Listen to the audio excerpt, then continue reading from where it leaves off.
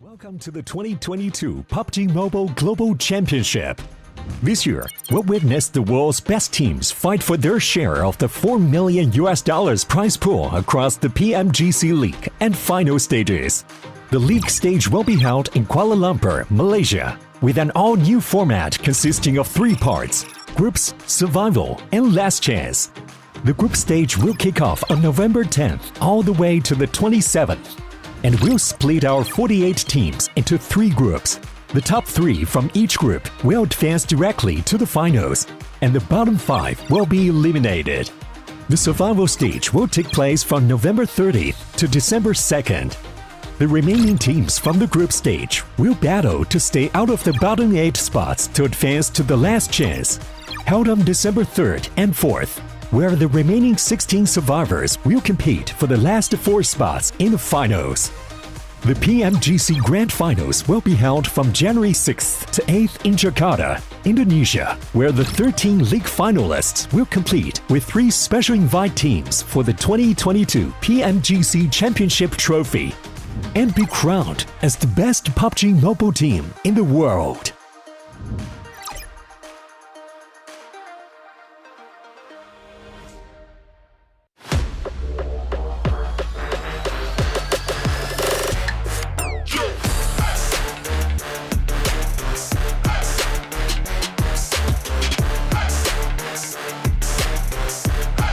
Diego able to get back up to full HP, fighting off against the final player just for fun here. Innate trying to make it happen, and Vivo key. Oh, shots coming in from the other side. That's Saber from Jaguar. Shots are coming in from Revo, though. He's going to take him down, and Aiton's out in 10th place. He tried to do a really good heal strategy, but it didn't end up working out for them. Also in a decent position, but Choco goes down. What a terrible turn of events here.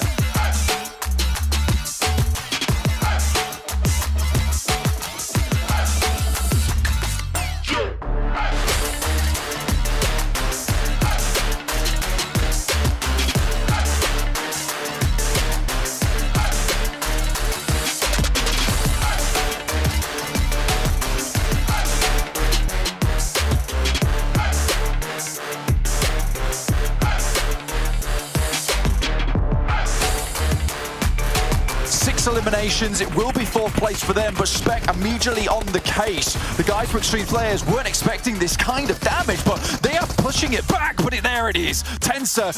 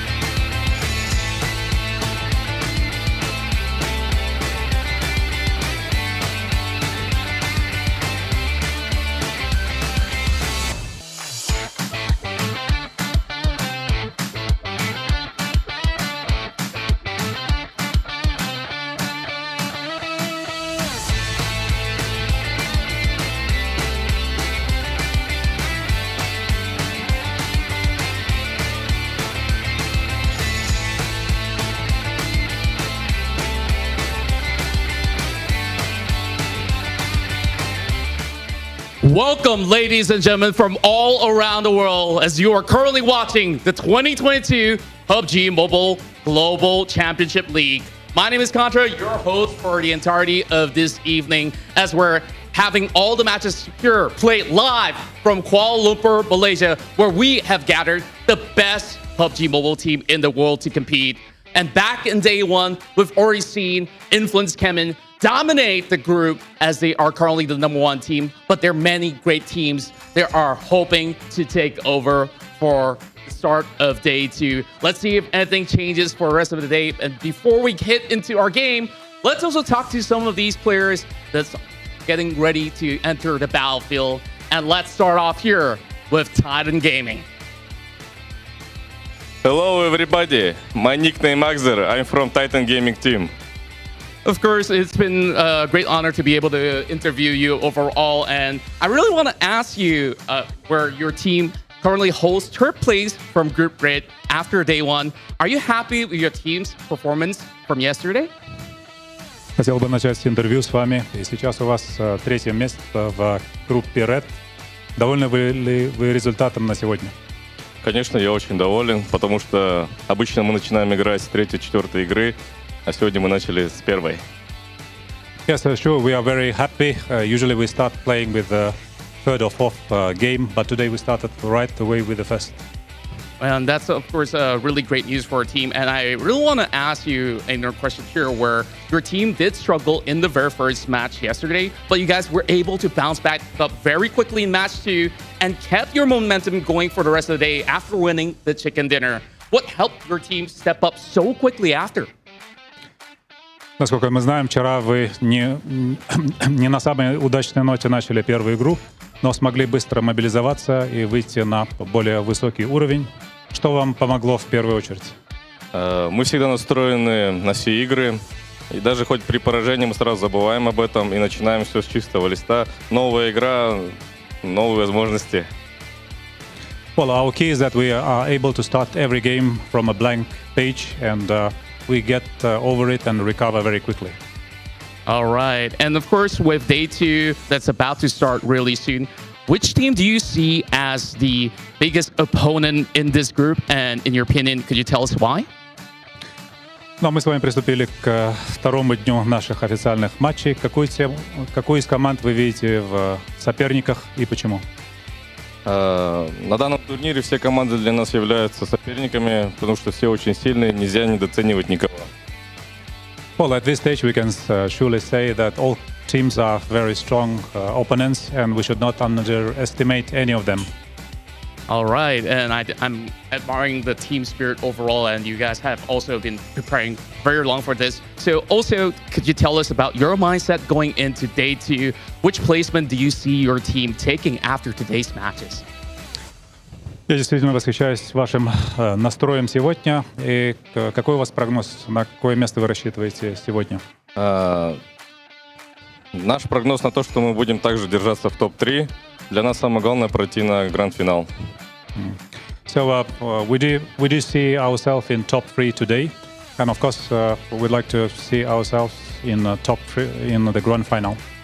Of course, I do wish you guys all the best for your pursuit for your chicken dinners. But before we also kickstart our very first game, yesterday I see you guys were also hanging out with Fox Gaming, and you were doing a little bit of dance. So could you also show us a little bit more of your moves? Of course, of course. All right, shall we actually start? So could you teach me a little bit of that? All right.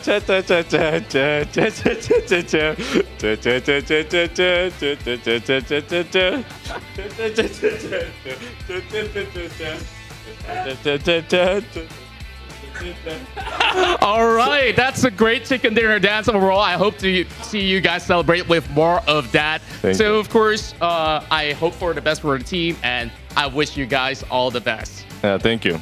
All right, that was Axer from Titan Gaming, and I do believe that we're going to be able to witness a lot of great action for the entirety of this evening. So make sure you guys stick around and see who will be the one to take home all the glory, be the one, and we'll start the match real soon.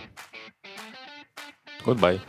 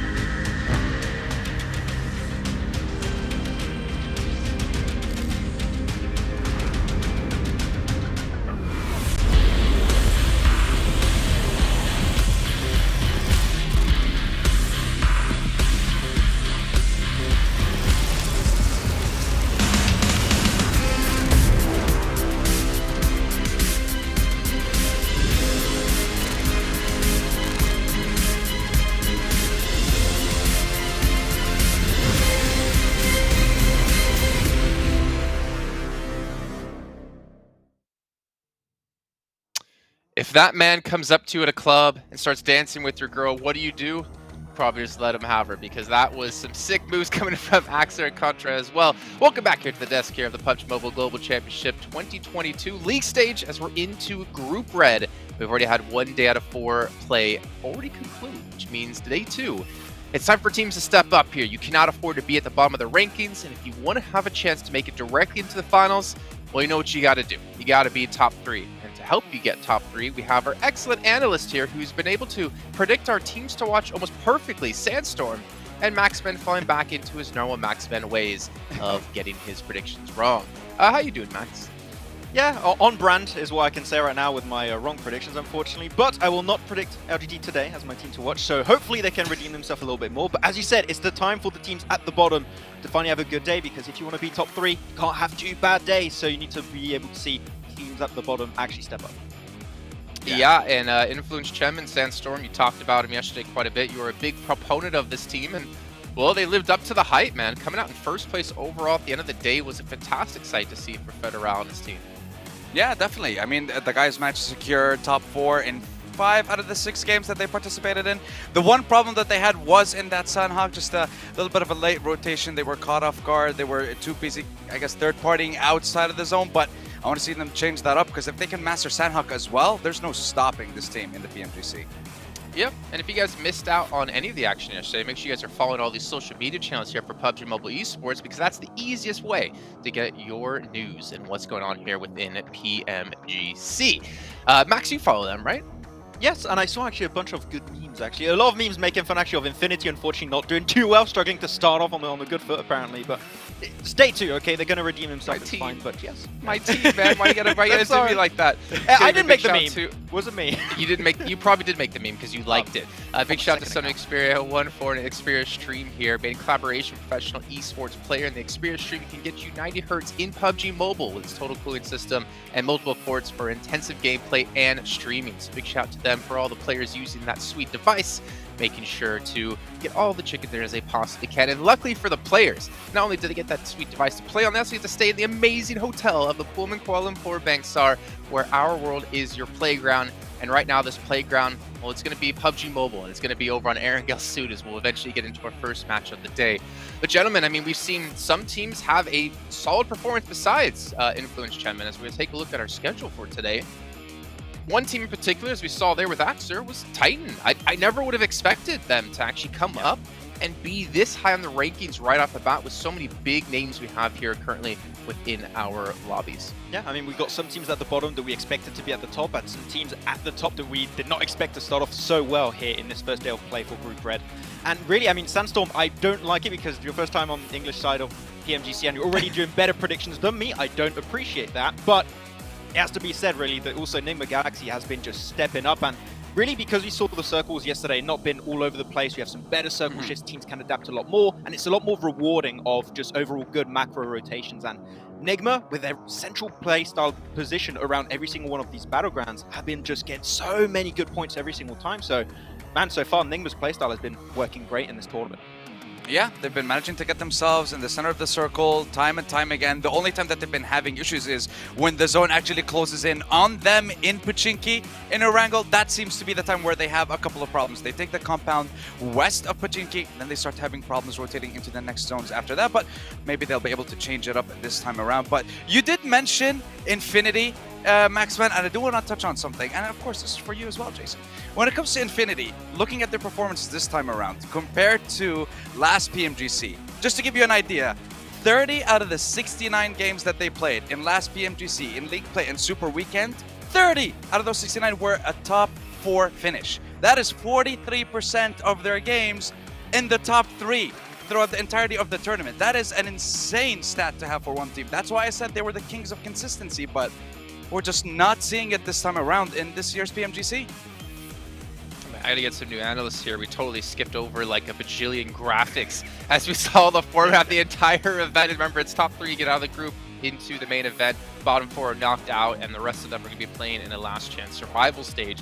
As you can see here, that's Group Red. That's gonna go today. You don't need to see too much on them since we'll obviously be talking about them a little bit later on today. Yes. Why don't you break this one down for us, Max, and exactly what's going on in this graphic?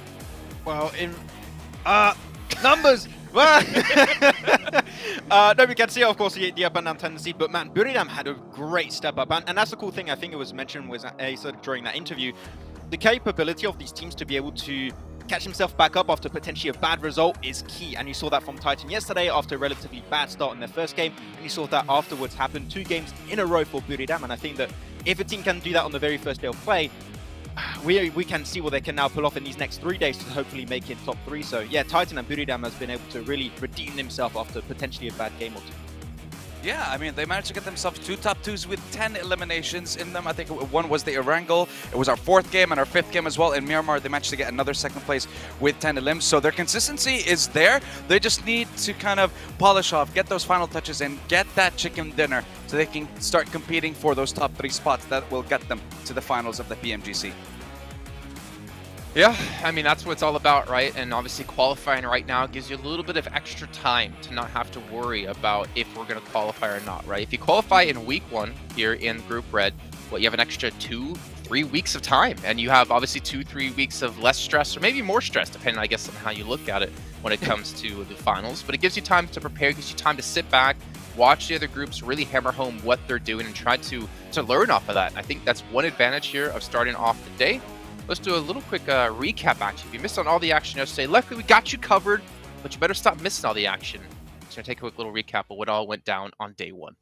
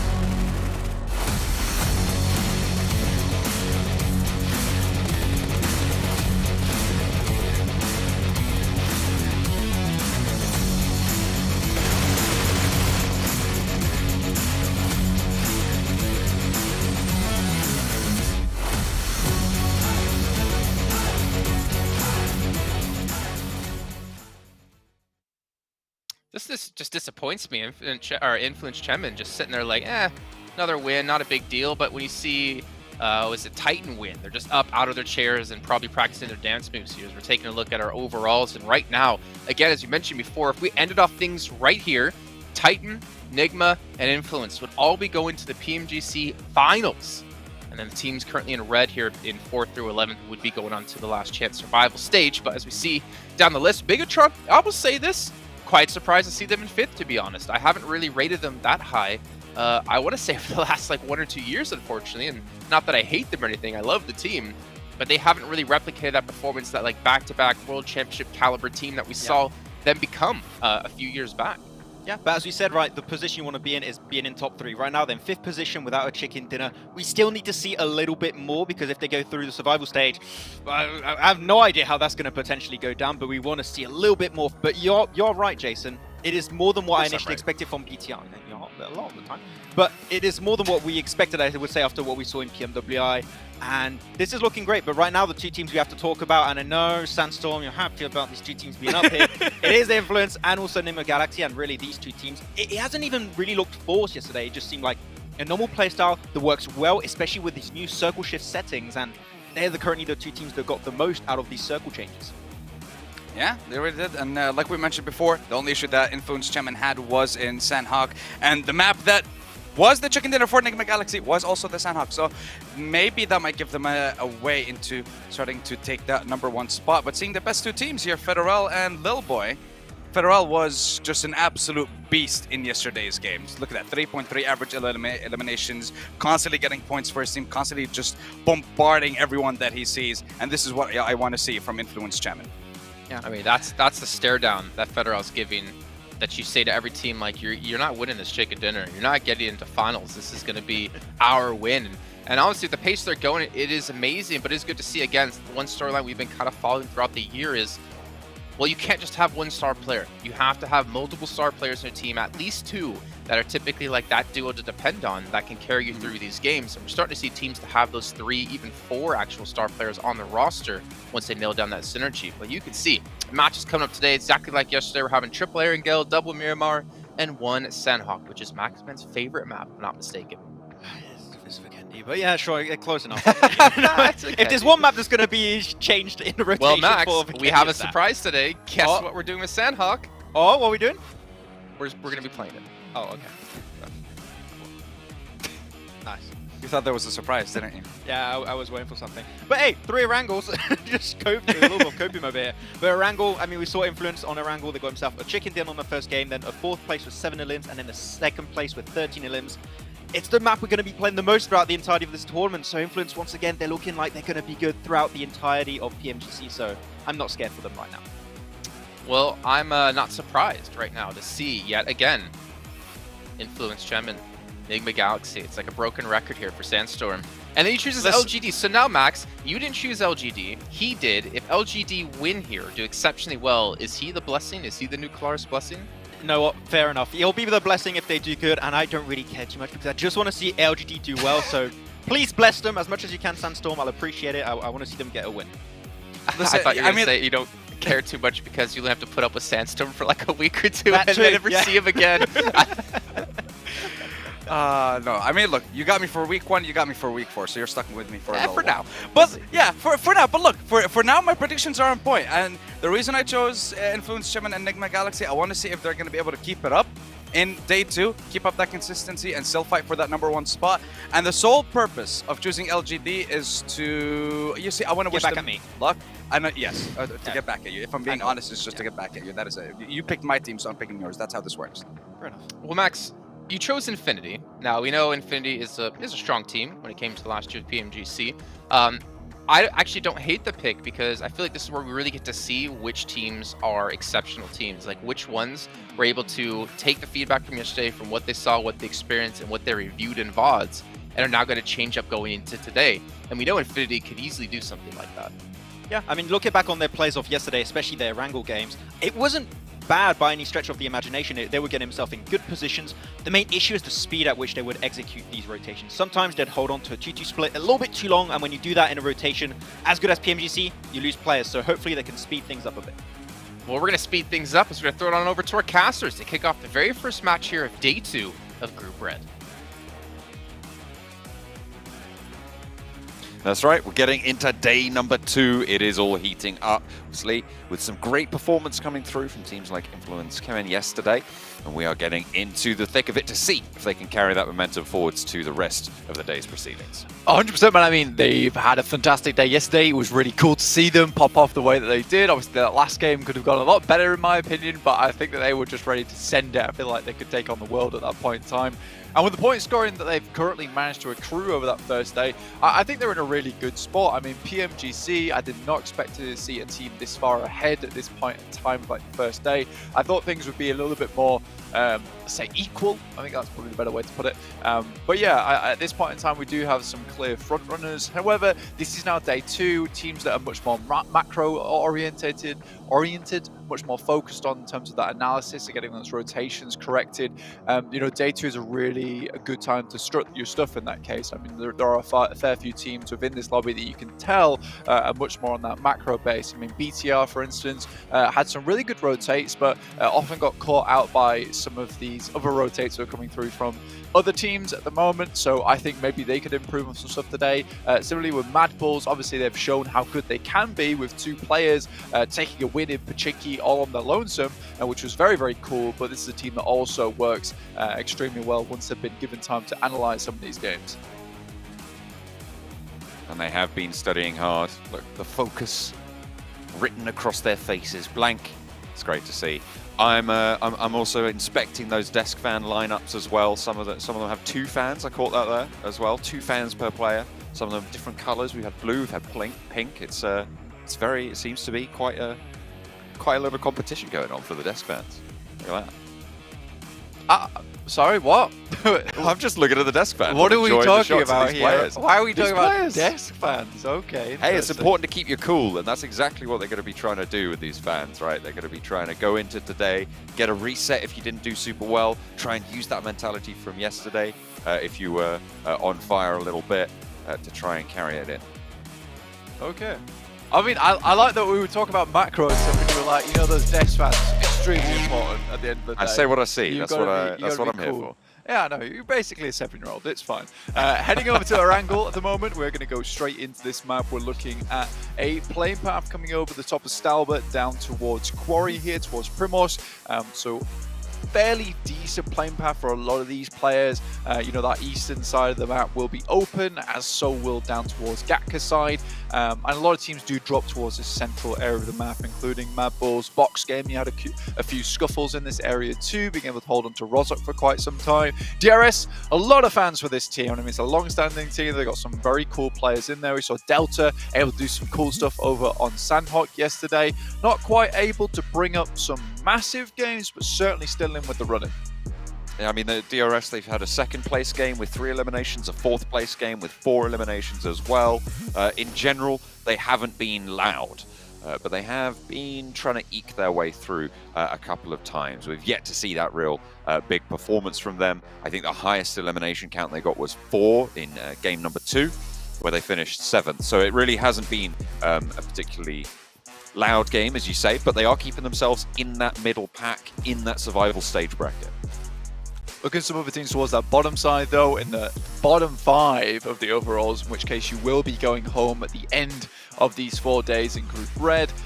We're looking at 4 rivals, I8, R8, the Infinity, and Team K. So I think the Infinity is certainly a team that should not be aiming to end here at all, and I think could bring up their score points today, considering how well this team has performed in the past. Similarly, I8 and R8 don't feel like they should be this far down, but the Infinity with 16 points, that really does need to be a number that is improved today. And if it doesn't get improved today, I'm not looking forward to the prospects of the future for the Infinity, honestly.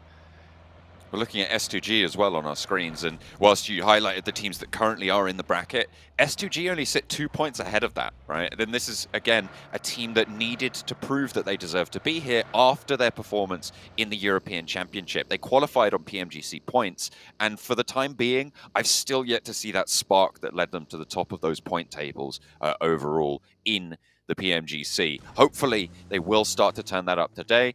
We know they like to be aggressive early, and they do have some high elimination games. I mean, first 2 games put together, they got 14 eliminations over those 2 games.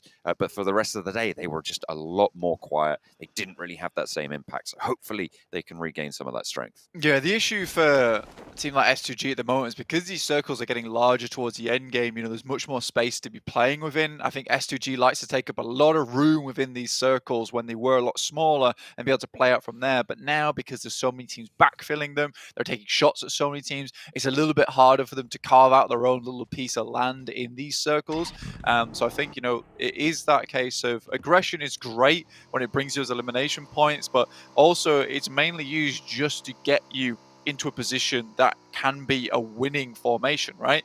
At the moment, it feels like they're aggressive for aggression's sake, which is leading to them being shot at by multiple separate teams towards that end game. And with these matches going on for now 30 minutes now, it's not good enough to get towards that 22 minutes and lose 1 player and then start to get harassed by a lot of teams. You still have 8 minutes to go at that point in time. And with 5 teams alive, 8 minutes can be a long, long time to try and stay in that top 5 bracket.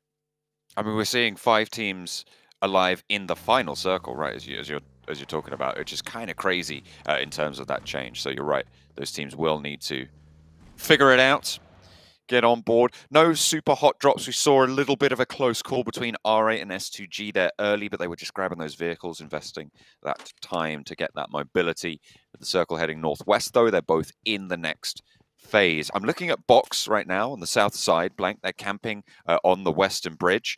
Well, not camping, but they're currently situated around the western bridge, gathering that loot. With 2 teams on the military island, that could prove to be a little bit of a sticking point.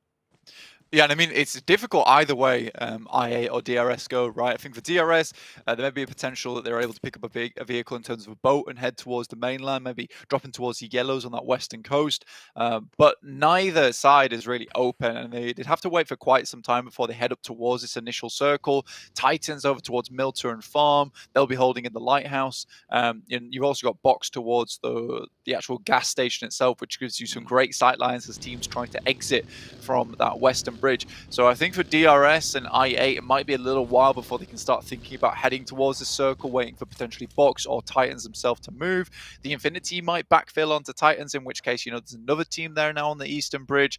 Either way, it's a difficult decision for I8 as well as DRS going forward.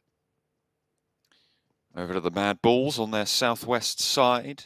Just picking up that loot, sweeping it clean. No one really going to be moving through this area. Potential for Box to maybe try and swing out to the west. Maybe if IA or DRS manage to get across that bridge, they might swing out that way, but Mad Bulls should be ahead of the curve. LGD, they were playing in South George. They actually sent 2 players north of the river as well to challenge out R8's route out of the city in North George on that eastern side. So if they get caught unawares, could be a little bit problematic. It looks like they're going for that regroup as well, a little bit closer together. So holding that bridge on the western side could stop some teams trying to move in through there and trying to get to the north side of the river through that route. If you've been able to watch the maps from yesterday as these players, you will know that R8 is playing this position, in which case LGD can move north, hold out R8, and them knowing that, Zaki, as well as shooting range towards that northern sides, is pretty much clear other than Team Queso and Severny. They can cut off that rotate from R8, clear out that team. They have a ton of space now to play with, and they can just ideally watch down towards Everest, watch down towards crates as teams come through, pick up a ton of information. That does rely off the back of being able to hold out R8, get a couple of knocks early on, because if they do get into an extended engagement on this side, a lot of their attention is now focused towards Zaki, which is unideal when most of the teams are going to be probably coming from that eastern side of the circle. On the other hand, Mad Bulls, down towards Primorsk, pretty much their typical drop spot for the entirety of the Western European Championships, as well as PMPL Western Europe. I think that you look at this and you're happy to see it. You wonder if it's the case because we did have the plane path heading from Stalba down to Primorsk, that they decided to head here instead of taking a weird split between school and apartments. Again, this is back to basics for Mad Bulls, and knowing there's not a lot of people taking space on this western side could be some easy rotates for them. Influence Kemen at the moment, just chilling out on the north side of the river with a split between half of the teams of Team Queso there. They're currently north and south of their position on the north side of the river. Mad Bulls making that move. Zerich will be scouting forwards for the team, giving them a lovely little hillside to move through. A knock over towards Team Queso. That's bad for business, as Influence Kemen, I believe, have spotted them. They should be able to just get that res and get back on their merry way. Ooh, okay. Jumped the gun a little bit there, but no harm, no foul. We'll slow them down a bit. Yeah, I think it was a self-knock from Streams there. And I don't know whether it was because he was jumping out of the vehicle or just changing seats to try and take shots back towards Influence Kemen. Either way, he does drop out of the vehicle and skids his knees against the grass, which we all know is very, very painful. Does get knocked because of it. I do wonder how much it was Influence Kemen actually playing into that that caused that knock, but we'll see. It does massively slow down Team Queso, as you said, with Ayala, as well as Papi Potro heading up towards the northern side of shooting range. Now they need to head back down south with this circle centering up in the middle. Yeah, it's getting quite flustered for a lot of these teams now, especially with the river moving through the middle. Taking some shots. Not entirely sure what there. We're spinning it around. I think you had the vehicles moving in. MTech Storm on the top side of Everest, with Monkey scouting it out for Mad Bulls. They'll know there's players there with Taman rocking up in the buggy, but they're happy to sit on that southwest side. The river split right now, horrible for a lot of these teams, but Everest should be a little bit of sanctuary for the time being. It's a decent place to play, I think, for Mad Bulls, because they're coming in from that western side. They're going to get held out by most teams, so this will be a bit of a slog to actually move through, but we'll see how they make it happen. They're already sending Zarek out wide, which is fair play. Get him down towards the southern side of Everest, pick up some compounds, maybe a position to play later on. I think Mad Bulls are realizing it's maybe not worth their time trying to push through here, considering they have further to go, and taking a fight versus MTech Storm on top of Everest is just going to be a long, long while going. That's what I assumed happened, yeah, that's an accidental press on the exit button, if ever I've seen one. Okay, yeah, that is unideal. And then the misres as well. There was a couple of missteps from Team Queso. Maybe it's a little bit of nerves sitting at the bottom of the table. They feel a lot of pressure, and why wouldn't you? Titan at the moment, though, putting pressure on S2G over in Ruins. Not really finding too many knocks. Silas with high ground off angle. Ooh, a lot of shots over towards 6, but back into the buggy, backs it up. Neither team taking knocks yet. I mean, Silas has currently got a really, really good position. This gives you a lot of oversight to practically most of the teams rotating through this area. Also playing along that veranda is just really, really fun, considering there's a lot of separate angles you can take of it with the actual wall dipping up and down. It's an interesting position to play. You can get caught off if a team tries to go very, very wide, in which case there's no walls on your side, so it's just easy to take shots at you. So I think Silas moves back after getting a little bit of influence from that position.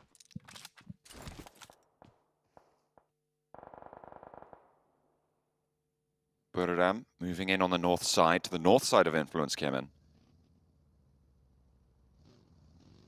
Just south of shooting range right now, moving around, gathering intel around these hills. They can chill out for the time being. They should be able to spot a couple of the vehicles that Influence Kemen have been using. As the next circle soon to pop. Team Queso moving in behind R8 on that northwestern side. There's a little bit of a scrap there. And SK-Tone goes down to Papi Potro. Nice little spray and a flush as well. Prestige nowhere near, certainly not near enough to answer that call. The circle pops, and again, it keeps a lot of this river split in blank. People are going to have to make decisions that they're uncomfortable with at this stage. I think at this point in time, it's not so bad, to be quite honest with you, because this circle is going to continue to center up here, John. In which case, Ruins is becoming more and more of a hotspot. Bit of a close call here between Aegon X I8 and Titans. Actually, the first knocks go through to I8. We'll find 1 and 2. A really good start, but hang on a minute, someone's lighting them up. It's coming through from S2G, in fact, who are chiming in as a third party to this crash. 2 players already down for Titans, giving Teak and Puncher the last 2 standing. The 6 is going to get flushed out here. No way that you survive this one. You've got to hit that spray. He's just there. Okay, there you go. Finally, third time's a charm. Yeah, struggling just a little bit, honestly, but yeah, finally finds him. Titan struggling also. I think for S2G, they've got a great position in Castle. They really do. It's a really solid oversight position, as you were talking about earlier. It controls so many of those rotates and those areas coming through that people are going to really want to control. LGD's split in the meantime on that northwestern side that they took up very, very early is coming back to pay dividends. They've currently still got a 2-2 split, and they are controlling vital points of the map for potential progression in these next couple of phases. Bigatron suffering to the rundown from Buradam right now, losing one of their players, which is far from ideal, but the north side will still be treacherous. The land mass is shrinking as well on that north side of the river, so they're going to have to make that call. Do we head all the way south? Do we try and crash? Or do we just get pressured by the circle and play that edge on the north? I think for LGD, taking this 2-2 split as well is really interesting. I mean, it gives them options either way. But again, it's very much Chinese gameplay, honestly, coming through and covering all your bases, playing these 2-2 splits, very typical of China. But I think with the way these new circle settings are happening, you know, this is more than likely going to continue to center up down towards Ruins, over towards Everest, and S2G will still have a firm chokehold over the remainder of this circle. I would be interested to see if there is any hard shifts that come through that might be massively influential. You know, we do get smaller circles at this point in the game, but even if we did get one heading over towards the east, John, that, as you mentioned earlier, would cause some pretty drastic decisions having to be made here. Infinity spotted on the top of the hill as they rock up on the 4 rivals downed player. Loki already down, will not be rezzed here. There's no way that 4 rivals can strike out to this. They can't leave this position in Sunken as the circle does come through. It does isolate the south side of the river, but it goes right on top of S2G. And again, their powerhouse will continue to reign over this circle. Yeah, it's a great spot to be in, and I think for Silas, maybe at this point in time, it's a decision whether to just leave this compound alone and perhaps head up to one of his teammates over on this side. I think you can be pretty comfortable with where Hamzy G as well as Razy are currently playing. This would be a good spot to regroup on, a lot of high ground to play around from that castle position too. You still want to control as much as possible for the next maybe 2 to 3 minutes, getting that information, maybe taking shots at some of these teams. But as more and more players move in towards the circle, more sightlines are going to be opened up, John. Ralph gets sprayed down there as DRS holding out. Enigma Galaxy somehow lose that player on the forwards. I mean, it looked like DRS were going to lose their swing out from Delta, but no, didn't go that way. Smoke's now blooming. Delta can put those nades over towards that smoke, that cloud that is currently holding Ralph, and Lord will feel the brunt of it. Falls down as well. Another nade to follow it up. Sprays from Hamodi through the smoke. This is second place team Enigma Galaxy taking on DRS right now in the middle of the pack. We said we wanted to see a bit of a louder game from them. Is this going to be it? A lot of damage, but not finding the final blow to rules. In the blue zone, though, it could tick away. Is dangerous and will be crunched in. Reload forced back into the vehicle, and you need to get on your bike. Hamodi falls, and DRS are doing a lot of work in the early game. This is looking pretty good. Again, though, they are stuck on the southwest edge. Rules not quite made his way in. You did see Freak taking some fantastic shots down towards him, but finally starts to move in the circle. With Lord down, as well as Hamodi being flushed, it's just Freak to send on for Enigma Galaxy here. One of the few times we've seen Enigma Galaxy in such dire straits towards this point of the game. Does a front flip as well. You can tell the pressure's getting to him just slightly in S2G. He's directly in the sightlines now. Always gets out, but just doesn't quite hit the deck in time. Freak falls, and with it, Enigma Galaxy's hopes of getting any points in this game. No eliminations, going out in 16th. That's a 0 tally. With the circle moving south, Influence Kemin did strike out towards that middle island in the river, and they are controlling Buradam, who have just been skulking on this northern side, harassing the back of Bigatron, as well as Influence Kemin in the meantime. But finally, it looks like they're able to open up on the cylinders and burn away at Buradam's backstock. Crash down from Kangzo. My name in the shack. Or the Gitoon, as Max likes to say. Little boy moving on up. Closest player for Influence Kemin right now. LGD yet to regroup on the south side of the river, but they might be looking over this way. A nade in finds My Name. And Buradam really, really suffering. They've managed to move players down south. You can see them in the river right now. So they're playing a little bit of swimmy game. The Sky only did manage to get across a little bit earlier. Covering with smoke. Staying alive for now. I think for Influence Kemin, though, this is a little bit of a Hail Mary staying on this side of the circle for this long. You're going to get a few elimination points catching the stragglers, but at some point you will have to move down towards S2G's position, and that means going out into the blue on that eastern side, as you can see, or just crossing the river. And either way, because Buram's got there first, even with the 2 players in Kengso as well as Sky, Influence Kemin are going to be suffering to the hands of a lot of these teams watching their rotate. They can maybe cross towards the river on that western side as well, but again, LGD is waiting for that. So I think that Influence Kemin's kind of backed themselves into a corner here. That's also unfortunate with Zerich nading effect. Not sure what happened on that side of the map. Hopefully they can get it all back together. They are all alive at this stage.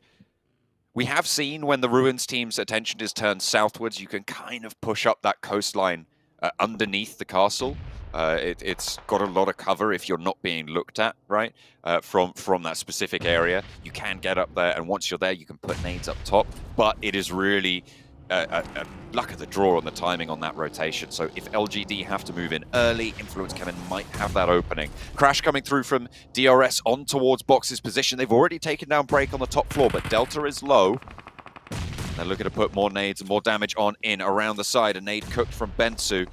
Wants to put another one in, but thinks better of it. Pulls the gun back out. There's players on that ridgeline as well from DRS. They're closing in towards Box. They're currently outside the circle as it moves on in. With Breakdown, they don't have that forward stop. Scry, low, burnt out by Rules' Molotov, and a nade to follow it up. Box down to 2 now on this Crash as DRS really starting to turn up the heat here. Black Killer swings in with a Crash on the buggy to move into the second building of the compound. Bensu out through the smoke. Plays Smoke Warrior. Ninja back into the smoke.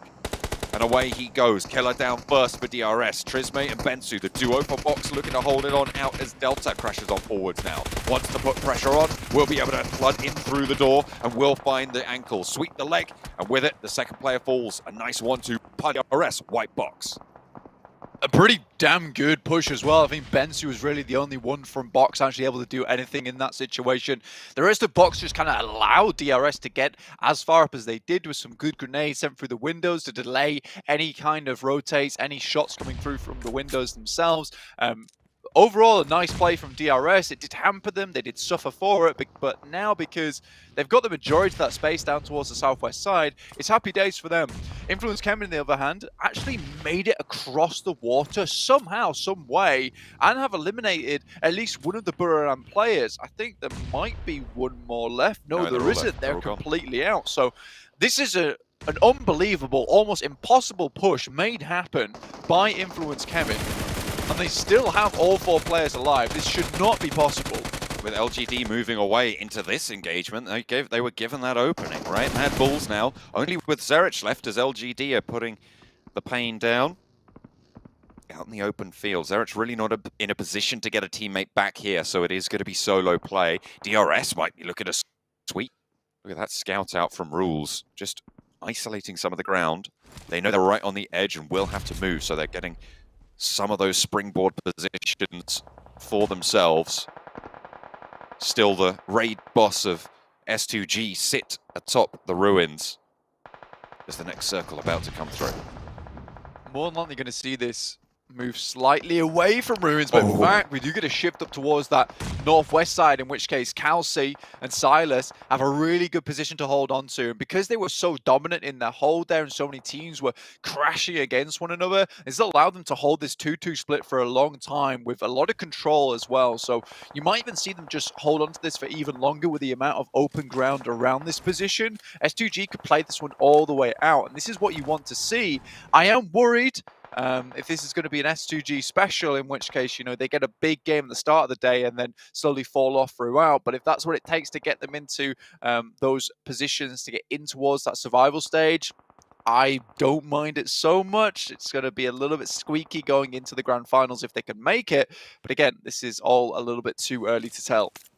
I mean, this is the rotation I was talking about earlier for Influence Kemen, where they come up underneath that castle. The sightlines were not being controlled by S2G. They should know there's players there now. They'll hear those footsteps, but they've allowed a massive threat to appear on their doorstep that they'll have to be constantly worried about. Look at the damage over to Razy and Hamzy already. A Molotov there goes a little bit too long, doesn't quite land on the inside. That one a little bit shorter. Don't think it quite landed, but S2G, they're just leaving. They're allowing Influence Kemen one of the strongest positions in the circle. I mean, this is right on the edge, so there is high ground available, and leaving this position is difficult, as you can see from Razy as well as Silas. Silas somehow lives with a various amount of HP here. For S2G, I think it should have been a regroup coming in a lot earlier, or at least controlling this position of the map. Again, you leave these 2 players here to specifically control the coastal side. And I'll say it again because it is 100% true. This is an impossible push coming through from Influence Kemen. This should not have happened from the very beginning of the game. LGD shouldn't have allowed this to come through. Buriram shouldn't have been allowing anyone to swim all the way across that water. It is a miracle that Influence Kemen have got this far, and honestly also a testament to their skill. Pervsky left as a backstop for them, but 3 players forward. Spray down from Reyes. He's been so accurate on these sprays, taking 1v3s. We've seen it from him yesterday. It looks like it's a repeat performance today. 2 players already fall to the barrel with backup from Papi Potro. Suki last standing now for the squad. 5 eliminations for Team Queso. Nades start to go through, and that's going to do the dirty. Papi Potro gets the last on the nade. 6 eliminations as LGD hit the dust. 7 elims on the game for LGD, but it's not quite enough for them to finish out at the top scorer. Now Influence Kevin continue to put the pressure over towards S2G, who are desperately trying to make their way across the rocks. Hamzy G left forward with some smokes as cover, but that's about it. You'd assume that the circle would move away from Influence's Kevin position though, and giving that up to them, S2G might be able to regroup over towards Silas and Razy, who did move down to provide support. I like that. Now it's a case of just making sure that Influence Kevin have a very tough time leaving this building, leaving this compound.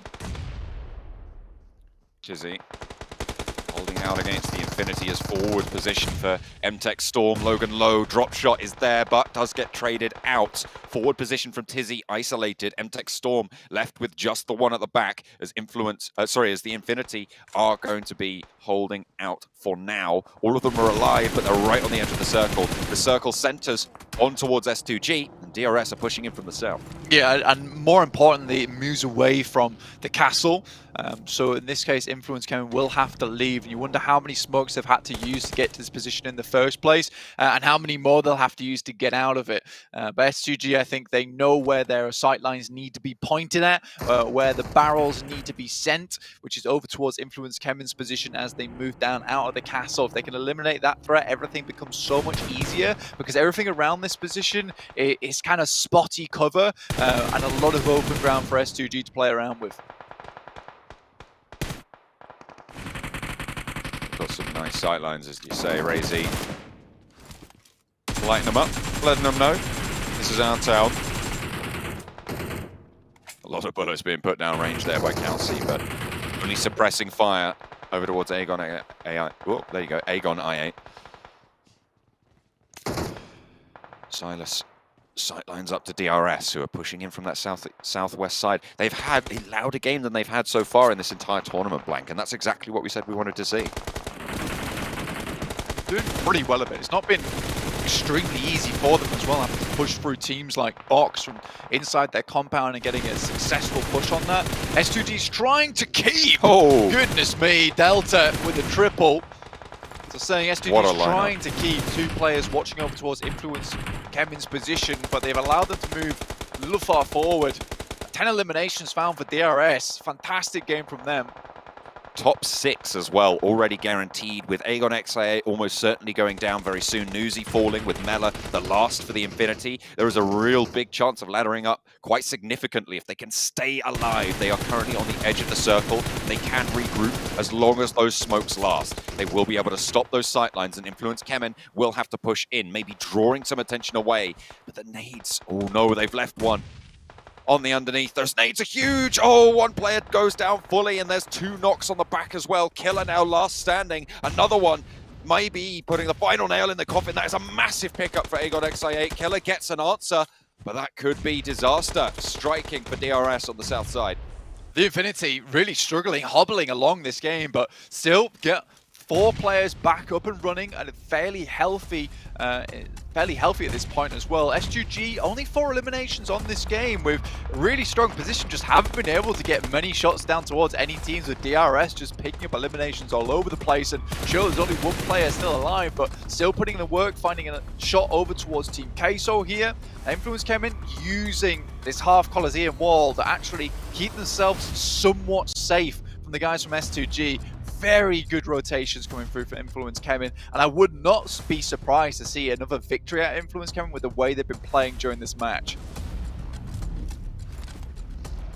It's all about choosing your moment now. For everyone who isn't S2G, for them it's about fending off the waves of everyone who's going to try and roll on up. At the moment, Reyes still out in the open. Papi Potro actually goes down instead. Reyes still alive for Team Queso.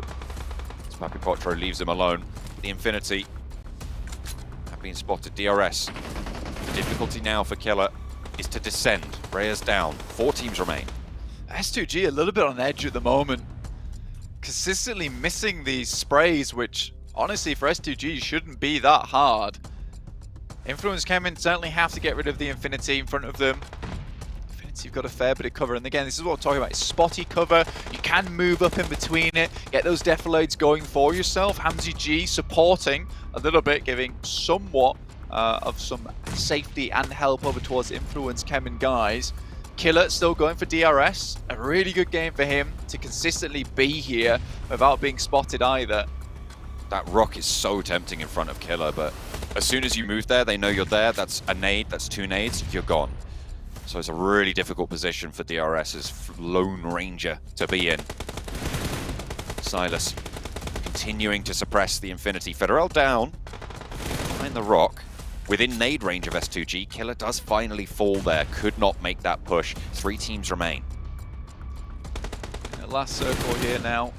As we start to push in, Razy runs out of bullets. Kaiowski moves out, UMP in hand. A lot of damage done, but it's not enough. But there is a nade coming over the top. That might be the opening that Influence Kemen were looking for. But Little Boy going down as well. This is all over at the moment. There's so much going on. Law gets up, but that is now Influence Kemen out in a very messy last engagement. Now it's S2G, up to them to finish the fight.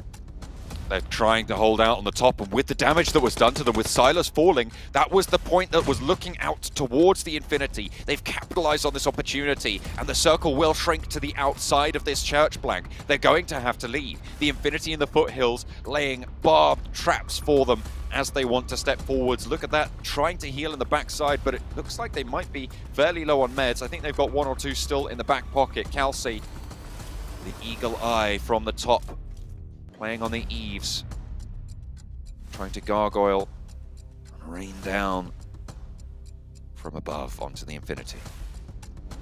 For anything he can, I think he assumes God Tony's in this position, which is pretty smart of them, but Nuzi and Logan both pushed off on their own. HamZG makes an absolute break out of his own, still just running around, do-si-doing. That was an open broadside, but Kelsey still from the top rope. 1 and 2 drops down, still alive. Lone Ranger, God Tunny now knocks that Hamzy. Will be able to find the knock onto Kelsey with just a tickle.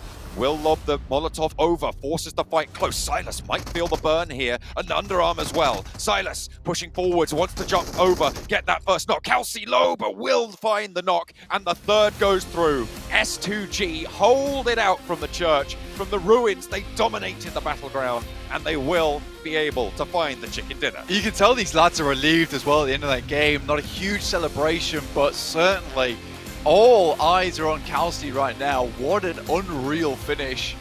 And HamZG as well, I mean, at the end, that guy was insane. He had to go for that play where it was just so aggressive out in the open to actually make it happen so Kelsey could get that disgusting off angle over towards Nuzi and Logan, who just left it too long to move out of the blue. Again, I said right at the beginning, this is sending up towards ruins, and S2G held 3 of the main compounds and slowly regrouped over time. I don't think Influence Kemen should have got where they did, but then again, they're just so good at the game that, you know, they're able to slip past undetected a lot of times. So very, very well done to them. Yeah, to get that laid into it, it's really good. I'm really happy with DRS's performance as well. You can see them on the teams to watch. It was, I think, a good game from teams that needed it all round to prove themselves. S2G, you're worried about them carrying that forwards, but it is a good start. Yeah, absolutely. I think for S2G themselves, it's that confidence boost that they need, but they also now need to not get too overconfident, which is what we saw yesterday after a pretty good start to their day 1. Influence Kemen, on the other hand, I think they're going to continue to put up points, and at this point in time, I feel like we can almost confidently say that we feel like they're going to end up in the top 3 and go straight through to the grand finals. They just seem to be head and shoulders above a lot of the players in this lobby. If they didn't at this stage, it would be a little bit of an upset. You do kind of expect it coming out from this Brazilian team. It is seemingly on fire. I'm really interested to track their performance over the rest of the tournament as well when they come up against teams from the other groups. I think the Infinity as well is a huge one to talk about this game, getting that far into it and picking up themselves a 2nd place. We said at the beginning that they need that big win.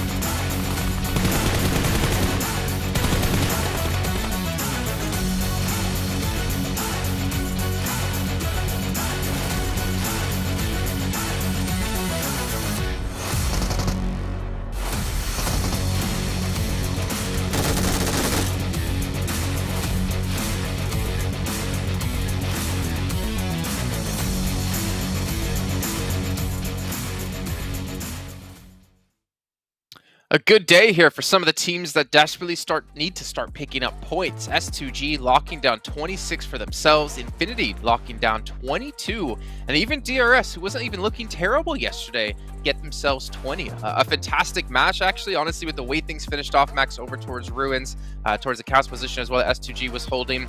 That was quite intense and I think quite methodical out of quite a few teams there. Yeah, I mean, I was a little bit scared, and I think Blank also during that cast, he was a little bit scared that SG might have rotated to get together a little bit too late, maybe a little bit too slow. They got back together. Luckily enough, Influence was not able to take down any of the players, so they remain as a 4-man team, and you really need a 4-man crew to hold down Castle. Sorry, not Castle, the church area of Ruin. So good execution on that side.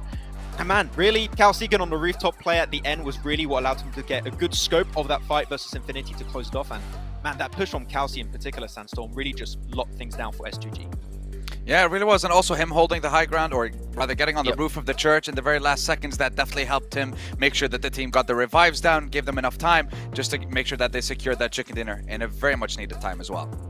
You guys at home, make sure to get your predictions in of who you think is going to win the next match over in the YouTube chat as we check in with our overall rankings. We're starting from the bottom this time, I think. We're starting with, obviously the reason we wanted to show the bottom first is just to rub this into Sandstorm. R8, 16th place. I mean, they're 18 points behind your favorite team, Infinity, but Infinity actually did manage to do something this game, so it's nice to see them actually perform well and seeing consistency that we're missing. Well, that's the first game, but if they continue that, so we can see the consistency, I guess. There we go towards the top. A big lead being built up here for Influence Chemin. Then again, Enigma Galaxy did go out within the first 3 teams, so that's why that lead is being built up. It's still 20 points, almost 30 points practically. Is a fantastic job here by the team from Brazil. But again, can they maintain it will be the question, as DRS has moved up now into 4th position. I mean, 68, 112, that is quite the discrepancy between the 2 teams here. But, you know, then again, DRS, I can honestly say I did not expect them to have this kind of performance here in the group. And Max, you were even saying as well that you were kind of surprised too. A lot of individuals stepping up within that roster to really put on a good performance. Yeah, I think yesterday Killer's been doing some really good stuff, but today Delta in particular has really got himself some fantastic nades, some great pushes. They were super proactive too. Like, they wanted to make sure we have 100% control of the more western side, getting clear of teams such as MTech, Mad Balls, Box. Also, there was a great push on their spot. So DRS are taking full control of their fate in these games, and that's what we need from the team. You know what we also need, Max? More followers! More followers, yeah. Go hit up PUBG Mobile Esports over on all those different platforms you can see on your screen. Not to mention even us, even all the talent, even all the players. Make sure you follow everyone except Sandstorm down the end, because that would just make things nice. You know what is nice though? That we are seeing a lot of the teams at the bottom of the table start to perform in these games. I like the fact that we saw a little bit of TQ as well, so I want to see them perform a little bit better though. Well, speaking of Delta, Max, you're going to see him in a head-to-head up against Calci. And Calci is one of your favorite players from Turkey, if I'm not mistaken. But look at this. I mean, the team contribution percentage, the damage as well. Obviously, you know, S2G in the position they're in are able to fire on quite a few different angles to maybe not necessarily able to lock down the limbs. But Delta, I mean, I think there was like a double nade. Was it him or someone else on DRS had up against Influence Chemin that like opened up the floodgates for them to hold that position? Yeah, that happened in the later stages. Also, they had an amazing push up against the compound of Box that I think was very important for them to get that kind of free real estate in the southern side of the circle. So really, as I said, they are willing to take control. I think that's something that was lacking with the previous DRS rosters in the past, in previous PMGCs. But man, they're willing to be aggressive, to go for pushes, to take control of these amazing spots in the circle. That is what we need to see from a team that's hoping to be in top 3 to go straight into the grand finals. But yeah, as you said, Calci, one of my favorite players from Turkey, and really here putting the numbers. 6 limbs, 1,127 damage. He really made sure that no one was going to get close to that church in the finishing moments, which with this circle, and you mentioned it during that game, Jason, the circle center up in the middle, we don't usually see in the past circles go to phase 9, but if you have a central position like that, it is your game to win. Well, looking at I8, we also had a discussion while watching the match saying that they're not really performing as well as when Crypto was on the team, but obviously we know how strong Crypto can be. We got to see UZM there, Sandstorm, able to step up and do some decent work. But my question to you and maybe to their team is, do they have what it takes without Crypto here to be able to like fight in the raw mechanical skill you need to be able to take these team fights? And I don't know who on the roster would be the one to step up, or who would be the 2 to step up within the team. Well, from what we've seen on day one, their best performance was a top 3 finish, 6 eliminations, and then the rest were bottom 4, bottom 5 finishes. Not the best performance, and right now I wouldn't even set my sights on a top 3 finish for the team. Maybe focus on getting to the survival stage, because we saw the difference between even 4th or 5th and 1st place. Absolutely massive. So now we have a battle on 2 fronts, a battle for top 3 and a battle for the survival stage. Set your sights on that, and then maybe use the 2-3 weeks break between the, I guess, now in the survival stage. Take that time to VOD review, study the other teams, watch the streams, and then hopefully make a change in those few weeks that will allow you to get to the grand finals through the survival stage and through the last chance. Okay, well, our teams to watch. Maxman, you did quite well, I have to say. Sandstorm, I think, definitely came out the worst between you two. And we're going to see our teams to watch here on Miramar coming up next. And, well, you both have finally changed things up a little bit. Well, Max, you've changed things up quite drastically. And Sandstorm, well, you still kept one team around with LGD. But let's kind of talk through these picks. So I'll start off with you, Max. BTR, Miramar. There's no Ryzen, though. So why'd you go with BTR? BTR. We need more followers. That's all the reason I need, right? That's perfect. That's a perfect explanation. Really, as we know, like BTR has been looking like a really strong team in Miramar in the past. Of course, Miramar circles have been a little bit weird, especially that Impala circle, I believe it was yesterday, that was really rough. But I still believe BTR can pull the numbers over there. And I think Mad Bulls is in a very, very similar boat where we saw this team perform extremely well in the Championship and also Western Europe. So that's why these two teams, and also S2G, because they got a win, and I still want to test if I'm still cursing teams. That's why. Well, Sandstorm, you went with Buriram United Esports, and you went with Team Queso. I mean, LGD, we're not going to talk too much about that one. But why these two teams? Buriram Esports have been quietly, consistently showing up in every single one of the games that we've had. They've only had one 16th place finish, and then the rest were top 8s, top 3s, top 2s. So they're getting a lot of points, but on the down low. But the thing is, you can't really keep doing that and expect to end in the top 3. So I'm picking them now because I want to set my sights on them and see if they're going to change it up and try and see if they can fight for a top 3 spot, or if they're just going to focus on staying in the survival stage for now. And when it comes to Team Queso, I love the fact that we saw something special from them throughout this game. Maybe the zone didn't really help them out in the last couple of shifts. I guess it really went in favor of S2G. But when it comes to Team Queso, I want to see more of those shotgun plays, and somehow they bring it out in Miramar and it works. So I want to see that happen again. Well, with Team Queso, with Reyes in particular, I feel like he's proven yesterday and today you don't want to be in a vehicle coming towards him, because he will just wipe out your entire team, as LGD found out today. And I don't remember who the team was yesterday that found out over on Bridge on Erangel, because that's the one match I'm thinking of in particular. But yeah, I mean, Team Queso, they've shown they have some depth in the team. But again, the positioning, like we're seeing a lot of these zones compared to maybe the PMPLs we've been doing, stay more central. I feel like we haven't seen too many hardships so far in the event. And we're also seeing like teams who do get the early position are able to be rewarded. Like S2G, they had that spot pretty early and they were able to just hold on to it the entire time. Yeah, these new circle settings reward like both edge and central playstyles, because if you're playing central, you're still going to be in the center. We saw that work relatively well for, I believe it was Nigma Galaxy yesterday, where they just go center, circle comes their way, then they basically defend that spot. It worked out for S2G also in this game. And then you have Influence, where Influence came in just playing the edges of the circle, but it's not going to shift that far away from you anymore, so you have less effort to put to get in the circle every single iteration of the circle. So yeah, it doesn't really reward placement all the time. It more rewards like effective rotations and speed at which you kind of execute those rotations. So that's why you see those teams at the top being so consistent, because they adapted to these changes so well, and they're just looking great so far. Well, it did worry me though with at least S2G's playstyle of being center really early. It was, if we looked at their med sets from what we were talking about or watching, they didn't really have much of anything. So they were obviously not getting eliminations. They weren't running around looting for extra more. They weren't, rotating quite a bit. I feel like if they take any sort of extended battle, they're just going to eventually, like bleed out. They're going to be easy to overthrow if you just slowly chip away at them. And I think that was the main reason why they decided to just instantly leave. Not even think about fighting Influence Chemin for control of the castle. They just wanted to get together in the church, because in that situation, if you have any knocks, you just get the revive, no heals. You don't want to instantly lose any player, and we saw what they managed to do at the very end. They just managed to pick their fights at the right place, at the right time, play on their own conditions, and that's what managed to get them the chicken dinner in the end. But you said it yourself. They took control around phase 3, I want to say, and they moved that around phase 7. So they stayed there for a very long time, and by the end they had maybe 3 first aids in total between the entire team. So not much that you can do there, but they still played it very well. And Max, you mentioned something actually during the last match with LGD. Now you didn't pick them. though you picked him almost every single game yesterday as a team to watch. Yeah. But they got 7 eliminations, so they don't really get necessarily high when it comes to placing, but 7 elims is a good sign, because that's what I'd like to see, and I value in a team, teams that can pick up a lot of elims. So now as we head into Miramar here, we're going to throw it back to our cast those to get things ready to go here for match 2 of the day. Match number 2 on the cards. We're in for Miramar, of course. We are going back on over to the desert. Max said he wanted to see BTR step up here, and we've seen them do it before, but as Jason highlighted, without Ryzen this time. I mean, Ryzen's not been in the fold for quite some time now, John, so honestly, I don't mind it so much. I think you're looking at Luxie and Zuxi to maybe bring up the fold. They were pretty good on Miramar before, maybe they could be pretty good again. There is a fair few teams here at the moment that have found themselves absolutely blasting off on Miramar though, and I think for BTR there have been improvements made 100%. I don't think it's enough right now to send them just leapfrogging all the way to the top of the leaderboard just yet. But I'm excited for the rest of the PMGC nonetheless for this team.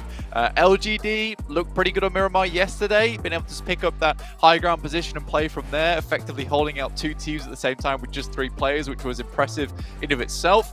And so far, I think that we're starting to see this change from a lot of teams at the moment, which is realizing we're having a lot more center circles. So once you get to that zone 3, you can kind of estimate where this circle is going to end now, which is amazing. And some of these absolutely key compounds within the center of the circle now become very, very important. And fighting over those compounds, it is hugely valuable to yourself. It's no longer a case of, right, do we want to fight over this compound if a team's already got it? Because it might hard shift away. That's not the case anymore. So we might start seeing some more heavy engagements and more priority control over some of these compounds. And warm and ready to get into those priority compounds. Hello. Hope you're doing good. Get back into the game. Oh, he just Infinity. destroyed you. Oh dear. He's doing that for me. Oh dear. Yeah. You were like, hi, how are you doing? He was like, you're done for, unfortunately. Whoa, I'm not even playing. Yeah, come on, man. Can't do that to Mr. John Allen. That's very unfair.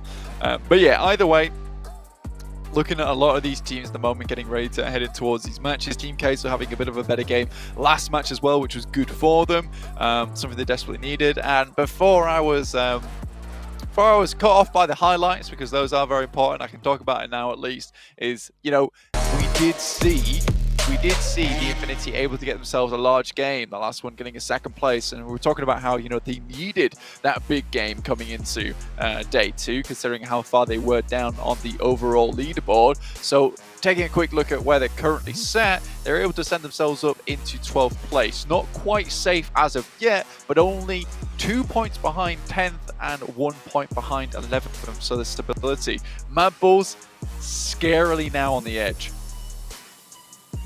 Plane path for Miramar of our first dose. A little bit further south from that east coast, up to the middle on the west. Cutting out, again, places on the north. We've seen that a couple of times so far. Torre Hamada quite far out of the way here. Wonder if teams will be making their way up there if the circle doesn't shift that way. Moving straight into the map now. Team Queso dropping down nice and early down towards Portapada Iso. We're having Kengzo up towards that top side of the map as well. Power grid open. It's not hugely down towards the south, so there's still a lot of this area on the northern side that can be picked up. Mad Bull's going towards one of their backup drops down towards Los Leones, sharing that one with I8. Worked out kind of well last time, but this time I8 are surrounding, so it's no longer a case of being able to quickly move north here for Mad Bulls. They might have to struggle their way out of this, if not for the circle heading all the way down towards that south side, which is going to change things up drastically. Wow, okay, that is a really hard south shift. It keeps Los Higos Islands in. Could be quite an interesting dynamic, cutting out a lot of the major areas of this map. So teams that drop down towards the south are going to have to crunch themselves in on that south side as well. 4 rifles dropping in. Delta's got a UMP. Go on. Not the most long-range weapon, but you stick a 6X on it, you might be able to get something done. Bemburu gets a couple of holes sent in towards the parachute, but not much of anything else. Should be able to get out of the dodge nice and easily. I don't think you're hitting these shots, son. UMP, typically your close range weapon. It's very good at close range, but you might need yourself a DMR. They're popping shots back and... Oh, okay, hang on a minute. Maybe not. Appy just grabbing a buggy and getting away. Delta, I mean, if he had any other weapon there, you know, give him an M4 and that's 3 dead players easily. I mean, 100%. He was directly on target. And I mean, he had the 6x, so the M4 could have been absolutely influential, getting those couple of knocks. And 4 rivals could have seen themselves with a very bad start to their Miramar here. Unfortunately, slipping far down the rankings so far. 4 rivals with what was a fairly decent start to their yesterday. Again, only 2 more days remain for Group Red to sort itself out, find exactly who's going through to the Grand Finals and who will be going home. But I think for Influence Kemin, it's pretty much set in stone here. 112 points, second place at 83 is an unreal differential in terms of point scoring, but does make a lot of these lower positions on the leaderboard much more volatile. I mean, you can see that from 6th down towards 12th is really only looking at 18-point gap at the moment, which is quite intense, kind of insane actually as well. So I'm looking forward to seeing what happens on that final day. Should we continue to see some of these top teams remove a lot of the points from the lobby? S2G put themselves in a much safer position in 6th place now at 56 points after their previous chicken dinner. Overall, happy days for them. 4 rivals gathering up the vehicles on the north side. If you're going to invest time getting this far up north on that plane path, you are going to have to be very, very mobile for this south circle hard shift.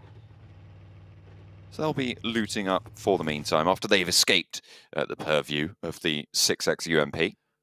They'll be all right. Titans, not seen too much out of these guys so far. I mean, yesterday they were absolutely blasting out their mind. They were looking very good, super aware of all of their surroundings, but last game and last couple of games from yesterday, less than ideal for them, I'd say.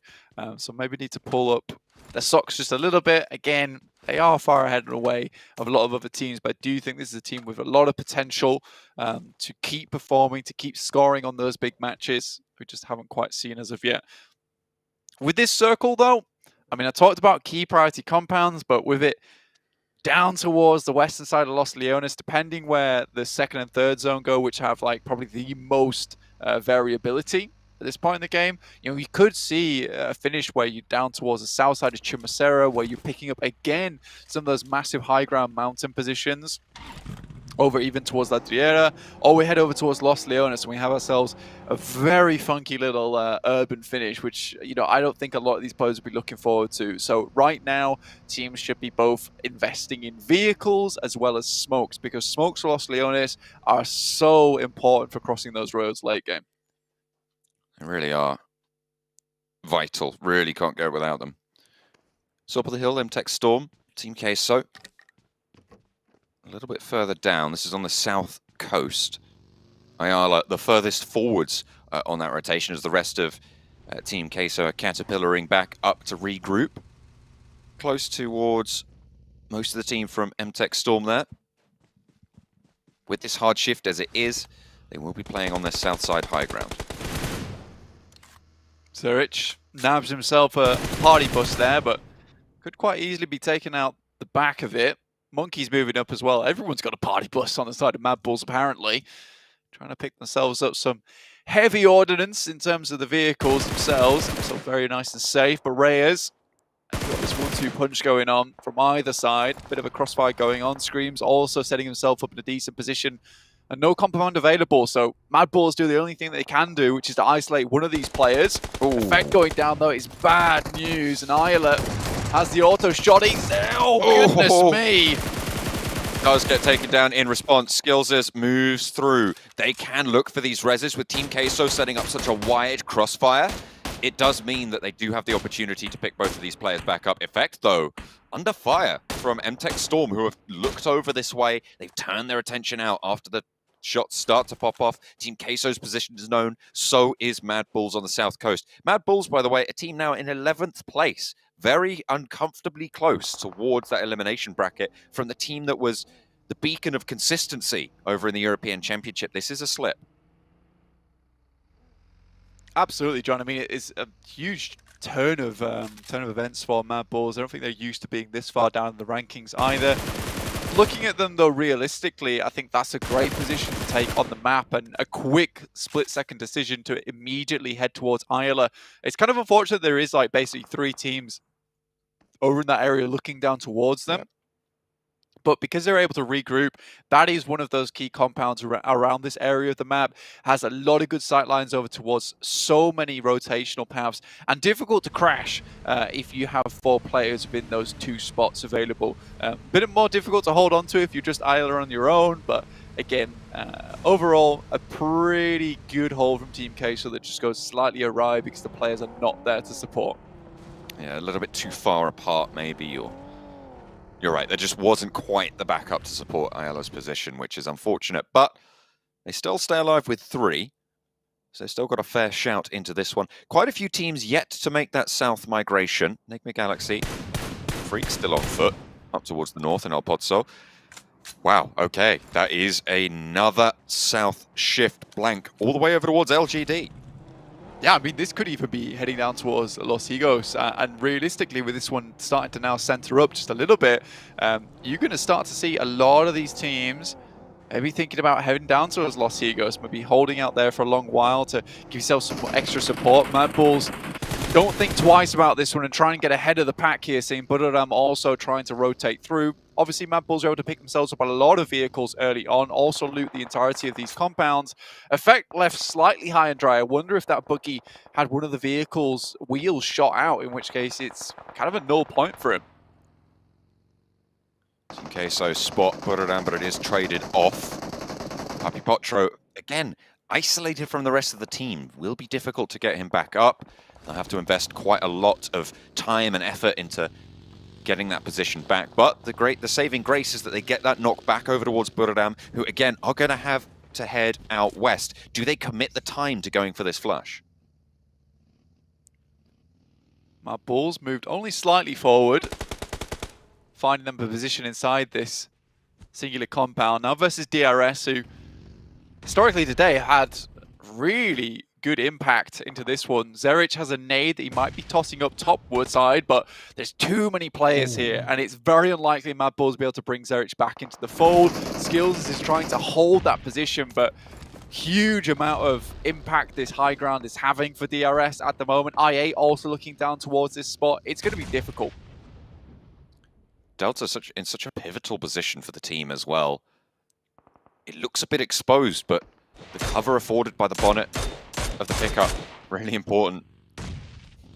Thread the needle there, but they're not going to be able to get him back up. They just want to speed up the process of getting Zerich out of the game. Remove him as a information gathering point as well, which is really, really powerful, actually. When you're down, you can still feed that information back over.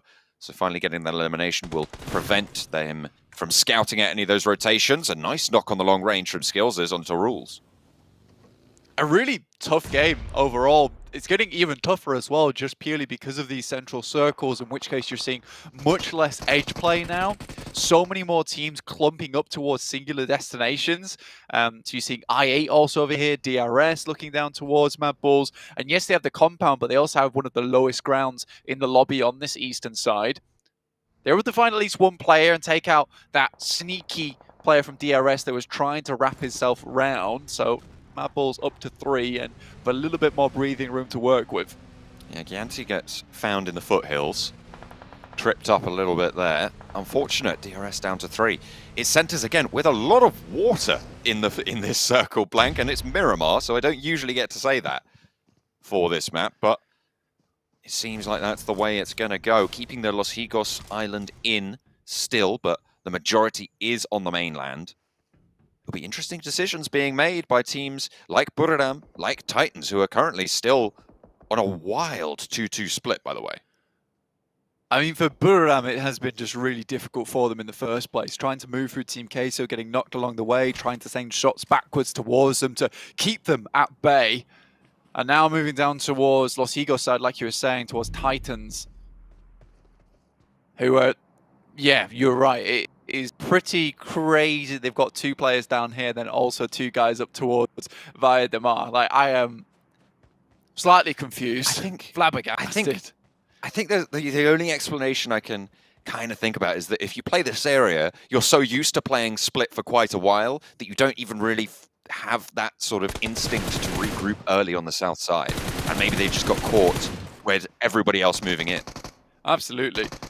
Influence Kevin here, going up against Enigma Galaxy. Second place team versus first place, so quite an interesting fight. And already 1 player down for Influence Kevin and another knocked. Kajowski playing around the wall. Back and forth for Influence Kevin. Freak holding strong for now, staying alive, but the blue zone envelops zone 3, That's so a great it will be tricky. molly. Excellent Molotov, as you say, but Freak caught unawares. Kajowski knocked on the back, and Influence Kevin now. I think that's just down to Law. It will be. At the top, they will dispatch of Enigma Galaxy, the second place contender as well. Can they get these reses? They should be able to in this zone. But 3 of them alive, playing from that western side on the South Islands as well. Yeah, as it pushes more and more in as well, Titans have a really good sightline down towards this rotational path from Via Demar down towards Minas del Sur. So overall, Influence Kevin in a very, very bad spot now with only 1 player still alive. Freak could have definitely clutched that one out. I think it was just a case of pulling out the Molotov, putting it in the best position he could do, and then forgetting to pull the gun out, which is what realistically you need to do in those last moments. You see him like running out the side with just fisticuffs, in which case it quickly dispatched there. A lot of teams trying to get towards the highest position within the map. You see MTech, the Infinity, 4 Rivals trying to get this position for themselves. IA underneath. Maple's a little bit out of position, out of zone, but they will be able to hold out at least Team Queso as well as DRS, who troubled them for so long. On the north side, R8 claiming some high ground. Titan are working on a regroup here. With Law pretty close by, you can see them starting to swim. The longer Titan can hold out their area, the better. They will have to cross to the north side, so actually maybe this big 2-2 split might actually pay out if they can sneak their way on with the 2 they've had on that south. Yeah, it would be ideal for them. Unfortunately, like you said, with so much water, they will have to cross back over on this side. And at this point in time, the circle is just dominated by this massive uphill slope towards the Infinity, who realistically have one of the strongest positions within the lobby. It will take a team basically crashing up onto that position to take them down, but at this point in time, we've got 15 teams alive. I don't think anyone's going to take their chances with that, considering they could be caught off making the approach, seen by separate sightlines in the lobby. I think S2G probably has the best chance at making it happen, considering this side of the circle on the west, where they currently are at, is much more free in terms of potential third parties. Most of the teams are on the eastern side of the circle.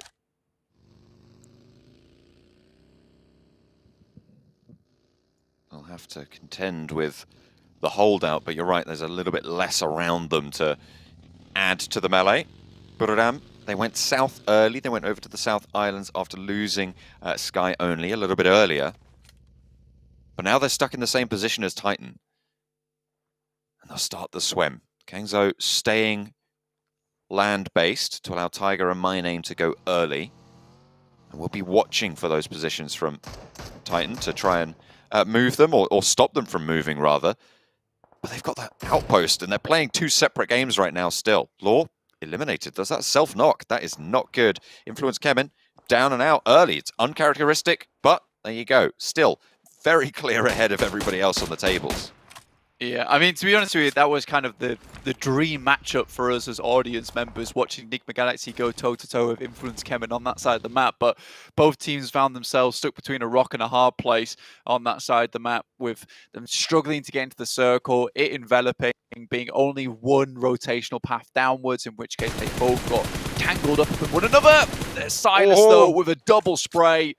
Beautiful stuff there. And that is the outpost from Titan, who are taking another fight over towards Bigatron. Those 2 players over on that side, they're gone. There's no way that they get the back up. Teak falls as well, actually. And Titan might just be being pulled apart here. Put on the barbecue. Turn them into brisket. They're getting cooked right now. It's not great. And that 2-2 split really coming back to bite. Yeah, I think when you're playing this southern edge down towards Los Higos, I don't think it was very likely he was going to end up there in the first place. And I think you're 100% right what you said earlier on, John, which is a case of them splitting early and then tons of teams all just filling in the spaces, in which case they were just 2 worlds apart at that point in time. Essentially the 17th team.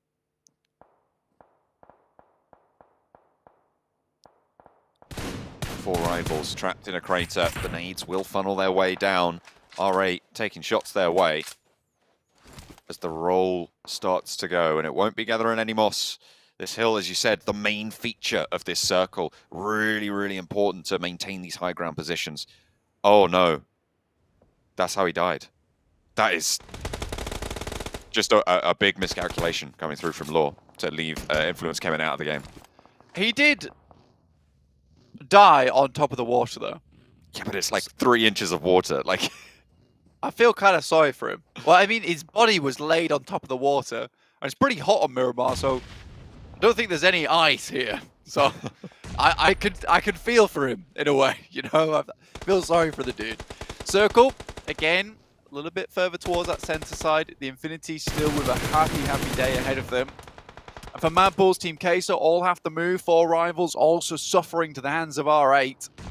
R8 have got a solid position here. If they can sweep out 4 rivals, it will be really good news, but can Prestige hold it? First goes down. MTech Storm looking out this way as well, pinching away the elimination over onto Voki as R8 start to descend onto the smoke bunch.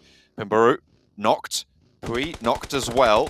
Just Appy on the side now for 4 rivals. MTech Storm with oversight, slowing R8's approach, but it is coming, and it is coming in quickly. 4 rivals eliminated. R8 have managed to isolate a bit of an area. Now they can start to move south unless MTech Storm can stop that, but they're on the side swipe, and they won't be able to see them on this approach. My Bulls initiate the push in towards the circle. I8 might spot this one. Slowly circling around. They drop skills as off to scout out, to provide the anchor, and Monkey heads back for effect. But Team Queso extremely close towards them, while skills remains out towards the circle itself. Provide a little bit of zone for him. I think it's just one vehicle the Mad Bulls are working with at the moment. See if they can make their way all the way in. It looks like they just about have done. Titan with their 2. They're still going. Still going on that South Island split. DRS predicted to win. Blank, I have bad news. They're already dead. They cannot win this game. Stop that. I don't think that is a prediction. I think that's just who the audience likes. I know it is a prediction, but you know, DRS has predicted every single game. I get it. Yeah. Take this seriously. They are Goodness dead, me. though, guys. Yeah, they are dead, so unfortunate. Titans actually holding on. In the meantime, Mad Bulls got ripped to pieces by Team Queso. All the way on that eastern side of the circle. Bit of a difficult push for them, but still very unlike Mad Bulls to be playing in this way. Box in a fairly okay spot. It is isolated from a lot of the Western teams. Team Queso now out as well. Buradam next to fall on the river crossing. 10th place eliminated, so we're now down to 9 teams. And Tech Storm and R8 have been sending bullets back and forth between each other on that northern side for quite a while. Titan with their duo have made landfall now, starting to spike out towards S2G. Circle, again, very, very central, keeps the Infinity compound in. So they can still play from this position. Again, you're looking at almost this semicircle coming through from the top side, which is just clear unplayable for a lot of these teams. Making your way up this hillside towards the Infinity is going to be so difficult without them spotting them. And with 4 players from the Infinity still alive, they're on track for another really good game here, and could be basically pulling themselves out of the swamp at the bottom of the leaderboard very, very quickly here in day 2. Box with all 4 from the eastern side. Ooh, backed off. I spoke too soon. Scry Laid low there. Break takes a flak of damage as well. The Scry is flushed out, down to 3 now as MTech Storm turning attention. Aegon I8 sending shots over towards the Infinity's position, who are still holding up in their compound. They have some positions on the open ground as well, so they are not completely committing to the inside, which I think is a wise decision at this stage. Mela looking downwards towards a lot of these players. You can see the staging that I was talking about before, where you're just looking upwards. Newsy cracks one off over towards Bensu.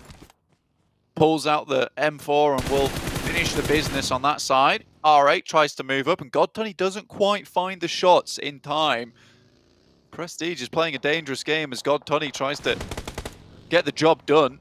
I mean, you can't step up to that ridge because that's going to happen. I mean, you get backed off. If you try and peek down that low and that close, you will get sent away. So really good opening knock onto the Infinity's position. Look at that. Prestige is going to use that opening, the knowledge that they're going to be investing in this res to move on up. Now R8 have a little bit of a shot. Backup as well comes through. 3 players from R8 off the back of the knock onto Godtunny, forcing Mela to reposition. They do not have the best spot. Mela goes down. Godtunny did get the heal off, but the steps will give it away, and he'll fall as well. Trade off onto Bandar. Infinity's position is coming apart. D7 so low, but will be able to pop the heal. Newsy close. Prestige has spotted it. Nade is good, however, and over the top, he won't have a chance to answer. 2 players now alive for R8 as Infinity have 2 of their own. Newsy laid bare. Logan on the inside now, last standing for the squad on one of the strongest positions in the circle, and R8 looking to take it from them. D7 close by, in through the window. Early tags on, gets a lot of damage, and does the job as well. R8 wrest control of the compound, but in come S2G. From the northern side, they swung up, and Silas goes down as MTech Storm trying to suppress it. Hamzy up to the position that R8 are trying to hold. Bandar desperately looking for this res. SK-Ton trying to get him up. D7 there on the high ground. Backing up to the building, blank. It's all popping off. Yeah, I mean, this was always going to happen at some point. I think R8 had an absolutely marvellous push on that side. And Godtunny, the greed comes back to bite him. BTI Jen Foster does find one of the Titans player, takes him down. That'll be them out. But yeah, it's the greed from Godtunny to try and finish off that elimination. Doesn't find it, gets eliminated on your own. You're completely right, John. In that moment, R8 takes the entire opportunity to send all the way upwards. This is a great third-party attempt from S2G, but losing a backstop like that is horrible. And I think that was to MTech Storm, and I don't think they were assuming that there was another team waiting in the wings here. And yeah, now we're having a full-on brawl in this position, and the circle actually heads down towards the south side. So LGD feeling very comfortable down towards the south at the moment, John. 4 players alive for S2G as well. Coming off the back of that chicken dinner, we wanted that momentum carried forwards. It seems like we might be seeing it. 7 teams alive, 4 eliminations for the squad. Bandar spotted. As MTech Storm, they've been hiding in these hills for so long, and on this northern side, they've been such a thorn for everybody on that side. Now finally, Bandar will feel the brunt of it. R8 down to 2. Break dead center at the moment from Box on top of the loot crate. He's trying to live as long as possible here. And for Box, they're certainly not super safe. Any points that he can pick up for the rest of his team is perfect. Jem Foster has to drop a smoke and make a quick break for it across the field, but immediately gets spotted by YZZ. Really, really on the money here today is LGD. Bigatron eliminated as well. 6 teams remain now. Chicken just popping shots, and R8. It was a really heads-up and solid play. The speed of the decision-making off the knock on Godtunny was really, really good, but they are now suffering from cowering on the inside. I mean, you are just going to allow teams like MTech Storm to swarm out, to swipe, and spread that line of fire. So it's going to make your life so much harder, especially rolling down this hill. However, they'll both have to do it at the same time, and that is going to be tricky. Aegon I8, reposition lower. For I8, they've been taking shots from LGD themselves. I mean, we talked about how LGD was certainly a team to watch here. I mean, Maxman throws the LGD prediction in for this game. Happy days. It's the right thing to do. Considering on Miramar, they tend to have some good success. Chicken, it's a little bit dangerous there, but finally finds the third shot, which will take down that player, and R8 removed. MTech Storm playing a really good game there on the top side, realizing that so many teams would be battling for this position, and they could quite happily just sit along on that hillside for as long as possible. But it really has been LGD who've been the major problem for a lot of these teams. Maybe not getting the most amount of eliminations, but certainly knocking teams where they needed to. LGD making the forwards push. Spray from Silas doesn't tail it. Backstop is still there. Silas under pressure as well. The rest of the team from S2G, MTech Storm from the top have been the arbiters so far, as you said, staying on that outside, just chilling, making sure that they get those angles onto players who are looking out that way. Hamzy spotted. Shot's not over there yet. They're more focused on getting that res for MTech Storm. You don't want to overcommit here. Aegon moved on into a little divot that they have below MTech Storm, so no sightlines there that way. Saw Break pretty much just rattlesnaking it his way down, trying to keep the tail at bay and not make too much noise as he slinks away into the distance. S2G, though, looking towards LGD at the moment, taking shots out towards them. They did have that backstop in MBM for quite a while. He was trying to get as many shots available to him throughout the remainder of that position whilst the circle was still moving in. Now regroups the rest of his team. MTech Storm have done a good job to keep 3 players alive despite so many teams having eyes on towards them. These nades could be devastating, though. MTech Storm, blue zone at the back, will need to push down. 2 players in the purple. Aegon XI8, but Chicken felled by LGD, suffering heavily. The Mini 14 tapping, and they will fall to it. Aegon I8 given a lifeline by LGD there. So MTech Storm finally removed. That opens up quite a lot of rotation, and S2G now looking to dominate. Finally, Break is found. We're going down in 4th place. Still a good result for Box despite everything. And S2G on the lineup now, and LGD would love to look for some higher ground to play around with, but it is IA who's holding them back. 2 players from Aegon XI8.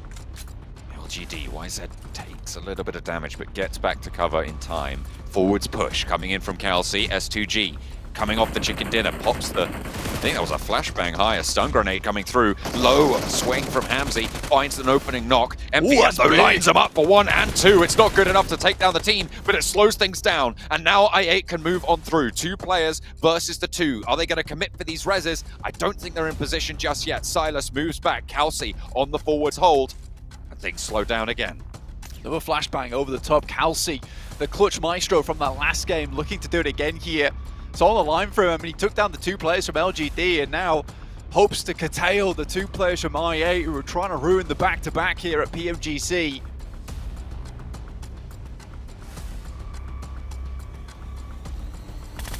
Those are in hand. Oh, spots an angle. Excellent. Knocks over onto Silas there. Doesn't get a flush just yet, but brings them back to 3. You have to commit for the res. Calci's position spotted. So much damage pouring out from this Groza.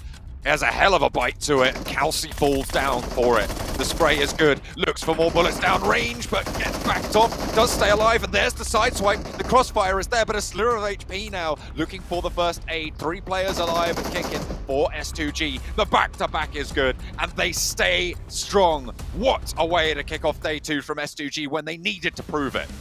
I mean, that was relief from the first game, Chicken Dinner, and just pure celebration coming through for the second one. I mean, they knew how much they needed these 2 back-to-backs to get them back into the conversation.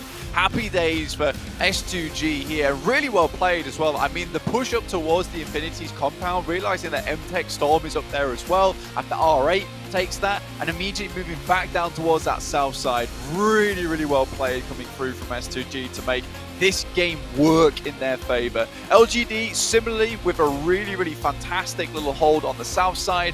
Unfortunately, the circle moves a little bit far towards the north, and I was sad to see them not get more eliminations from that position, but still, LGD seem to have a strong type of play here on Miramar. Really, really solid game. I think from a lot of teams played that very, very well. I really admired the push from R8. Unfortunately, it was crunched in by MTech Storm and S2G as well, Blake.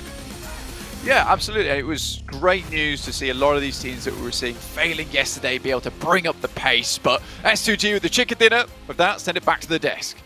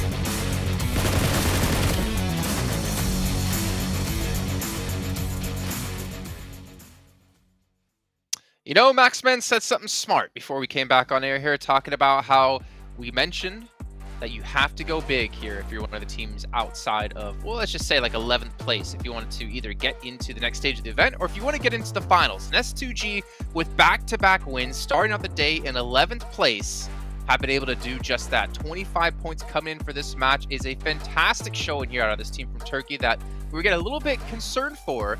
However, looking down the rest of the list, though, there's a couple of teams also stepping up here. Sandstorm, you could be happy. Look at 5th place. 10 points for R8 Esports. Yeah. I mean, look, one of the best teams in the world. I'm just going to put it out there. No, R8 Esports, 10 points, but realistically, I mean, you're not wrong. They wouldn't be here if they weren't one of the best teams in the world, so you're right. Very true. Very true, very true. But no, I definitely agree. Like S2G, incredible performance so far. You're talking about a team that managed to reach 4th in the grand finals of PMGC for last year, consistently in their own region, and now finally seeing their resurgence in the second game as well, or rather, second game back-to-back now, first back for this year's PMGC. So very good start, and also hope to all the other teams, showing them that, hey, if you just have a performance like this, you can still not jump right through the survival, and you can start to compete for the top 3 as well. Just need to get check dinners. It's that easy. Yeah, it's that simple. For you guys at home who are watching, make sure you guys are participating and predicting who you think is going to win the next match over in the YouTube chat. However, I will say this. You should probably stop picking DRS, especially when they're going out so early like we saw before. Not that I don't like DRS. There are some other teams out there that you can go top for. 3. As we take a look at our overall standings, S2G have broken through in top 3 by 1 chicken dinner, because that is the initial tiebreaker. Let's go. I was questioning my math. I was like, am I right? Are they going to potentially go in top 3? And they did, from 11 to top 3. And we said it, if you have a bad day, you want to catch up, you can't afford to have 2 bad days. And I think someone just explained the rules in depth to S2G before today's games. They're like, oh, we have to be top 3? Okay, easy. And then they just start getting themselves back-to-back chicken dinners. And they showed the extent of what they can do, right? The first game, air angle, central position, great control. Kelsey on that lower rooftop position, great control overall. And here they're playing the west side, control fully on the edge of the entirety of that game. It just shows the extent of their gameplay, what they can achieve in every single map. And S2G so far looking insanely strong. And if they can just replicate this every game, I think they can go the entire way. All right, well, we're going to find out if they can continue to go the entire way, but we have to head to a short break first. And when we come back, we'll be kicking off our 3rd match of the day.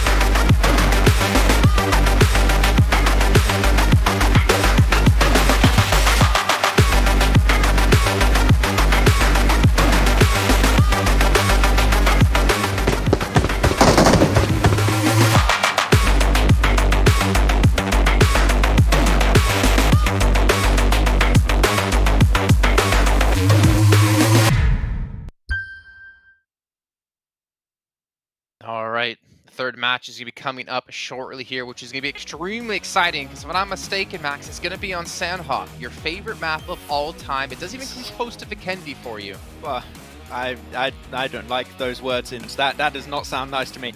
No, Vikendi is still the best. But Sandhawk has got a lot of teams that can potentially perform well, and it was interesting yesterday, so we'll see how it goes.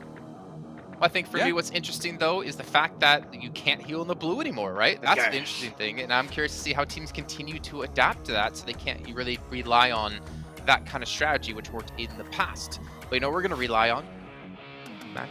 The followers. Yeah, the followers. You'll be following us over on all of our social media channels, so make sure you guys are hitting that one up.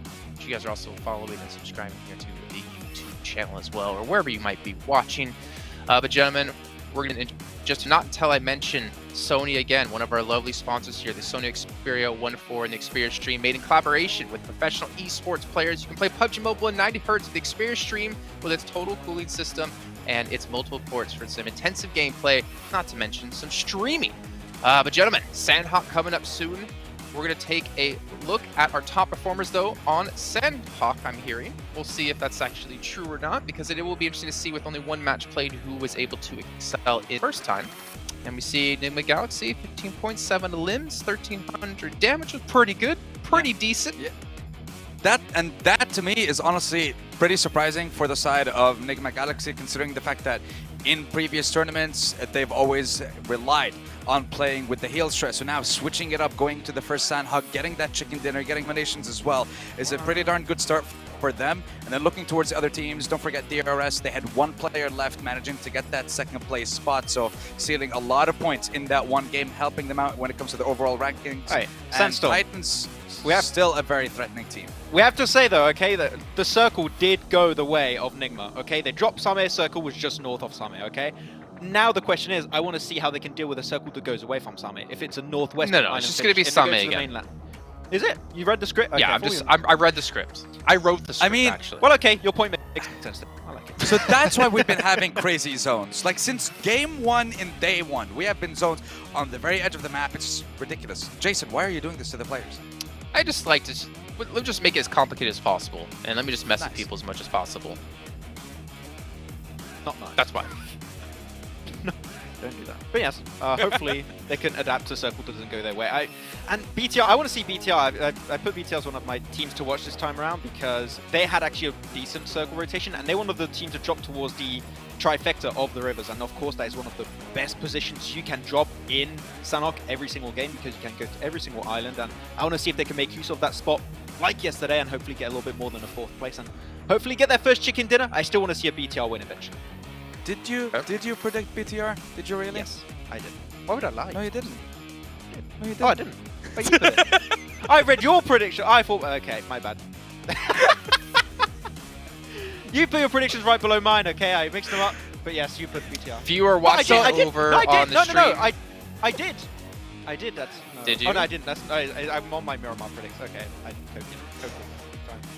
totally. You know, if you're out there watching, you feel like you can do a better job than Max Van analyzing, just hit me up over on Twitter or Instagram, and maybe we can make this happen for week 4. Who knows? But you did a little bit of a cop-out, both of you, actually, with your 2 predictions with Nigma and Influence Shemin. What about your 3rd picks? BTR, why BTR? He said it, so say it again. I want you to say it because you picked it. I mean, look, BTR, it's not the performance that we've seen. I've picked him because I would like to see something and I want to keep my eye on him for this game, and also for the reasons that Maxman mentioned. There's no need for me to say them. Okay, well, Max, MTech? Yeah, I mean, MTech got himself some decent points on it yesterday, and I said I wanted to pick every single team at least once, so that they're all cursed equally to some extent, and yeah, MTech is a team that's been pretty silent, so I want to see if they can get himself a few points in. Yeah, I mean, when we think about teams like MTech, we have seen like some standout performances out of teams from this region. If you think about, was it Archer we've had before? They were able to do some serious work a couple years ago. I can't remember the team off the top of my head who represented Korea last year. Maybe you can help me out, Max, if your memory is good enough. Someone? Oh, was it? Yeah, Damwon Kia. Yeah, thank you so much. And they won. They won. Our hidden analyst. You know, it's we know Korea can put up some ridiculous skill when it comes to PUBG Mobile, and we've only seen them improve every single year. But we're not seeing it yet out of MTech, Max, and I'm kind of with you. I want to see them step up a bit more. Yeah, and I think that teams that are playing for their first time in PMGC, like MTech, making it in the top 3 potentially going to be a really hard kind of achievement for them to reach, but I think going into the survival stage and trying to just get as much experience as possible throughout this first week, and of course the survival stage is the best way to go. So I'm expecting MTech to be one of those few teams that every day they're going to bring changes to the table, make adaptations to the lobby, to the circle settings, and hopefully improve on the long term. So MTech, sure, a bit silent at the start, but I think that long term, as you said, they are in a very strong region. They could potentially bring a lot of great stuff in the future. See, I'm going to poke a hole in that, actually, because I'm not necessarily a fan right now of us being in our 3rd year. I mean, I guess technically it's like 3rd, 4th year. Okay, well, you know what? We have to hold on to that for a little bit later on. But it involves an excuse of saying just get some experience. You should be getting experience anymore when it comes to PMGC. You should know how to play because these are the best teams in the world. And you know what? Speaking of people who know what they're doing, it's our casters, John Allen and Blank, are going to take us into our 3rd match. Match number 3, Sandhawk is on the cards. One of the very few games where Influence Kemen have had a bad performance blank. So, seeing if they can rectify that mistake. I like how Jason thinks I know what I'm doing. That's respectable. It's true. I appreciate that. Everything is on fire around me. Absolutely. The only thing that keeps this looking okay is the fact that I have a green screen behind me. And the reason I'm so well lit, well, you can work that out for yourself. Honestly, heading over towards Sandhawk at the moment, we're going to have the central circles. He's confused, even though he's the one who said the room was on fire. My room. What does fire emit, John? Smoke. That's true, as well as light, amongst other things. Heat as well, yes. Infrared radiation. Wow. 100%, but yes, heading over towards Sandhawk is going to get hot over there as well, considering this is going to be a much faster match, less healing going on, and overall it's going to be interesting just because, you know, we might not see that Sami finish. As Max was saying, you know, I would say Nick McGalaxy got a little bit lucky there. You get a huge amount of loot down towards Sami anyway, so the fact that Nick McGalaxy were able to get that circle and it dropped so heavily on top of them, you do have a situation where they can just live out for a long, long while and be able to hold that position all down towards themselves. Plus, with that area being so very open towards that end game, if you have a strong compound, it's quite difficult to get teams away from you. So we'll see how this one does pan out, but I'm excited. I'd love to see a northwest shift, because if it's a northwest shift, we have seen so many times without these circle setting changes, where you get the mountain finish teased and then it'll shift hard over towards Paris Resort or Boot Camp. But this time around, I think we get northwest shift on the circle. We can be pretty confident this will be a mountain finish. Going into the second Sandhawk so far of Group Red. Let's kick it off with, where's the plane path going to go? We'll have to wait and see. Ooh, okay. So it's going north to south, down the middle. Should be fairly fine. I mean, it is Sandhawk, as we always say. You can get anywhere on pretty much every plane path. Yeah, directly over the top of Boot Camp, so I wonder if we're going to see a little bit of hot drop there. R8 S2G, let's see how this does go for them over in Paradise Resort, or if one of the two teams will decide not to go for that. I mean, if I am R8, though, I'm like, the guys from S2G are a little bit of a hot streak right now. Do we challenge them in Paradise Resort? And it looks like they will be doing just that. So we'll see how S2G comes off the back of this one. I think if you are coming off of the back of 2 chicken dinners, you are feeling the momentum coursing through your veins. So I think R8 might need to be a little bit more afraid of S2G than maybe they are not. I mean, Mong Nai is completely open. That's a position that you can play in, a position that you might want to head towards. And the fact that R8 are still going to go for this, you know, that takes character, man. That seriously takes character.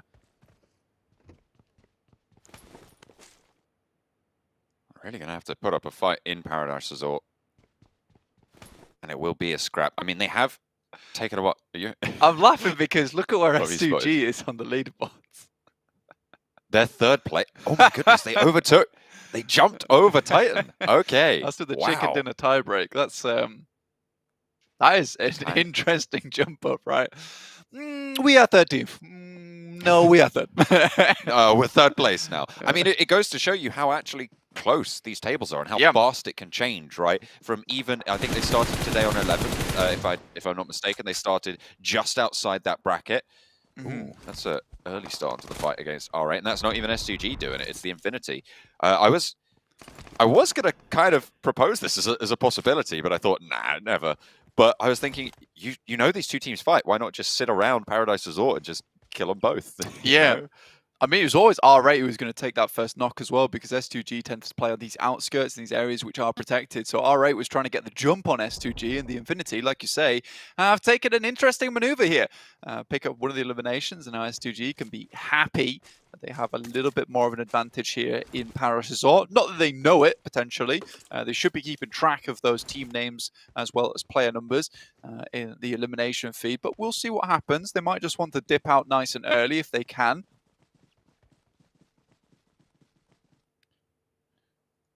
If they can, being the operative part of that.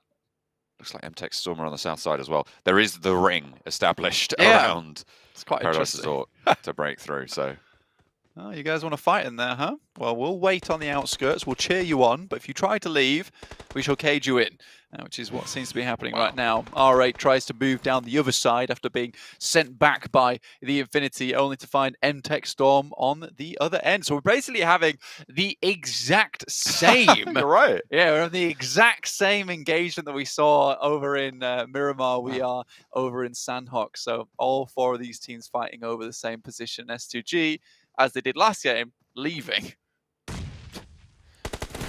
We've had a great time, guys, but we've got a thing going on. We've left the dog in the car. We've got to go. Or more likely, they've left the chicken in the oven, in which case they're going to pull that out in maybe, let's say, 22 minutes time. I don't think they've left any chicken in the oven. They had picked it clean. They've got 2 in a row. They've had 2 dinners in a row. Oh yeah, I mean they have 3 separate households. Okay, right? They're living at large right now. It's 3 separate ovens to keep track of. And it would be an amazing result to get 3 chicken dinners in a row. And you're asking, you know, they need to prove themselves as a team that have qualified to PMGC through PMGC points alone. And yeah, this is what it takes. And I mean, in a short form tournament format, like, oh my god, short form tournament format like this one. Nailed it. Also a tongue twister, for me at least. I think that, you know, being able to pop off like this and get 2 outrageously good games will definitely support you in the long run, especially when it comes to, you know, just completely qualifying through to the grand finals, which is short form as well, or even the survival stage. So, you know, consistency is great, but sometimes a little thrown out the window with this new format that we're seeing. LGD facing off against Freak. Enigma Galaxy haven't had the best of starts for today, going out 16th place in both games so far, but they are still in 2nd place on the tables, which is quite impressive. They have had a little bit of a lead opened up on them by Influence Kemen, but with that last game's performance, it didn't get too out of control for now. Can they hang on to this spot, though, in 2nd place? Losing a player early, not good news again. You're down 16 3 times in a row.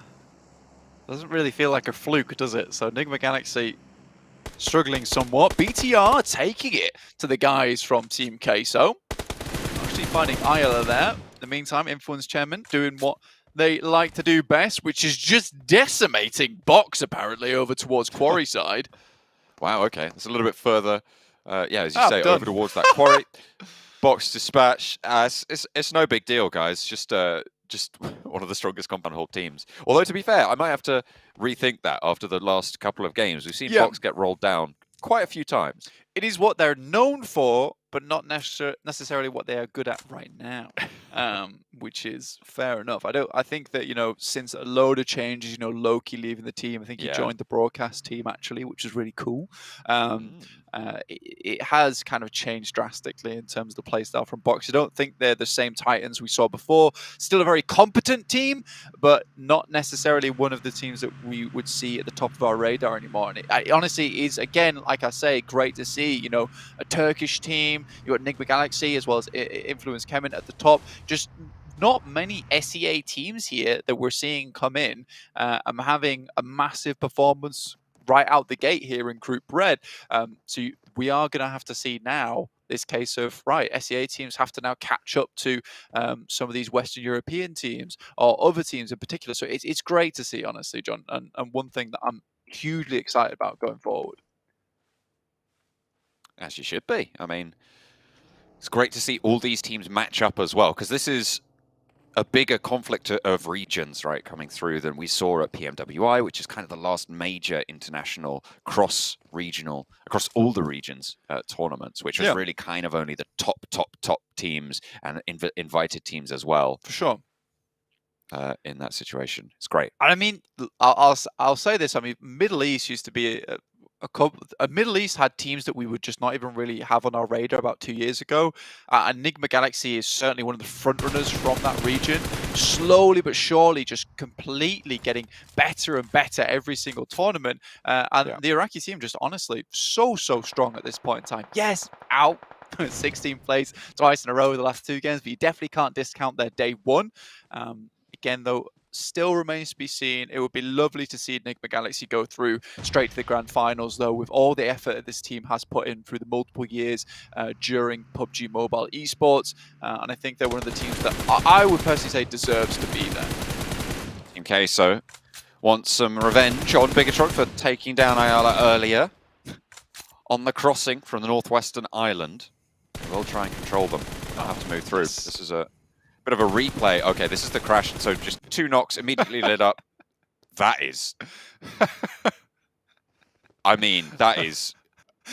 I love that. That is beautiful. That what just happened there. Not if you're a box fan, but influence for Brazilian fans. I can't stop laughing because all I saw from that fight was Bensu run out, try and take the fight, get immediately put down on the floor, and the rest of the team go, "Oh no!" And they're just all trying to vault through all the windows and getting blasted in the back. It's like, wait a minute, we need to get back in the compound. Let me tell you something, wait. Let me tell you something. Let me tell you something. Yeah, so very unfortunate for Box Gaming there, but again, that is influence coming to a T when it comes to those types of engagements. Give them an inch, they'll take a mile. So very well done to them. Maxman, if you can hear me, which you probably can, I had to shout to get your attention. We're over towards Sami. So, I mean, Enigma Galaxy have lost 1 player, but we'll see what they can do, Max. Happy days. There you go, there's your answer. Long as the fuse of 5 seconds. 5 seconds. Should be an easy one. You can pull up PUBG Mobile. It actually gives you the timer in game. So whoever put 7 seconds, I'm disappointed in you, man. The research wasn't there. The groundwork wasn't there. I guess if you're guessing, it's a 1 and 3. But like, get it sorted. You'd never be a PMGC with answers like that. Screen goes down for Team Queso. Mad Balls, find it. Yeah, 46% of you would be in PMGC. So hats off to you. There you go. That's right. That is the only qualifier. You need to know how long the fuse is on an aid. Tips level 3 hat. Never said that again. Oh dear. Mad Bull's currently at 4 players, 1 elimination. Typically kind of decent over on Sandhawk, but I need to stop talking about Mad Bull so much these days, considering they're currently in the bottom 5. They're up for elimination so far at this point of the tournament. The Infinity, I think after that last game, holding on to that very good compound up towards that north side for so long, I think it gave them a lot of that false confidence, really, that no one was going to be able to challenge them. God Tony kind of runs out, doesn't expect there to be several teams looking his way, which really he should have done, considering it was one of the major compounds in the lobby there. It's a stealth move if I saw one. But yeah, the Infinity just get wiped off the board, and that could have been a game that would have sent them out of that horrible pit that is at the bottom of the leaderboard so far. But yeah, Team Queso, R8, Mad Bulls all need to climb their way out of this one. MTech holding on by a thread at the moment in 11th place. Again, not our loudest team in the lobby, but do consistently put up some points every game.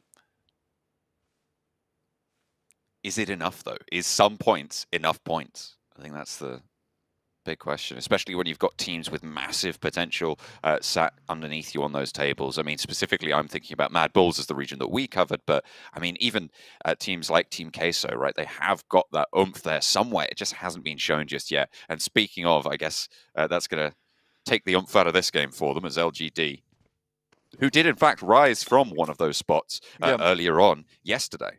Yeah, 6th place now. Now, I will say one thing, and this is kind of the caveat you always have to hold in your mind when you watch PMGC, is that when you're looking at some of these Chinese teams, you have to remember that it's a massive change of pace from the PEL settings they currently play on. So day 1 is always going to be rough for them, but that skill level that they have over in China with all the scrimming they're able to do against the top teams in the world, which, to be honest, there is quite a lot of them over in China, and the only reason we don't get to see so many of them is there's limited spots for PMGC. That scrimming potential does start to come out around about day 2 as they start to get used to the lobby more and more. So it's nice to see LGD start to perform a little bit better as we head into day 2, because that's what was to be expected. With Zuxi dropping off that balcony, he might have had a broadside on one of the Titans players there.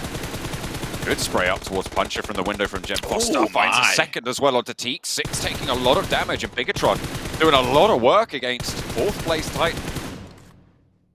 Vehicle goes up as well. This is a really good hold on the edge of Sami. They're going to have to leave soon with the blue zone pushing on through, but Titan are on the outside, so dealing with that, an excellent opening for them. It is somewhat surprising that no one's taking these compounds down towards the south of Painan on either side of the river.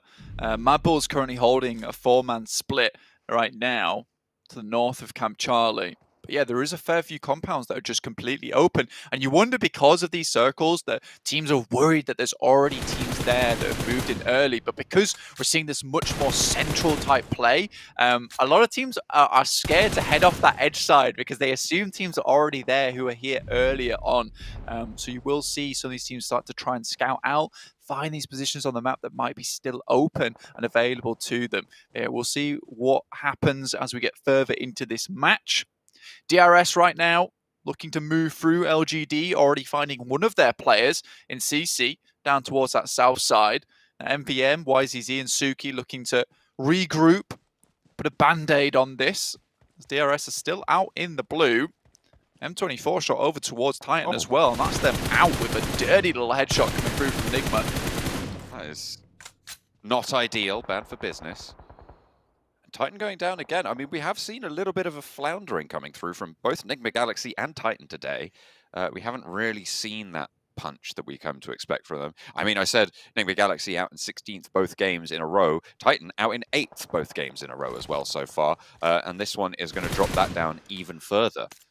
So Nigma Galaxy going to be looking to try and catch up, put a dent in the lead that Influence Kevin have, but that's an S2G shift, Blank. It is. It's also I8 picking up this really good compound, and Mad Bulls have been scouting this out, and it's been open for so long, but I8 were able to find their way into this one right as this circle pops. So Mad Bulls are moving in with little to no information on the case, so you can see them getting torn apart on that side. Now only 2 players alive looking to pick up the pieces. S2G getting involved as well, and Mad Bulls should be going down here. Only 2 players remaining. This is going to be a survival game if ever I saw one. DRS similarly really struggling after poking the hornet's nest that was LGD.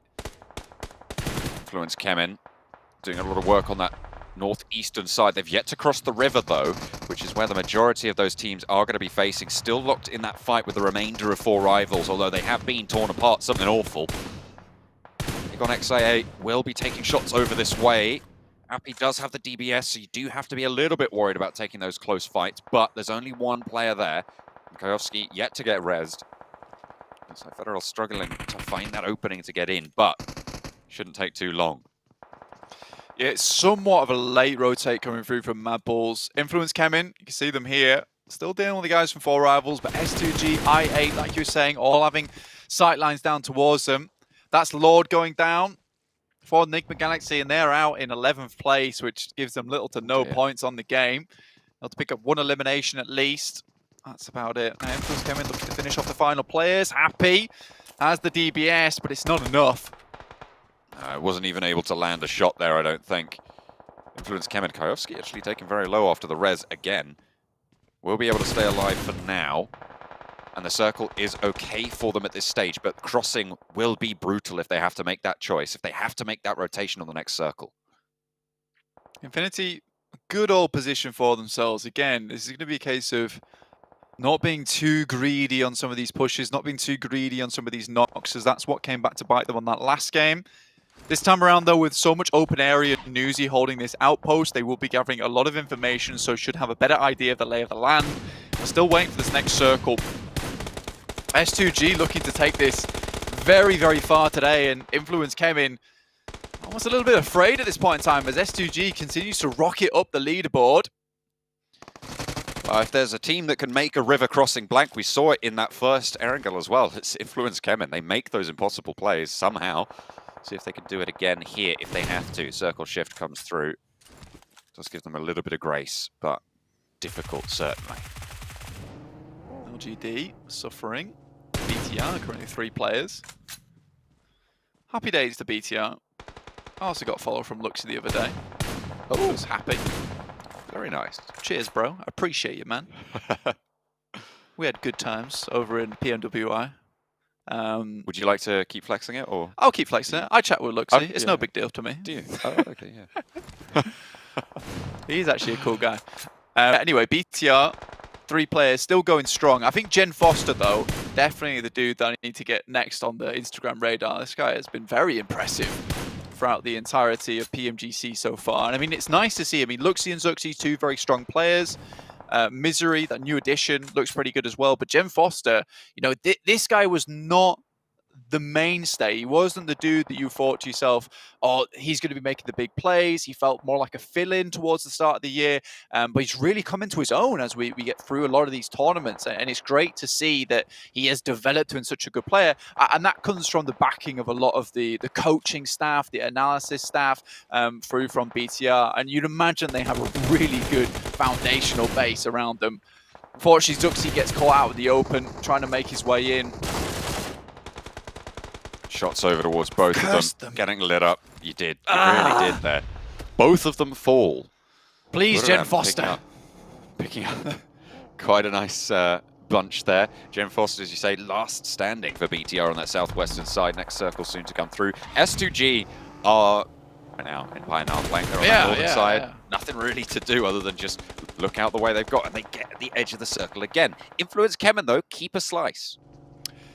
I mean, it's enough, right, to work with. Again, this position that I8 took was so open for such a long time. And my advice to a lot of these teams at the moment, which I will give as this concludes, because Butteram is under pressure. My name on the inside there, popped a stun grenade to slow things down. Stays alive on quite a lot of health.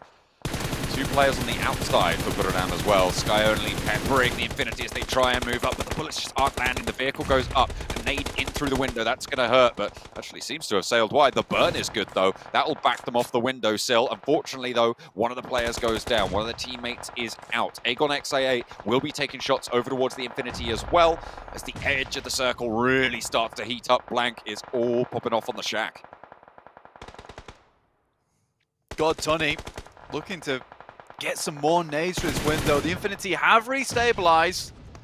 Got to a bit better position, but not quite good enough as Sky only actually able to find God Tunny, which was the major outpost that was supporting the rest of the team. Now S2G hears this commotion, starts to move down. You can see they're taking a little bit of peppering though as they move through. Calci still alive and kicking. That nade dangerously close on target. Influence Kevin looks over towards LGD. They will have to move shortly, but right now, like you said, they still have a slice to play around with. 2 eliminated. Or not on the side of the Infinity. And nobody's going to commit to going for this river crossing. Right now, they have got a 2nd place locked up for Influence Kevin. The question is, who will be the person fighting for it against them for that top spot? Influence Kevin seem to know that. They don't have to make this choice yet. I mean, LGD have to pass through a wall of bullets on the side of the guys from Influence Kemen. Shots are coming back their way from YZZ, but I don't think that LGD can last out much longer. Just about managed to get himself behind that tree there. Now for him, it's all about the placement points. You wonder how much ammo is left in the back pockets. These guys from Influence Kemen. 10 eliminations now for them. What a great game. Really, really solid ramp up. They've just been those turrets on the other shore that no one's going to commit to pushing. I mean, you're very, very safe, but now they're going to have to leave. Already the low HP players moving early. Silas did get knocked for S2G, so they had to invest a lot of time. They're getting lit up now. Oh my goodness me, S2G absolutely burning away at those health bars from Influence Kemen, but they're still alive. Blank, they're not out of it just yet. However, they are really flagging. Aegon XIA also looking to move at this stage. Move for S2G, they lose a player, Hamzy G on this side, but more than enough players to finish out this game. Mela doing some great work. Silas takes a huge amount of damage, but Calci, once again, this guy is on fire today. And I said that the chicken was in the oven. They can smell it now as the Uber pulls up outside. Oh dear, Koyowski still down for Influence Kemen, but they're getting back. They are winding up again. The smokes are starting to bloom. They want this push up. S2G right now have got control. Aegon XI8 and Mela falling down on the opposite side will be opening up that ground for S2G to move down further south. But can this crossing happen? Can Influence Kemen go for it? The circle, though, means that both teams don't have to make a cross just yet. Heads towards the riverside, in which case, both these teams can happily just stare at each other all day long. With Influence Kemen still technically at 4, S2G is at the disadvantage. they can invest into this res, which they do. They will have the numbers. Oh, Look at that Nomads, yeah. Oh, IQ. Oh, that's on target as well. That's huge. Silas opened up on towards a nade on the side. The bombardment is good. He wants to put one further in, and they're completely dumbfounded by this. Ray-Z falls, and now Influence Kemen can ruin S2G's dream of getting the triple. The back-to-back-to-back. Hey, IQ striking out towards Influence Kemen, though. He's not done. Finally put back in his place as they step up, and it's Influence Kemen to take it from the far shore. What a way to close it out. They're happy with that, and they should be. I mean, what an unbelievable finish. The only place you could cross in that circle was where it was finishing up. That small bit of sand crossing available to Influence Kemen, that's where it ended as the footfall pulls up the dust in their wake, and they'll send S2G back to the lobby without picking up that chicken dinner. That is so unfortunate. S2G were looking for another big game, and if it wasn't for IQ sending that 5-head grenade over the top, I don't think Influence Kemen would have got away with that, but they took their opportunity. You can see the timing was amazing. Very chuffed with that. I mean, smiles on faces. Influence Kemen put another chicken dinner up on the board. I mean, as well on Sandhawk after their performance in the first day, finishing out in 12th. It's great that they've been able to come back and show us that they can dominate. It was such a fortunate situation that they've managed to sweep their side of the river as well, Blank. It's a really difficult crossing to make, John, but they make it regardless here and set themselves up on that northern side. It gives them so much space in the circle to work with. It really, really does. Excellent performance there. S2G just pipped to the post, but they have got a really good game again under the belt. S2G is roaring today. Influence Kemen, though, prove why they are the top of the tables. What a game from them.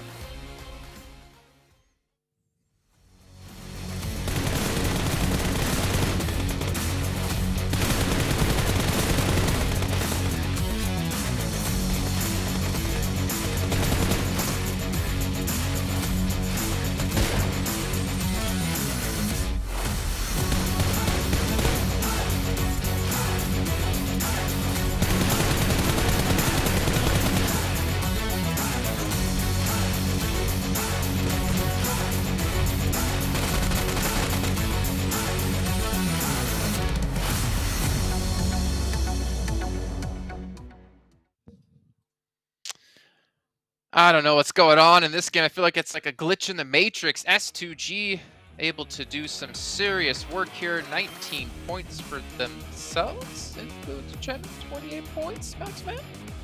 That's a lot of points. Oh my god.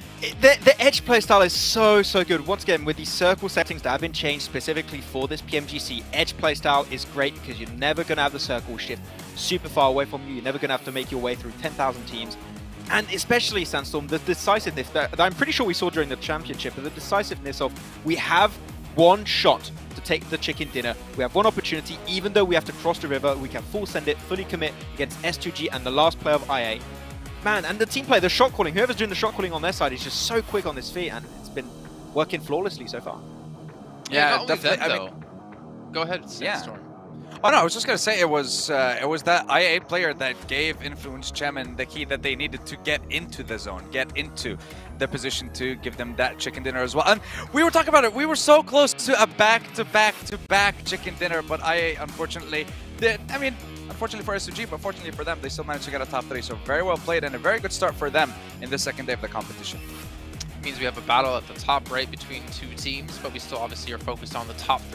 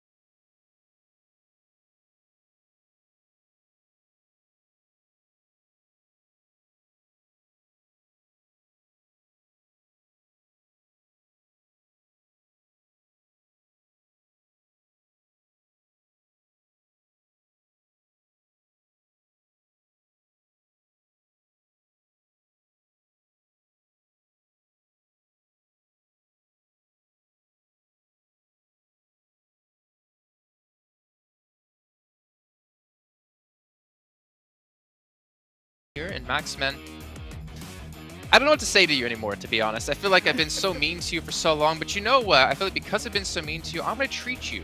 I'm going to send you over to the Pullman Kuala Lumpur Bangsar Hotel, where their world is our playground. And that's going to be fantastic for you because you're going to get the VIP suite, the presidential suite over on the top floor. You're going to get a great spa day as well. And then you're going to wake up realizing this was all a dream and never actually happened. But let's take a look at a head-to-head here from this last match. Get an idea of the two players. We're actually looking at Mela here in Federal, and I feel like we've seen Federal almost every time like as a top performer.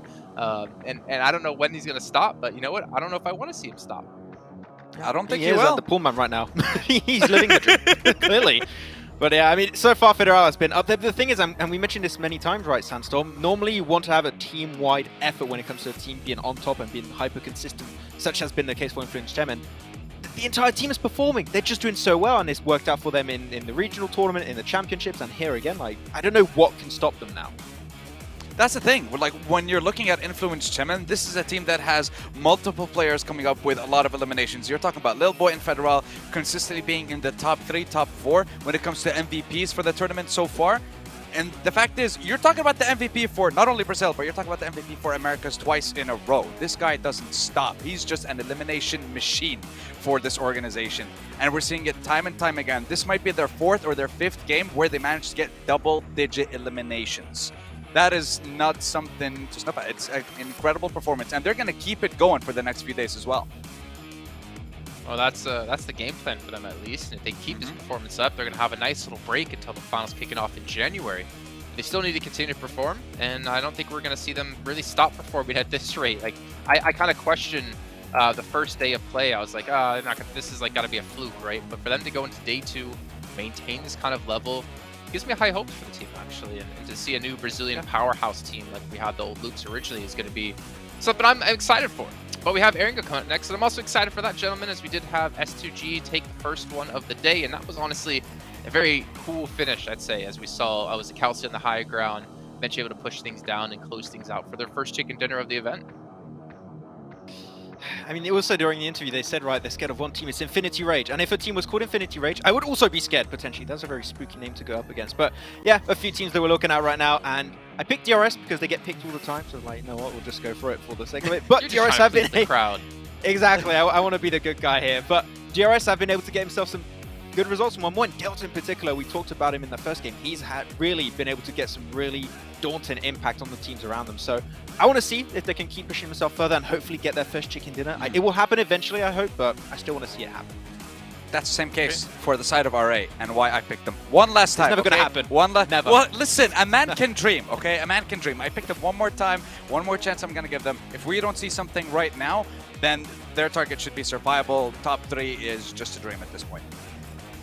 Okay, well, I didn't actually get a chance to see who you picked. I heard you say R8 Sandstorm, but who were the other teams you picked? I'm looking at Influence Chemen. Again, the consistency is still there. And the side of S2G, who have managed to get 70 points in 3 games already so far. So I want to see how many more points they're going to be able to get, and will they be able to get close enough to Influence Chemen as well. Okay, so typically just picking the top-ranked teams. Okay, I see your game plan. In the meantime, let's head over to our comment. Max, you're shaking your head. I'm shaking my head as well, even though that's the exact same strategy that I use. But John and Blank, who do you guys actually going to be watching out for here when we get into this match? Everyone. That's kind of what I'm here for. You ready to give well, not a prediction, a team to watch? Because Jason keeps talking about them like they're predictions, and I don't feel comfortable being put in that box. I mean, he was just asking which teams we thought were going to do well. I think S2G, Influence Kevin. Yeah, that's fair. Influence and Kevin. then also, who is the other one Sandstorm keeps picking? Bigman Galaxy. There we go. So all those 3. But now I'm The just top joking. 3 teams. The top 3 teams. I like them teams. Those are good teams. And I think they'll do well. I think genuinely I would like to see Titans do a little bit better today. I think they had a strong day yesterday. And they were extremely happy with the results that they were finding. And I think that's what made me so happy about watching them. You know, they seemed like they really appreciated that they were getting those wins. And I think that, you know, when it comes to PMGC, you appreciate a team that wants to be there, wants to be part of the action. again, not to say some of these teams don't want to be there at all, because they certainly do. I think some of them just realize that they are that good. I mean, you look at Influence Kemin, they have some pretty pop-off little winning celebration moments, but I think you can also see in them, they're like, we know we should be here. We should definitely be at the top. Certainly have got that confidence. Right now at the top, it is a 44-point differential. It is pretty huge, to say the least. It's more than some teams have got in total already, and that's the lead that Influence Kemin have into first place. Back over to Erangel coming in for match number 4 today. S2G, second place though still. I mean, that 44 point differential is probably the crazy thing, but that's only because Influence Kemin have been the most consistent team out of any of these teams. I think that if you look at any of the others beneath them, there has been pop-off performances from every single different team in this lobby, finding points where they can, when they can, and that's the most important thing to look at. Influence Kemin, on the other hand, they've just been putting up points all the time, and I think this is a team that I would say at this point, definitely going through to our grand finals. We'll definitely see them there representing Brazil. You know, 7WG, he'll be happy with that, absolutely. And I bet he wish he could be here right now commentating over on Group Red. Well, sometimes just doesn't go your way, but what can you do? Still, where's I'm sure my they'll be very UK teams at? Yeah, I know, right? Like, come on, guys, get it together. Yeah. Come back, please. Yeah. Oh dear. I'm sure there's 2019 vibes. Yeah, I'm sure there's some hidden talent over in the UK, and if it needs be that I put together a team from the UK, hit me up. We'll get something going. Let's drop it to PMCO. Let's get this. Let's get this ball rolling. And we'll, I will message the entirety of the UK. Come on, let's do this. But yeah, heading over towards the western side of the map is our first circle. Again, I was going to say this last game before everything started popping off in a massive way, but if I have any advice to these players at the moment with these new circle settings, with the PMGC format, and with the way these teams are currently figuring out this lobby, I want to see more teams picking out the center spots within this lobby, picking out some of these high priority compounds and battling out for them. You know, Mad Bulls had a real good chance at winning that last game, but instead they stuck around the edge side of that circle, and that's what they're used to. It's what they're good at. However, at this point in time, I think they need to change up their game plan, because they were so close to taking up that position that I8 held towards that. I think it was the 6th shift on the circle, but they waited too long to make that movement. This is literally playing chicken. Oh, wait. That wasn't... That's me. Hey. Hey. That wasn't part of the... Whoa. Come on. Give that point back. Yeah. Don't like that. You know, that's they were having just such rude. a good time, and he was doing so well. Yeah. That's like everyone playing with water guns, and then someone pulls out the BB gun. It's totally unacceptable. Like, you're not playing the same game as us. Yeah, it's just not okay. Like, that hurts. It's like freezing your paintballs. Whoa. I didn't even know that was a thing. Have you come up against that? Only the once, but only the one they got time. kicked out fairly swiftly. Yeah, that just sounds like actual bullets. It's just projectile impact. Small cannonballs. Yeah. I mean, yeah, no, it's horrible. It's awful, but that's exactly how it felt just then, you know? Amazing.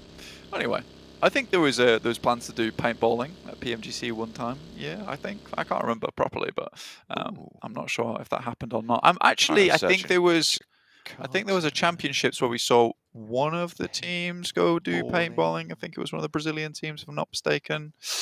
Ooh, I can't rack my head around it, but I'm sure I'll find it at some point. There's a couple of paintball places in Jakarta. Oh, is there? Okay. Yeah. All right. Just searched it. So basically, it's just going to be me going, so, anyone want to go paintballing? Don't freeze your paintballs, though. Anyway, I think... I will be putting your paintballs in the microwave before we start. You will be basically playing with just paint shooting out the front of your gun. Just splattering. Yeah, pretty much. Anyway, looking at the map again, centering up probably over towards Gatka. I mean, main Gatka MTech is currently holding that, but losing a player early on does not support you very well, considering that the Gatka is an area where you need to hold more than just one area the majority of the time, which is where it gets a little bit more rough, right, John? So I think for MTech Storm, it might be a case of just basically singling out one of these compounds and then holding that one down yourself. I mean, you don't have as much control, you don't have as much information gathering, but at least it will lead you to a late game performance. R8 in North George. We saw LGD try and move up and guard out that eastern side before over in Georgia Pole. Will they be looking to do that again with the circle as it is? They know that R8 most likely going to have to break out this way. So potential to try and guard that out, or they could head further south themselves for LGD. Titan on the east side will have to move west from Milta for rivals, as we're on board with right now, in Roshok, who will have to shift a little bit south, but they are in this first circle, so they've got a lot of time to figure it out. Yeah, 4 rivals certainly need to figure something out at least. Being in 15th place with 31 points, it is not going well for them whatsoever. R8 also kind of throwing away their Sandhawk opportunities with only one of those a day, where it's probably the most in conflict for those random wins, those random chicken dinners that you might be able to pick up. And dropping there with S2G, I feel is starting to become a bad idea. With Mongnai being open, that's certainly a position you can hold. And I mean, you even look towards our angle right now, you might not be able to see the map on your feed, but over towards this western side of the map, yellows on the coast are completely open, which means the Mad Bull's rotation up towards the northern side is completely free, as is LGD down towards that south. A lot of these teams grouping up towards the east is maybe unideal. I mean, BTR currently holding Yaz with Influence Kemen also in that area. I mean, you're sharing that position. Do you have to? Maybe not. Is it a very influential position? Yes. But there's other areas on the map that you could head over towards and save yourself a lot of trouble in the long run. S2G really like Ruins. I mean, why not? They've had good experiences there today. Hovering around the zone for a while. LGD still yet to leave from the crates on the south side of Georgia Pole. Just picking up that loot, snaffling it all down.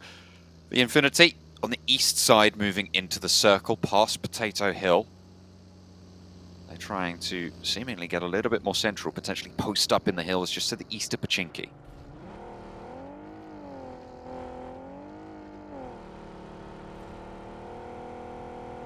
In case you're on that south side as well of Pachinki. I mean, this has become quite the hot spot whenever we do see these circles on this side. I think you're looking at a lot of these higher ground spots down towards the south, even Pachinki becoming that hot spot later on if we do shift over there. I mean, we've seen a lot of those endings of the games where if you get yourself a good spot in Pachinki, you could saddle yourself up quite easily to a chicken dinner. Even Mad Bulls on that game where they had only 2 players in the center being able to pick themselves up that single chicken dinner for their own. Currently in 13th place though, unideal. DRS playing on the fin. And will be fairly safe for now, but they are right on the edge of the circle, so if you stay here, you are committing to that edge style of play at this stage. More likely, they're going to want to look to break out a little bit further west, but you've got the Infinity who have headed in ahead of them now. I mean, DRS did have God Tunny out wide for a long time. The rest of DRS were down towards Novorep. So for them, it has been a little bit of a journey to get up here. Titans also becomes a problem, as a lot of these teams are going to start to backfill now, with Buriram also coming in, BTR leaving late from Yaz. On the other hand, Influence Kevin made a massive rotate over the top side underneath Saverni, down past box towards S2G. That's in Ruins. Killer, though, found by God Tunny. And now DRS in a little bit more of a tricky position. Again, like we're saying, Titans can backfill on this. Buriram also coming down to backfill on this. The more I say Buriram, the more I enjoy it. It's a fun word to say. Yeah. Buriram, it's got a tempo to it. It's got a rhythm. Yeah, love that team name. Love that team as well. Circle, probably the hardest shift we've seen all day. Probably even over the past 8 matches, I would say this is the hardest shift we've seen on the Circle. Heading down towards Sosnovka military base. A very interesting shift, and definitely sends a lot of these teams into panic mode, I would say, because, a lot of these guys have been thinking, right, we're having a lot of central circles at the moment. We can figure out which compound is the best quite early on and then play from there. But it is these Zone 1, Zone 2, Zone 3, where a lot of that change can happen. You need to be quick on on the trigger, quick on the ball to make those movements. So this is kind of cool, very fantastic. Very Pierce still in, but it's those lighthouses as well as the gas station, which could be real hotspots. This was always going to happen. Tons of action appearing on your screen as teams all make a massive migrate down towards the position on the south side of the map. Goodness me, Nigma Galaxy really suffering. Reezy just rolling straight on up into Nigma Galaxy and seemingly causing enough chaos for the rest of the team to rally on through. Already a fight with Team Queso was popping off in this area, so they had their attention drawn other ways. But now the fight breaks out between actually Burdam rolling up into it as well. S2G into the mantle, into the breach against Team Queso, and Burdam further on across the hill. You have the Infinity holding in the yellows. The nades start to fly. It is chaos. Blank, you're talking about panic. This is exactly the situation that causes it. Yeah, Burdam made a really long rotate down from that northeastern side and now just tossing all their nades in straight away. And I think these teams expending so much utility this early on makes a lot of sense, because you know that one of these central spots right now that S2G currently is in, there's a lot of teams around you. So if you can clear one team out quickly like they did with Nigma Galaxy and then send another team packing, you have this tree line to play in. It's a very important area of the map. A lot of people underutilize it, but for S2G, they realize how important this area is. Nigma Galaxy, though, 16th place, 16th place, 11th place, and a 16th once again. Today is horrid for Nigma Galaxy, and that buffer is the only thing keeping them alive in that top 3 at the moment. And it is not long-lived if they have that eaten away. Plenty of teams will gladly take that spot guaranteed through to the finals.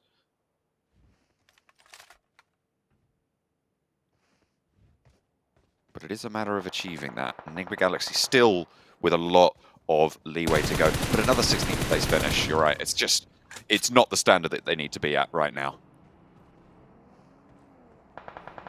Something needs to change, and I think, honestly, it's less of Nigma Galaxy getting worse, but more of these teams adapting to the playstyle of the lobby at the moment. I mean, Nigma Galaxy were always quite a central focused team, in which case they were getting a lot of work done in the early game, getting towards positions that were very, very high priority. But now a lot of these other teams are realizing, you know what, we can just send center and then be fairly comfortable. And Nigma Galaxy are not prepared for the amount of crashes coming their way. And I think Freak is probably the one that's holding them together a lot of times as a singular player. We do get another pretty hard shift up towards that northeast side with so much water cutting all this out. We have, you know, DRS holding on over towards farm side, this coastal area. There are some towers in this area as well to play around with, and Influence Kevin has just stayed out of the action for as long as possible. I mean, they've got a couple of knocks here and there, one elimination, trying to clear out space within the lobby, but this is one of the hardest circles to play that we have seen all PMGC. It has been really, really difficult as well, considering the previous massive hard shift, Blank. All these teams are a little bit off kilter on these rotates, and the positioning in general of the teams will be a little bit unfamiliar. And having to shift down on a essentially 40% playable terrain circle. Yeah. I mean, we should see Zone 4, the circle, attempt to move away from the water as much as possible. But that also has the caveat that this moves down towards Titans are playing on Sosnovka military base, which would be an unbelievable result. We're more than likely going to see this center up over towards that northern side, but because the circles are now smaller over on Erangel, you know, you are going to see still a lot of space being inside of that blue, inside of that water, in which case a lot of these teams are going to be rather playing on the edge side, and this is where edge play becomes a lot more beneficial towards yourself, because everyone inside the circle at the moment have made this mad dash in, and now going to be fighting off against one another tooth and nail, as if this game was more towards the 25-minute mark. LGD looking to sweep around towards the north.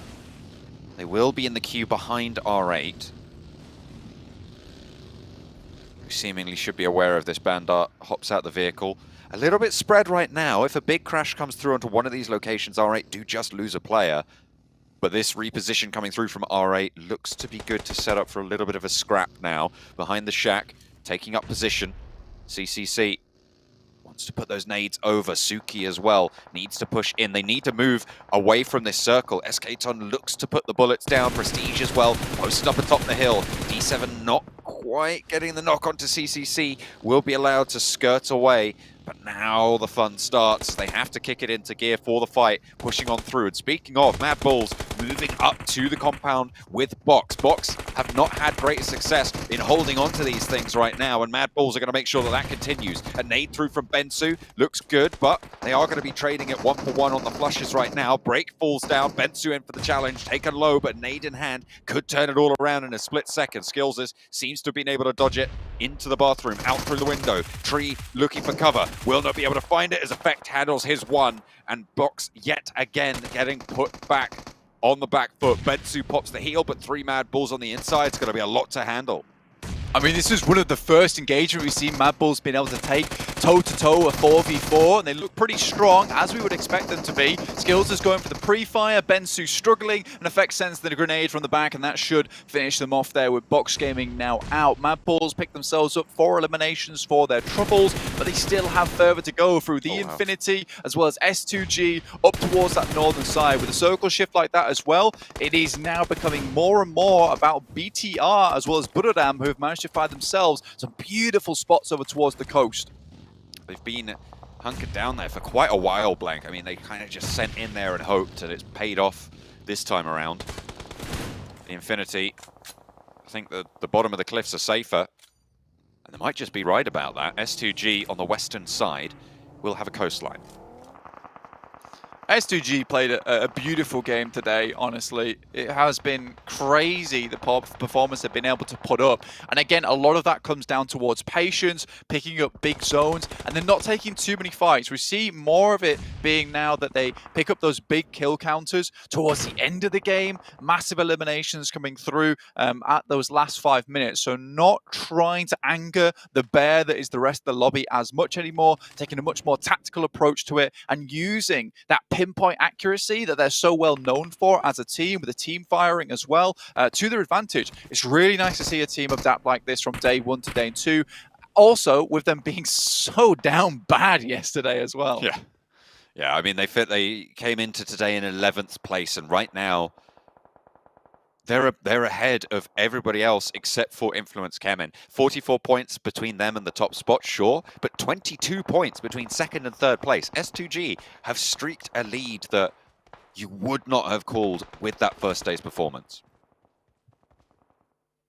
Buradam still holding a decent spot here. Again, if there's anything to go by that Miramar match we watched yesterday, where they were on the high ground, they did struggle slightly holding 2 separate zones of locations. Skillses, unfortunately, gets knocked down on his approach. And I think for Mad Bulls now, down on the south coast, things are getting rough for them. Silas even finding another on their side. Should be Mad Bulls in a really horrible spot now. 2 players up, 1 player knocked, and you see Skills is there right next to the players. So very unlikely that he'll get back up on his feet, leaving Mad Bulls at just the 1. I think this could have been a case of a decision to move towards that northern side and try and stay out the action as long as possible, because it was most likely you're going to see all the players on the coast. I mean, if we pulled up the map feed right now, you would see basically a caterpillar of color across the rock faces. Oh my goodness me, Razy. The happiest of feet right now did get spotted across the way. I think that might have been from Entex Storm. It might have been from Skillses. We're finally looking for the shots. Zagon XIA actually managed to make landfall and take shots over their way. Ooh, that's bad news for Entex Storm. Allowing Aegon XIA all the way up there. That allows Razy more power over this gulf that will need to be breached. S2G will have to send around the headland after this shift. I mean, you can see on the map feed on the right side of your screen there just exactly what I was talking about. I mean, it's a crazy rough circle to be playing in. Titans, though, able to get off that southern coast up towards the cliff face itself. There is a few positions where you can start to try and climb up the ladder that is the mountain, but it is quite difficult, especially with a lot of teams watching down that way. BTR has Jem Foster holding out towards the west, which is great. I like this play. They're having a lot of players put focus over towards the eastern side. Jem Foster isn't necessarily looking for eliminations or knocks. He's informational based. The rest of BTR looking to hold on to the eastern coast. Ooh, Ayala backed off from going for the sprays over to S2G's position, but they are going to have to move now. The circle is shunting. where can they go? They're going to have to swing in, maybe even crash onto LGD. We have to wait and see, but RayZ down low. Oh, he's knocked on the downswing as well. S2G, they've been so powerful in these circles so far, but the last player, TZ, gets felled, leaving 3 for S2G as RayZ takes the tumble. MTech Storm out, 13th place. Team Queso going for an absolute wild ride. The lives up towards Buradam and directly past S2G. Mr. Bones in charge of that wild ride. It is really not fun on the skeleton charge there. Silas wants one of his own. And this is the difficult move I was saying. I mean, what can you do? It's almost better to send into the water and try and swim around that headland, but Newsy's there, waiting. He's been there for a long, long time. Silas needs something special to be able to win this fight against Newsy. Won't be able to pull it out the bag. S2G dismounted. 7 limbs, still a good card. I mean, S2G had the right idea of it for a long, long while there. Unfortunately, the circle shifts away from them. They have to move down. But Team Cakes are coming their way. They all started spraying, stood up, and basically opened up sightlines for so many other teams, in which case 2 of the players got knocked. Silas is like, goodness me, I just need to send out of here. Team Rocket this over towards the other side of the coastal edge. And I think for them, it just all comes crumbling down because they get a little bit caught off guard. R8 taking shots, Influence came in, slowly have worked their way down from that northern side, but Federal going down, one of the clutch players from that team, is a little bit scary for them, and with them being so split up, it's going to be difficult to pull that player back up into action. Buradam on the cliff sides as well, playing on the edge. I'm currently counting about, I think it's 5 teams playing on those cliffs right now. Newsy down there as well for the Infinity. What happened? A lot of shots lighting up towards 4 rivals here. Really difficult position on that northwest side, so do not blame 4 rivals for taking a lot of punishment there. DRS as well struggling to get away from those docks. Yeah, we always assumed this would be the circle that would take place, so not too much differences happening in terms of where the circle is playing. But R8, Influence Kevin both have to make their way in. BTR are really looking good this game. And again, Jem Foster has played a very patient game, which is absolutely necessary. Tiger from Buradam as well, hitting these beautiful nades off the top side onto the areas where you would assume most of these players would be at. Only one more nade left, though, and he has to make this one count, and he's in the complete wrong direction. Yeah, not going to happen there. We'll just blow up in the middle. But that does give you info that there's no one there. Still, not going to act on that. I think he had some steps down there. And we'll just be suppressing the line. It is a really difficult position there. You can see that overhang on the rock. It means that there's a lot of safety. So unless you cook your nade just right, you're not going to get the damage. Yeah, I still think the Molotov as well was maybe just a little bit off target. I think that's the last player. But Influence Kevin's still up now in law, waiting on his lonesome. BTR, again, really well played on this coastal side, but soon they'll have to deal with Titans. We're working their way up. Like I said, there is availability to move up towards this coastal side. It takes a while, and it looks like Titans are just taking their time, looking for the best moment. But whilst waiting too long, they've been spotted now by I8, who have had to move their way around that coast as well. Buradam up to 5 eliminations on the game so far. Probably one of the most mobile teams right now in terms of their positions. They're all on these plateaus with some of the ridge lines to play around.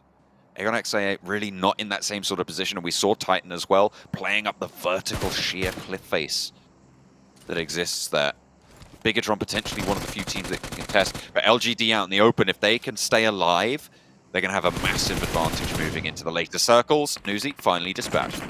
Yeah, for LGD, it's actually a really good spot that they're currently holding. They're in a ditch. They have some smokes out, some vehicles that are providing them cover, and it is open ground. So when this circle, and it will do, starts to shift away from the coastal side a little bit, these teams are going to have to start coming out from underneath this cliff face right into the purview of LGD. The main thing they have to be careful of at the moment is R8 sneaking up towards their position, sitting on the back of the buggy, which means they can shoot down towards LGD with the extra elevation it provides. It's an interesting ending towards the circle, and LGD have to play their cards right. These nades, though, were always going to be an issue, and they've not kept R8 at bay enough, and with 2 down, life is looking very difficult for the teams from LGD. Yeah, it's not good for them right now. Ooh, another flush, another knock. That brings them 2 active. on the far side, though, and the shots from Buradam, who are going to slow R8's approach down. Sure, the nades can get in, but making this cross for R8 still seems nigh on impossible with everybody looking out their way. SK-Ton, if you'd have just kept the Mini 14 or had more bullets there, might have been able to get that knock, but 2 players from LGD, their little blue tails staying alive. Yeah, I mean, it is the smallest of divots here. And again, that is what the buggy can sometimes afford you. And it was a really good play from R8. They set up the smokes in front of the buggy, popped their player on the back with the most amount of nades, and then he just tossed him over the back because he could use the third-party perspective to just kind of look down towards where LGD were and perfectly place these nades from the maximum distance, essentially. So it's really, really well done. I love that play coming through from the guys of R8. It should be a good nade from Luxi. It does enough damage to keep DRS in dire straits at the moment. That circle shift, I mean, yeah, you're right. It's keeping actually quite a lot of the coastline of this circle. All right, with a mad crash. Oh, 1 run down. Traded 1 for 1. MVM has to hit the deck straight away as Buradam are looking over this way. 2 players from R8 get bonked out there. Prestige at the back was playing backstop. Smoke needs to bloom. They need to force this res for LGD. It will not be possible otherwise. Buradam's crater, again, just so powerful, but they're going to have to leave it soon enough. Prestige mounts up for one last go around. Can he make it? Can he make the spray down? MVM has other ideas. Up to the vehicle, taken low. Prestige looking to stay alive for R8 and take down LGD's central stronghold of a ditch. Prestige burning, but not feeling the heat just yet. Wipes the sweat off the brow, backs it up, wants more of the spray, and takes the whole slice. The fact that he was able to survive that is actually incredible and get all the way through with R8 also looking down towards them. Titans dispatch the guys from I8, pick up 5 eliminations. Just about a minute ago, these guys were only on 0. So Titans have done a good job. Now, Jem Foster stepping up. This guy has been a major player for BTR so far. He has 3 players to contest with. He has remained very silent this entire time, which has been very cool. Takes a huge amount of damage, though, from Sky Only, who sent wide for Buradam. And now BTR have to respond. They cannot be passive in this late game. Titan with 4. Buradam rezzing back up to 4 as well. Bigitron with Jen Foster down, acting with 3. And the wild card of Law from Influence came in to bring us up. 4 teams total remaining blank. No one's making this push just yet, but the next circle gonna pop soon. Jem Foster did a fantastic job to stay alive this long and also unknown to the guys from Buradam. Steps up a little bit too early though, in which case the player from Buradam already sent wide, had spots on towards him. And now Buradam looking for a really big game here, finding at least 1 from Titans in Teak, now looking to take out the rest. 3 players for BTR, slowly sidling their way up towards this eastern side of the map. Influence came in still with 1 player in the circle, staring out into the blue to make sure as little of him is visible as possible. And again, this is a top 4 from Influence Kemin. They'll take the points where they can.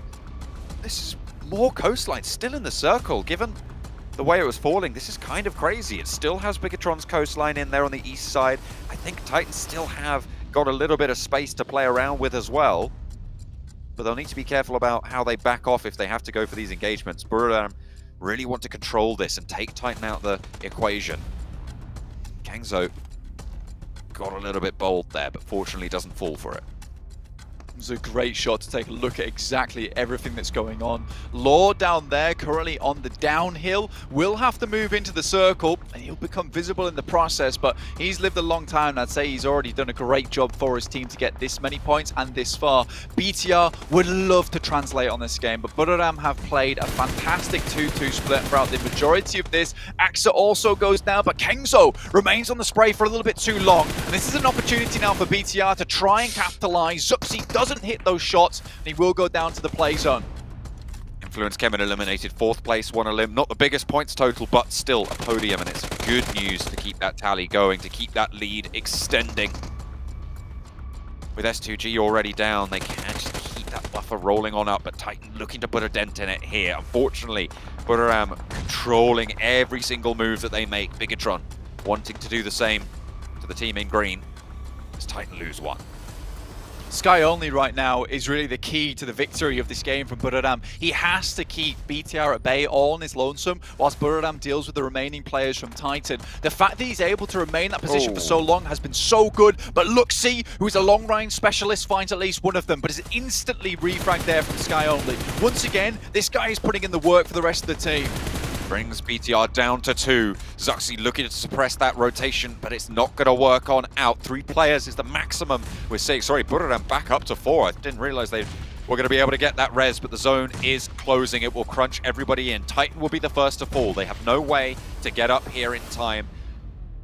And they will be unfortunate with it. The nades are there though, and Puncher might be able to do a lot of damage to Tiger. Takes the challenge, takes the fight, and actually wins that out. There's a way up, that's a route. If they can win the fight out with Kengzo, there's a nade up top, but it's a little bit long. Kengzo wants the engagement as well. Can they just stick this res?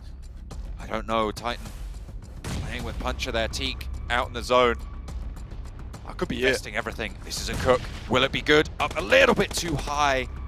And a second one to follow it up. Kengzo looks for the challenge. Puncher caught in the barrel. Doesn't go down on the first peak. Kengzo looks for a second. Puncher will be burnt on out, and that is going to be the end of Titan's roll. But Buraram now turn their attention to the 2 remainders of Bigatron.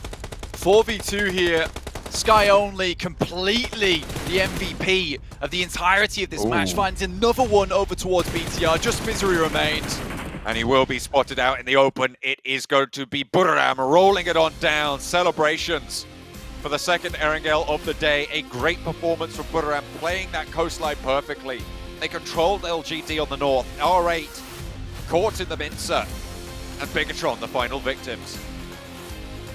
I mean, you look at Sky Only there, and seriously, this guy was playing from the sky. This guy was an AC 130 on the map, just delivering devastation to every single other player inside of that zone there. Buraram, all they had to deal with as those 3 players was anyone coming up from the coastal side, but it was Sky Only who dealt with practically every single player that was playing on the edge on that northern side. Without him, that would not have happened. He practically put in the shift there for Buraram, and without him, that chicken dinner might not have gone their way at all. I mean, you look at this guy, 10, 20 damage done, 7 eliminations, 5 knocks as well, and hardly any damage taken. That is the key factor for Sky Only. He has to stay alive in that position. He's all on his low, so if he gets knocked, the entire game plan gets flown out the window. And even so, he was still making those aggressive peaks, man. Absolutely great stuff there. Excellent damage numbers coming out from Buraram. They played very, very well there. A difficult set of circles as well. The hard shift down towards the south really, really made a lot of teams worried. But Buraram prevail. They take home an excellent chicken dinner.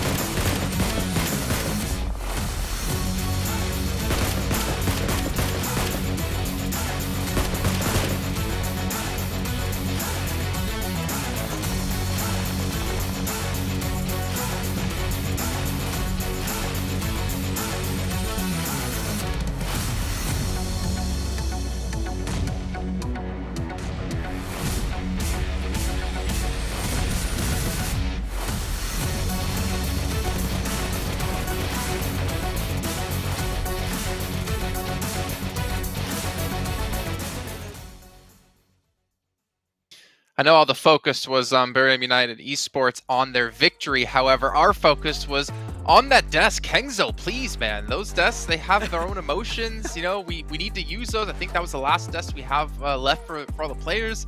But you can just see the excitement for them and how much they wanted to close that game out. 28 points is phenomenal here for this team from Thailand, showing that they've got what it takes, as well as the Infinity have been able to step up today. But a massive victory, but it also kind of awkward and kind of questionable victory we were discussing, Max. I don't like how much focus they were putting on Titan. It's like you're getting knocked constantly, you're getting naded up by the players down below, you're spending a lot of resources to get rid of Titan. Maybe if you keep focusing them down so much, you might give an opportunity for BTR to like take more control of the circle, which at some point they were doing. They were taking some sneaky shots from the distance. It was not looking great. The moment Totem goes down, they still has a 4-man, they can take more control, but you know, it's still a strong win, and especially Sky Only, as Blank mentioned during that cast, like he was really the one to enable Barium to get that win. Sandstorm, any thoughts? I'll be honest with you. I was just looking at the leaderboard, and R8 got 4th, so I'm happy with that. So you know that means that they're no longer the team in 16th place. But no, definitely. Okay, Because I know what's Well, coming, Jason. Because I Let's know see what's our coming. overall standings and see where R8 is sitting, or maybe some of the other teams have made some movements. And we do see Buriram United Esports have been able to get themselves into 3rd place. So maybe that's why they had a little bit of emphasis over towards Titan there. Maybe want to punish them and keep them out of the running. But honestly, I think the biggest story that we've seen is either S2G stepping up today with 2 chicken dinners, or Enigma Galaxy just not even participating, it feels like, today. They have fallen from top 3 down to 5th, and this downward trend is just continuing. Yeah, completely the opposite of what you want to be seeing for a team that got themselves to the top 3, but definitely have to give it to Buriram and to STG. Buriram, I mentioned them at the beginning of the broadcast. Just gonna go over, hey, all right, it's not in the last place. But back to Buriram, of course. These guys, they managed to get, I mentioned this before, a couple of top 2, top 3 finishes on day 1. Day 2, though, they haven't had the best of performances. They managed to get, what, 16th, 11th, 10th, and then they managed to get a 6th in the previous game. But finally, a chicken dinner in their name, skyrocketing them towards that over 100-point mark, getting themselves in the top 3. So now they're no longer slowly getting up there. No. They're just breaking the door down. They're coming in. They're announcing to everyone, we're here to play, and finally we're going to compete for those top 3 spots as well. I'm surprised you're not talking more about R8, actually, because R8 had a really good push on LGD this time. As much as I was unhappy about that happening, Prestige, getting in the buggy, has that little bit of extra elevation in the smoke and just nading down that little dip that LGD had, which was a really good spot, by the way, but the way they pushed it afterwards was clean. So we saw some sparks coming out from R8, so maybe get himself some more good plays. We'll see. It wasn't even that. It wasn't just that, by the way. It was also the fact that Buriram were watching Prestige. They were seeing him right behind the smoke, and they were waiting for those nades to hit the side of LGD. So it was, again, perfect timing from them. They didn't want to ruin R8's chances of destroying another team. The way they saw it is just 2 teams fighting it out. They get to clean up the kills or the eliminations at the end of it, and then they get themselves the points that they want. So also very well timed from Buriram. All right, well, ladies and gentlemen, we do have to head to a short break here, but when we come back, we'll head to the next match in just a few.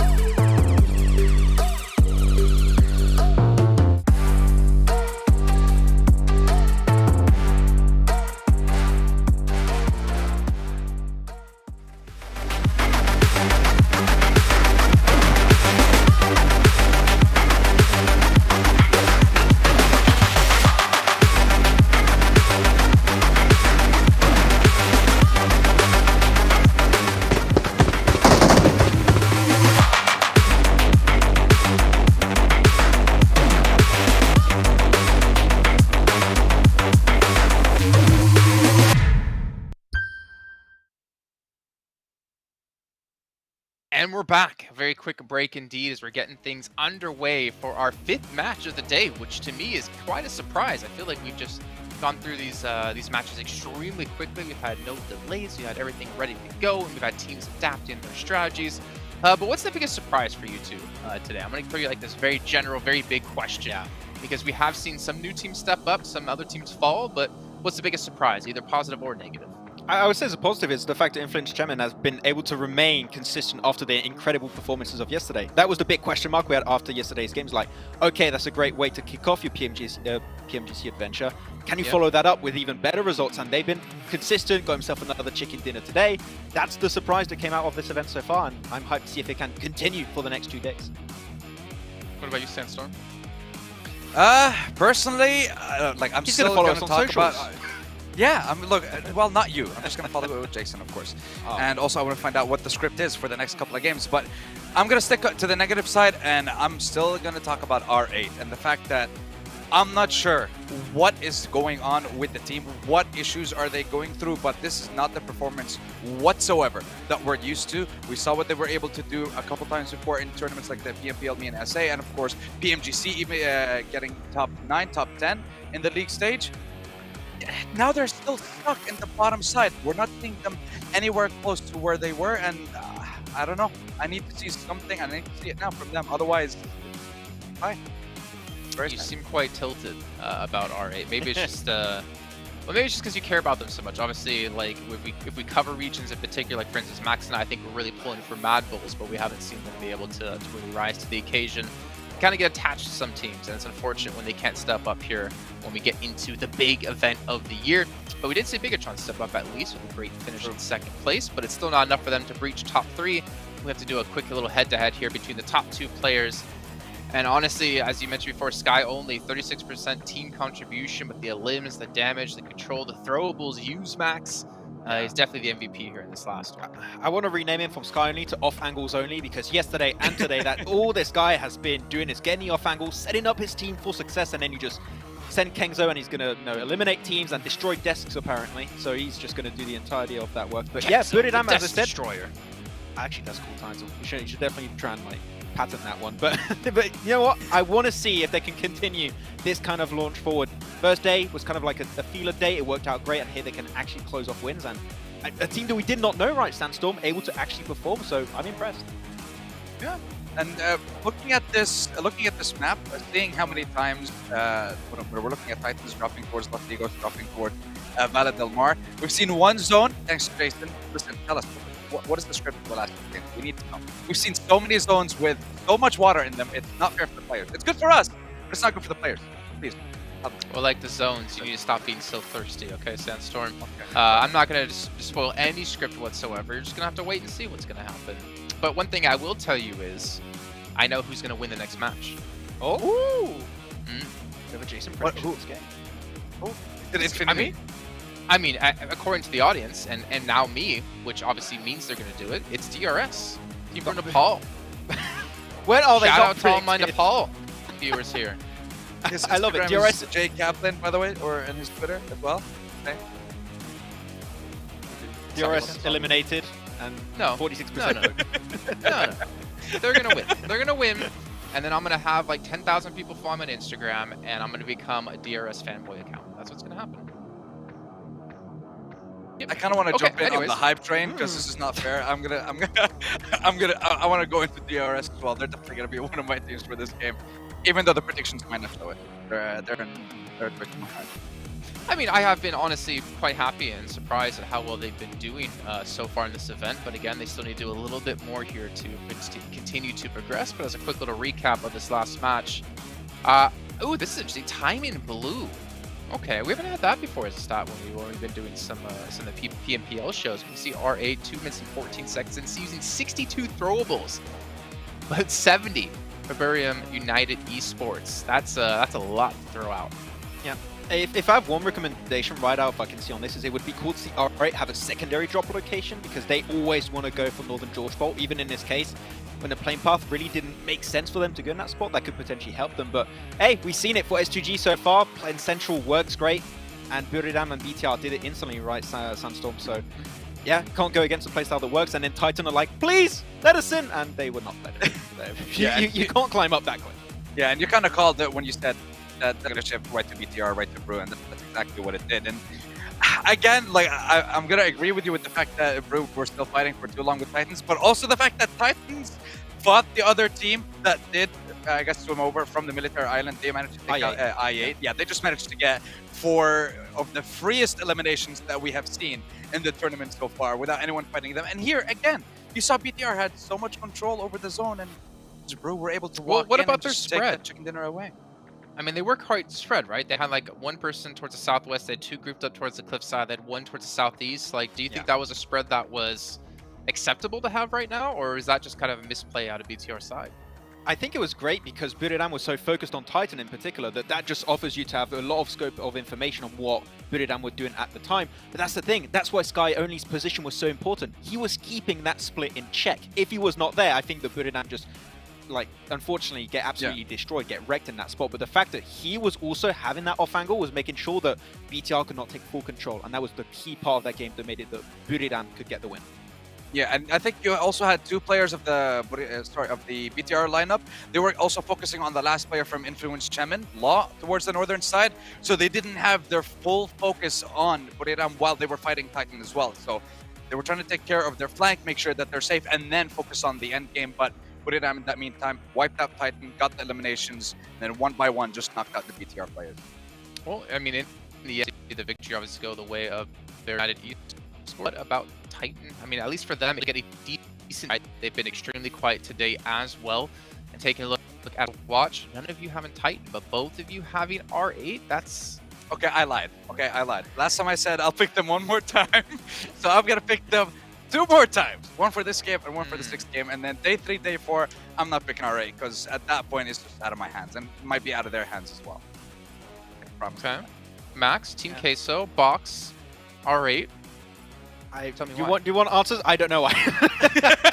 I was like, okay, I'm picking you this time. But no, I want to see RA, and I was like, no, maybe if I pick them, maybe you'll anti-curse. I don't know. I'm trying things out right now. We'll see. Double Just trying negative to is a pull up positive, maybe. That is technically how it works. I don't know if it works in PUBG Mobile. That's how it works in real life. So let's get into our 5th match to see if it's going to work out for R8 here as we're heading over to Miramar with John, Allen, and Blake.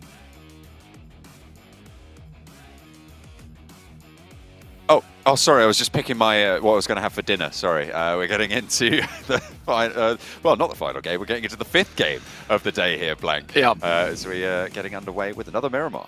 Right, so you know what I would like after this game is for both Max and Sandstorm, as analysts, right, to tell me if R8 don't do well, why they didn't do well, rather than just saying, well, R8 did this. Because honestly, guys, why are you picking R8 every time? I don't understand. Stop that. Stop it. But yeah, we're heading over to our Miramar now, and hopefully we can digress in towards this match and figure some things out for ourselves, especially on Miramar, where we did have that pretty interesting circle at the end of our last Miramar game. And to be honest, the circles all day have been fairly interesting, fairly central, but centering up on some very difficult zones to hit up towards. We're going to take a quick look at some of our beautiful venue shots at the moment, because we do have some great setups at the moment. It's great to see all the players here as well. You got Team K, so we just saw Influence Kemin as well as MTech Storm, all doing some fantastic stuff today. Absolutely. Today has been a sort of a water-themed day, I think, as they said over on the desk. There's been a lot of water features in these later circles. I mean, certainly on the Miramar, most notably, had a lot of water in fairly late into the game. Went down very, very coastal there, which cut out a lot of potential areas for playing. Hey, there's no time for sleeping. Come on, get back in there. You got to get back on the grind, right? Look, I know these games are easy for Influence Kevin, but it can't be that easy. No way, can't be, right? Oh well, we'll have to see just how easy it is for them here on Miramar. The first one of the day did go the way of S2G with their 2nd chicken dinner they were able to claim today. See if they can repeat that performance, or is there going to be another pretender to the top spot on Miramar here? We'll have to wait. Match number 5 underway. Taking a look at our overall rankings at the moment, things are starting to heat up just a little bit towards the top of the tables, with Titans, after that last match, being able to grab 96 points, sending them just underneath Buddhadam United Esports in 3rd place now of 104, quite close to S2G at the moment, which is great to see, honestly. But yeah, a lot of differential able to happen still towards that top 3. Kind of locked in for the 1st place spot at the moment of Influence Kemin. S2G though, Buddhadam both battling it out head to head at the moment for that grand final position spot. Everyone underneath them quite close. One chicken dinner would do it to take them there, but again, looking down towards our bottom 5, Mad Bulls, MTech, R8, Team Queso, as well as 4 rivals, all really struggling, and Mad Bulls, that gap is getting ever further away from them. 11 points now to 11th place with the Infinity in front. It is a real close race as we approach that halfway mark, right, where we can see a little snapshot potentially of things to come. Things do in general sort of start to even out, get a little bit less volatile as you play more and more games, but it is a good indicator at that halfway mark with 12 games under the belt after the end of today as to who is going to be really in the running for, first of all, the top 3 spots, and as you say, those bottom 5 with Mad Bulls looking to break through that ceiling. An 11-point barrier, though, for teams that currently putting up numbers that do not make up those averages. Not ideal, but it is one pop-off game that changes everything, as we saw with LGD yesterday. I mean, they got right back on track as well. on the road again for LGD, 84 points. Really not that far behind anymore. And this was a team that was, like you say, John, really struggling yesterday. DRS similarly 9th place. They were just trucking along and they're up to 72 points now. So in pretty good contention between that 5th down towards 9th place at the moment, which is great to see. But we are starting to see these little stages of drop-offs. Obviously from 11th to 12th place, 11 points. 10th up to 9th place is 12 points. So there is some difficulty now in jumping up. And I think for these teams down towards the bottom 5, you really do need to start thinking about today in these last 2 matches, putting up a stellar performance, because for MTech Storm, we now realize that, you know, those couple of scraps of points that they're able to put up every single game, it's right now not enough anymore. Down to 13th place with 48 points, not good enough, and it's not going to see you through to that survival stage. And honestly, at this point in time, I don't really think it is even in their interest to be looking at getting up towards those first 3 places on the leaderboard. I don't think they'll even hit that, even with some big pop-off games from them with the consistency we've seen out of these guys. Team Queso, almost the opposite in terms of consistency. Well, I suppose they have been consistent, if nothing else, as of 4 rivals towards the bottom of those tables. It's not been the greatest of showings for a couple of these teams. But when you come to the PMGC, every team here is a champion in their own right. So it's very, very difficult to swallow that pill. Certainly going to be bitter for quite a few of these teams.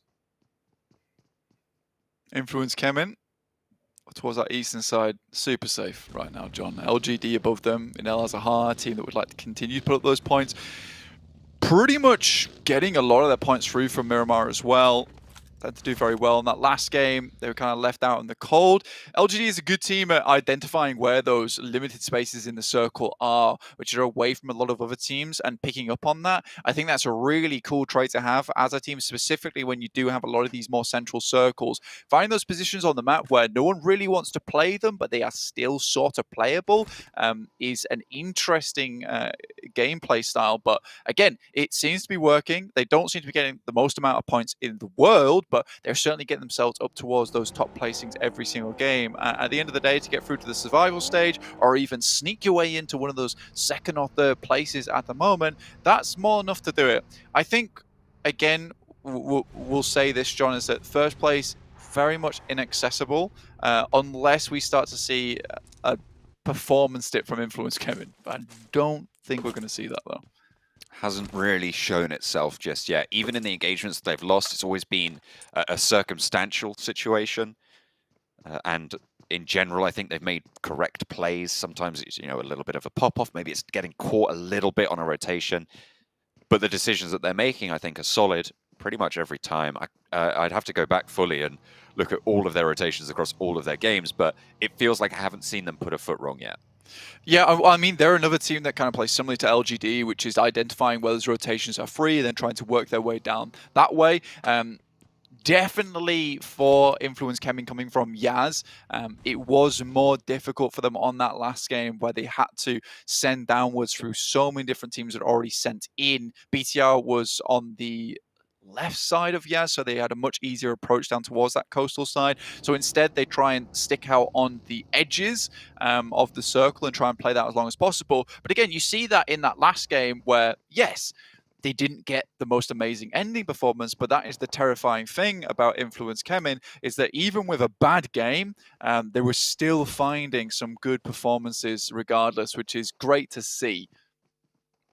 I think they went down in I think it was 5th place with an elimination, or 4th place even potentially in that last game. I have to double check, but they really it was 4th place in fact in that last game. So you're right, it's just keeping those numbers up. That's 9 points just for surviving as long as they did. S2G, a team that has been on fire today. The other story that we've been looking at, taking on Box, who have been faltering just a little bit. 60 points on the total so far, 10th place and at risk, so they do need to keep it up. Break. Looking up towards that position, you're right, John. You know, it's a little bit difficult for them, especially with them tied now with the Infinity, who maybe not have had the most crazy days today, but have uplifted themselves from that bottom 5 at least, and that is a start. With 2 extra days remaining, that is certainly a working position to start pumping your way up the leaderboard just a little bit. DRS still going strong for themselves, 9th place, 72 points. I don't think this is a team that has wowed us or hit us with wonders we've never seen before, but they're still making their way through a lot of these matches and getting some decent points on board to perform well. Very much an edge-centric team, and that really is, I think, the biggest thing that's holding them back at the moment is that I think they're more focused on just getting these consistent points and getting in towards that survival stage, which is fair enough. If you don't think you can take it toe-to-toe with some of the bigger teams without a little bit more time to work them out, that is absolutely fair play to play the edge and then just play, the points game of getting, 8 to 6 points per match, and that will keep you safe towards that survival stage and make a big push on that last day. Surprise, surprise. DRS at the top of the votes there. Jason shilling out for the audience. Why not? DRS, they're obviously very popular. They're performing. They had a bit of a better performance today, certainly in the early stages of the day, with a 1st place in the first game, a 4th place in the 3rd game. They haven't really shown up since then, so maybe they can have a return to form here. Of course, taking, I believe, in the. Have I got the? No, I got the. No, I got the. I got the row wrong. That was box I was talking about. Potentially. No, hang on a minute. I've completely got this wrong. Is 4th place in the first game destroyed? of the day. 12 eliminations in the first game of the day. That's the one I was talking about. There But you since then, they haven't really had as much of an impact. This might be a circle, though, that they could find that success in. Absolutely. It might be a position where some of these teams might be able to find themselves a better spot within the circle. BTR specifically dropping down towards Picardo as well could pick themselves up maybe a more dominant position. They're already extremely central in this spot. San Martin, a little bit of high ground for these teams to play around with. La Bandita, inaccessible area around the map. You don't really want to generally find yourself in La Bandita.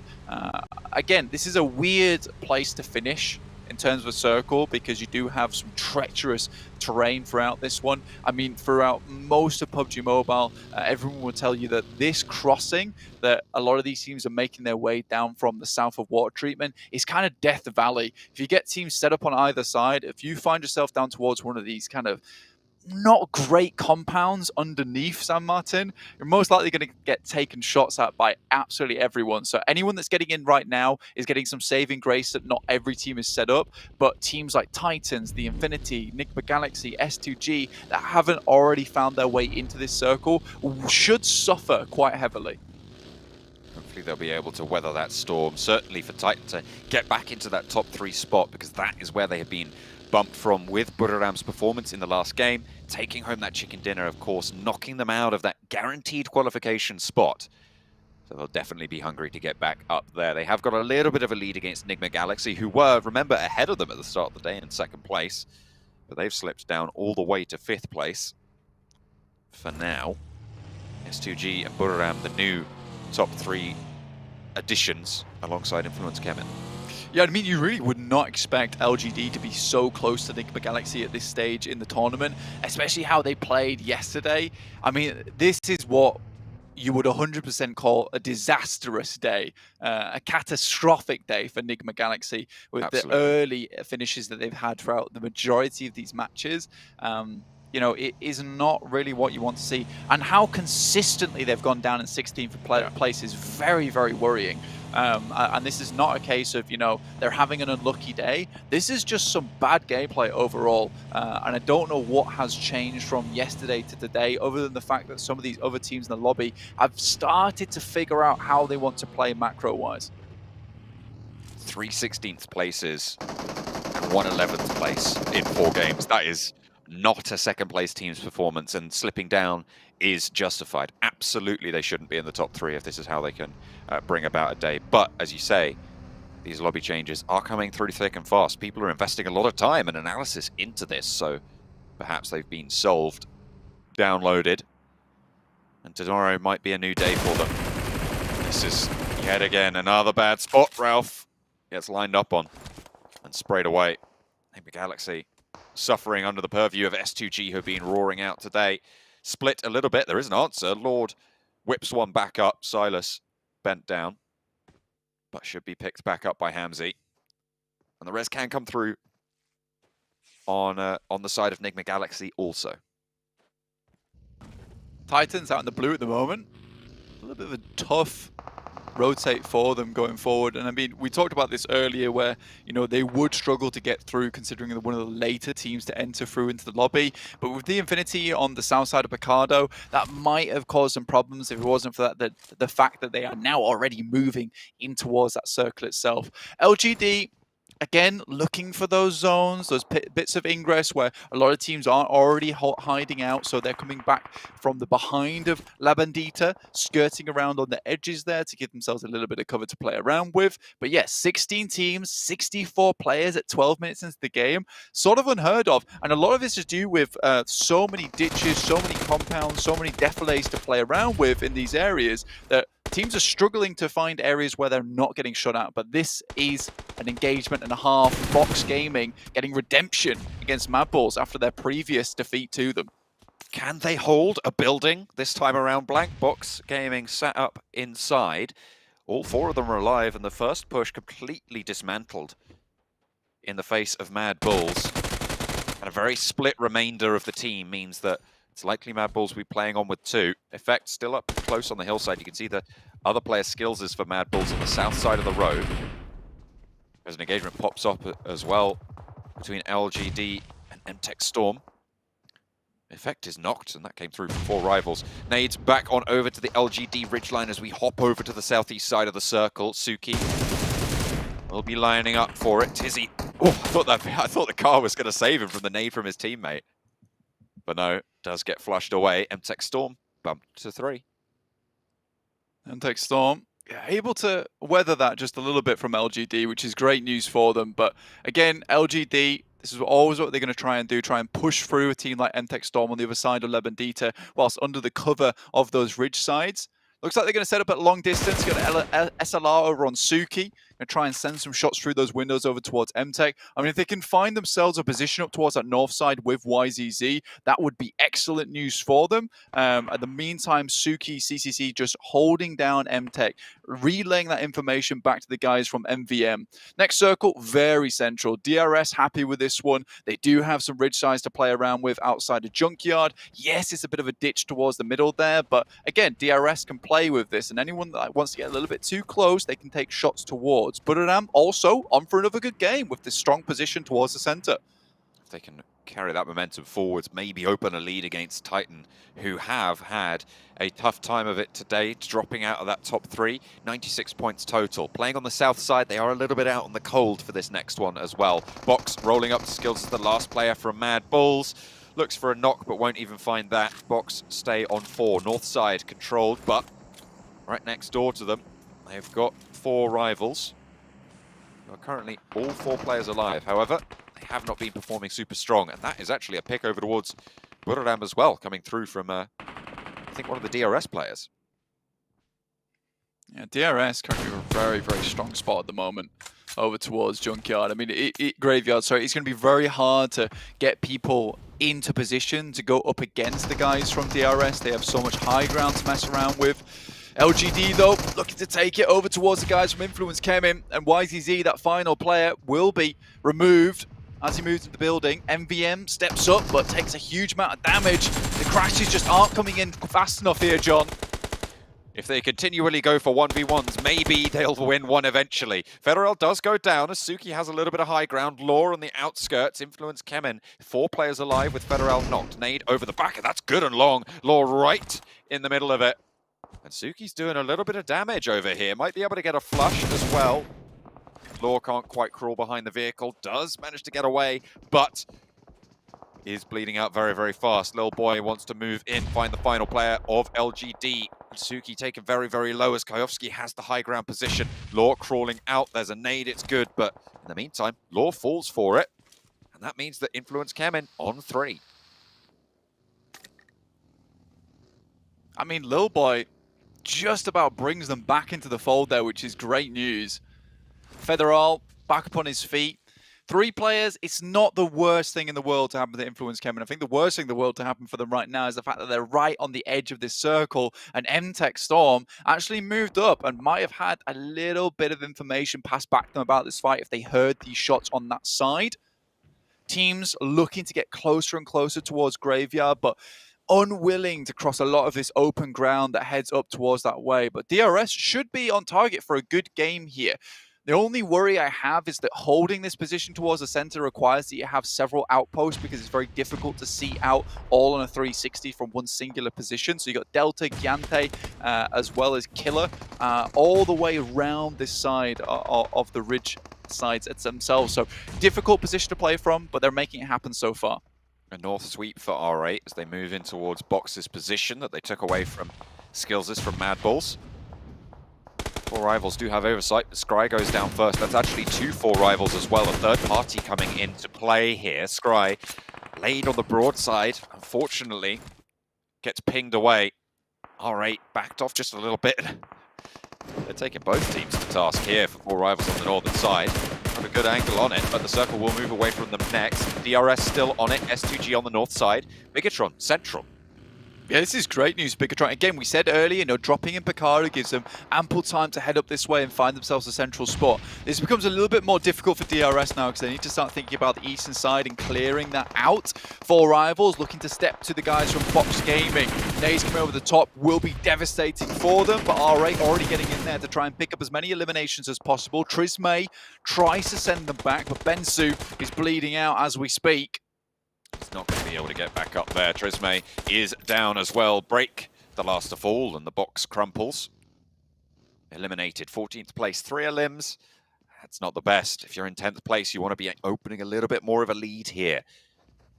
MTech Storm with a chance to try and leapfrog out. Mad Balls down early, so they certainly will be able to bump up to 12th if they stay alive for a little bit longer. And with Box on 63 points at the end of the game, they will have that chance to strike out with a strong game, but that's MTech Storm, who have not had a massive game so far. They came 4th place in the 3rd game of the tournament so far with 4 elims, but that's not a massive game. That's not the sort of points difference that they'll need to make up that entire gap. S2G currently set with 3 players, but fairly decent spot. R8 will have to move down again. A lot of open ground in this circle. Difficult to get your way across. The Infinity on that south side, again, looking for a bit of a better game here, but with 0 eliminations so far from quite a strong spot, it's quite worrisome for them. But again, this is more about getting up towards that top 5, getting those podium finishes. That'll do the trick. ID7 actually sends a shot back over towards S2G. I mean, for R8, it is a difficult road ahead of them regardless, so STG should be able to restabilize on that. Oh, a quick roll-up for MTech Storm with the DBS in close range. Get them into the firepower range of it. It's going to be brutal, but unfortunately it's dispatched on the entrance, and MTech Storm crumble in the face of Buradam's hold on the south side. I think there were some third parties coming on in there. They chose to roll up on a very, very watched side, and it went very poorly for the Crash. Out, and they will stay 13th. I mean, for Buradam, 2 players, but yeah, able to pick up maybe a couple of eliminations there, which was nice on their side of the game. Be able to hold out for a little bit longer. Not ideal for them. They would have rather have kept that 3rd player open alive right for the end game. Still waiting for this next circle now, which should be hitting very, very soon as teams try and strike out, get a little bit more territory controlled for themselves. It's hard to say who has the best position in this circle as well, because just look at it. It is just palm trees and little bushes and maybe a couple of rocks here to play around with. Nuzi popping up, popping down. Keeping it calm. Not going for anything super flashy just yet. The Infinity on the south side, waiting for this next circle to pop, as I think we all are. I mean, that's very central. BTR still capable from this position to take a win home for themselves, and they've been putting up some good points throughout the majority of the day today, and with the Church all to themselves and high ground to play around with, looking over a lot of open ground, that's great news. And I think the one biggest problem that a lot of these teams will run into when you have high ground is that a lot of teams will be consistently watching towards your way. So BTR has to pick their fights carefully, but the Infinity might just take the fight straight to them. Influence Kevin actually taken down on the eastern side, struggling to punch through. Yeah. That's going to be difficult. DRS handling business. And we'll have quite a lot of cover to move forwards through into this next circle as well. They'll probably be mostly worried about 4 rivals on the north side, but I'm on the south of them. It was always going to be difficult for Influence Kevin anyway, just because they were delayed so long by that LD push, weren't able to find the rotation they would have liked, maybe down towards that south side, even trying to fight out against Buriram, which they may have won. Instead, they find themselves directly in the face of DRS, who made the right play, getting everyone over on that eastern side to clear out much of space possible on that side of the map so they could play out from there. So DRS make a really informed decision for themselves and now can start to play into the zone itself.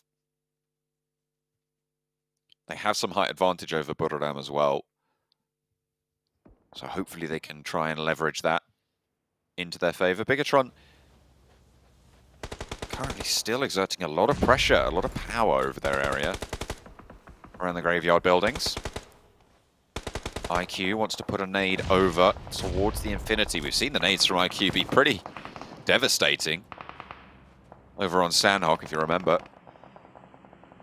Tore apart the defense for S2G and allowed Influence Kevin to come through from the opposite bank, but this time around not going to be able to land them on towards Enigma Galaxy, who are looking to post a good game to break the run that they've had so far today. They did go down in 11th, and they have now guaranteed to beat that, which is their highest placement of today already for Enigma Galaxy. Which is happy days, right? I mean, 4 players still alive as well, kicking, looking to move through into the circle. A lot of these other teams taking heavy damage. You know, you've got 4 rivals, DRS, BTR, and Enigma Galaxy. Out of the 10 teams, they're the only 4 with 4 still alive for themselves. Jem Foster still circling on the outer edges, just looking to see if he can gather any more information, playing a very good scouting role for BTR. I mean, there have been a few times where he's maybe popped up a little bit too early, but at times where it's had to be done, where realistically it's either he fights or he's spotted himself. So good stuff to Jem Foster to keep BTR with a lot of that information in the back pocket, assume where teams are going to be coming from, and they can play from there. And that high ground position that BTR have, they have to really now capitalize on top of it. One elimination at this point in the game, not amazing, but as long as they can keep getting knocks over the players as they move further, closer towards them, that's going to afford them that space, that comfortability that they need going into the late game. Spray down over towards Enigma Galaxy, losing Hamodi early. Ralph as well, laid apart there, blown up out in the open. Enigma Galaxy's run drawing short. They made it all the way up to the heady heights of 9th so far, Blank, but it looks like they might be stopped in their tracks. They are still taking a fight with S2G, as actually Agon XI8 will be rolling up onto the compound as well, so potentially a little bit of respite to get themselves back up to 2. It's the full force they'll be able to exert here. Bigatron, with all 4 of them running through, dealing with the crash on one side, but they've got so many other teams moving in. I mean, this is completely off the back of Jen Foster as well. He's provided all this information, which is why you do see Luxie as well as Misery rotate so quickly back over towards this building. I mean, Jen Foster, again, being a key to BTR's victory on these games. S2G moving up, though, and Zuxi going down is pretty horrendous for them. They're going to have to quickly get him back up on his feet so they can stabilize in the position they are and get some fortifications down. 7th place again. That they occupied at the end of the first day. See if they can improve in the last game. They got one more run today before the halfway mark. Exerts itself over the lobby. The Infinity on the south side. Logan, last standing in a challenge with my name from Buriram, will not be able to win that one out. No elimination, 6th place. I mean, Buriram have gotten quite far considering only 2 players. So, yeah, regardless of what happens there, Buriram still up with a good result. S2G only 2 players, still also exerting a lot of pressure alongside the lobby with that wall to play around with. Zuxi's trying to finish off Kenzo here, but can't quite hit these shots. One more would do the trick. There it is, finally able to tap through the frame. Kenzo trying to crawl back up to cover, but it won't go his way. Only the 1 player now remains for Buriram Up the top of the hill, 4 rivals taking heavy punishment from S2G, right up towards DRS as well. Look at a post good numbers here for DRS. 4 players alive, playing with some decent high ground and oversight. Happy is low, will be sprayed down there. Killer stands up and takes everything that they needed. There's 4, Rules is there, should be resable. These 4 rivals are backed off as Zuxi might be able to steal away the points for Bigatron. Gets at least one of them. I mean, for DRS, the circle is just off the edge for them, so they'll have to get onto the cliff face, but it's still a good position to play. Jem Foster makes a desperate dash for it, but Killer finds Kelsey, leaving Hamzy G all on his lonesome with that MK14 in hand. This should be a good game for DRS. I mean, they did the right thing. Like I said earlier, a very good informed decision over towards that eastern side to hold that out and then play from the cliff face. They will have to move off the top. Similarly, BTR have to move up, but luckily that is that ridge in front of them. They might be able to create some impromptu cover with some vehicles too. Again, this is going to be full-on warfare, a 4v4 between 2 teams that have held high ground for a very long time during this match. The issue for Bigatron is that they're going to have to give up this rooftop position, which has afforded them so much power. Will have to fall off. Shot from Rules. He's spotted exactly where they are. Playing the lead, and look how much of the circle DRS are actually able to play with here.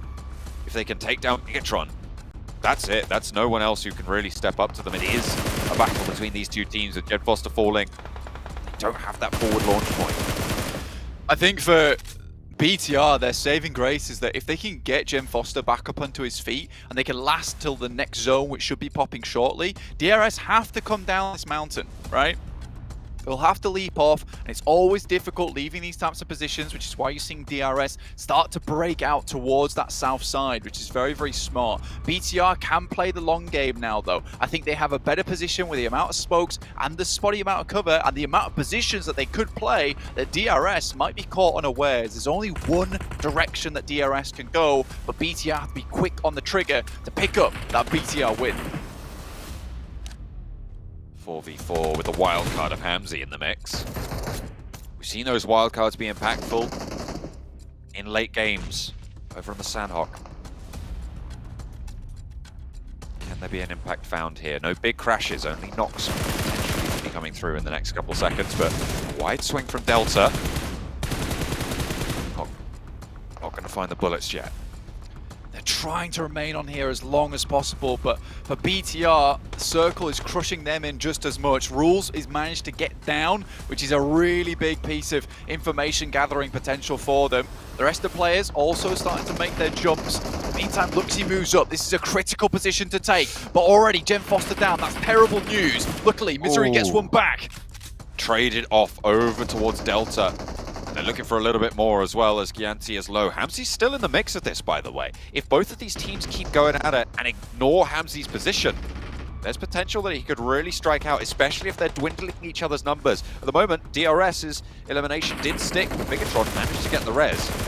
So another spray goes over onto Gianti. Can they have an impact back over towards Bigatron? Misery lined up just a little bit, but Killer cannot get the shot just there. Jem Foster stays alive as well, trying to trade it away. Hamzy steps up into the fight as he wants to try and third party this and prove to be a problem. Bigatron slowed down just a little bit. Hamzy has an impact, finds one, a flush, and a knock over towards Jem Foster, and things are even yet again. Hamzy really being important here. BTR with 2, 1 knocked, finally eliminated. And now Rules has to go for the big game, the big play. Zuxi and Luxy, the twins, step up.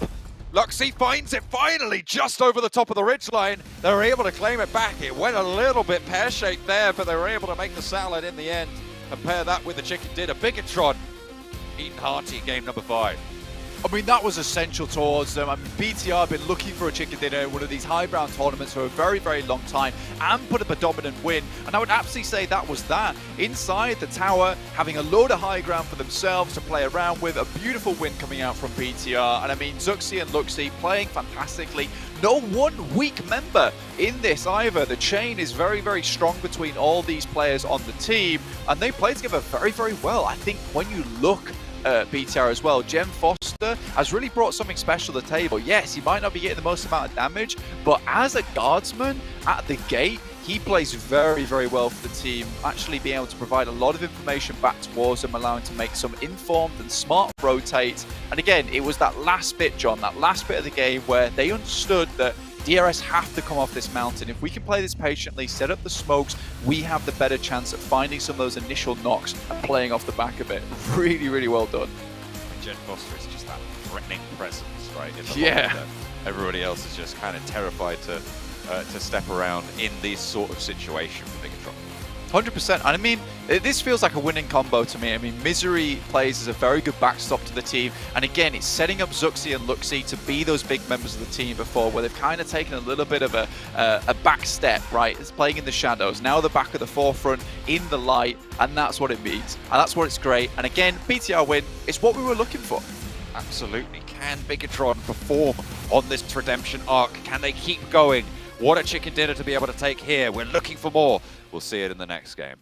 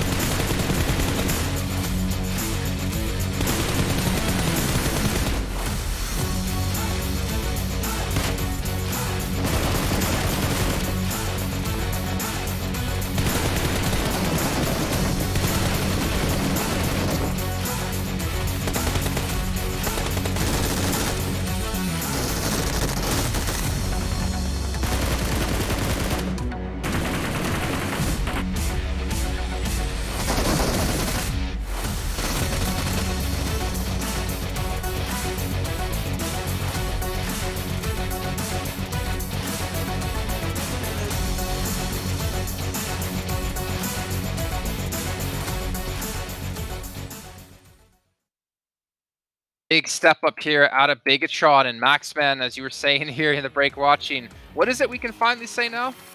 We can finally say BTR win for real this time. We gotta say, it feels so good.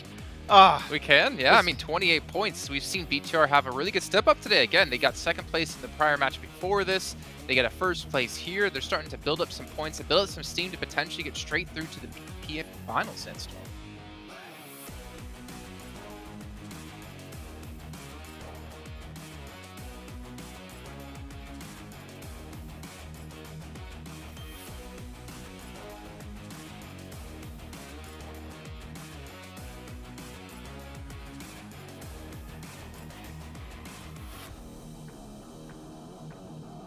Yeah, very close. And Max, there was something you actually brought up during that match about the using smokes on high ground or using smokes on top of roofs. I know you wanted to kind of illustrate it, but can you kind of walk us through what you meant and how we saw, I think it was BTR use it?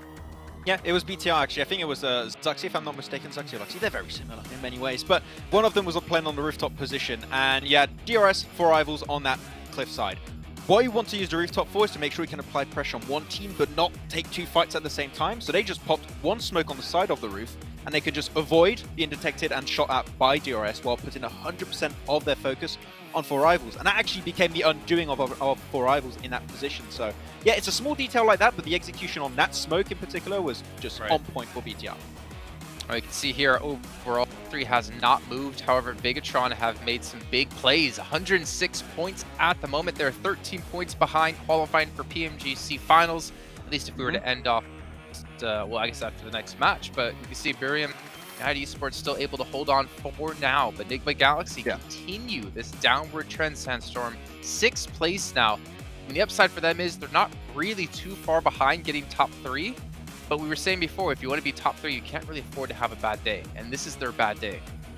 Yeah, I mean, we said that you can have maybe a couple of bad games, but a whole day where you don't even get close to the podium, where you're just getting maybe, what, a total of 10, 15 points in the entire day, that's definitely not something that you want to look at. I don't even want to look at the second page right now. I don't even want to look at what's happening in 15th. Can we not look at 11? No, look at 11th. Ignore that. We had Box Gaming there. They're currently the bubble for getting through into the survival stage, and then the other team's obviously being knocked out. So we have to maybe give some more focus towards that as well. Well, it's important. You don't want to be going home. You want to at least have that second chance at a mid. But there's still a lot of teams trying to fight for that. And honestly, the survival stage is going to be ridiculous with the amount of teams that we're going to have in there. But gentlemen, it is time to head down stage with Contra for an interview.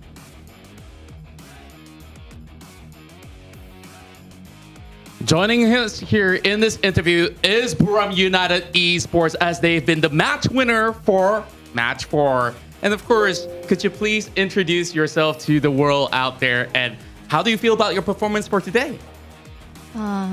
น้องช่วยแนะนำตัวหน่อยนะคะแล้วก็รู้สึกยังไงบ้างกับวันนี้ performance ของวันนี้ สวัสดีครับผมบุรีรัมย์ MyNMP ครับก็วันนี้ก็รู้สึกดีขึ้นมานะครับจากเกมแรกแล้วก็เกม2ที่ผ่านมาก็รู้สึกโล่งใจมากขึ้นแล้วครับ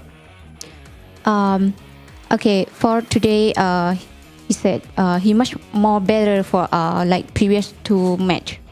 Yeah, it was so exciting for this.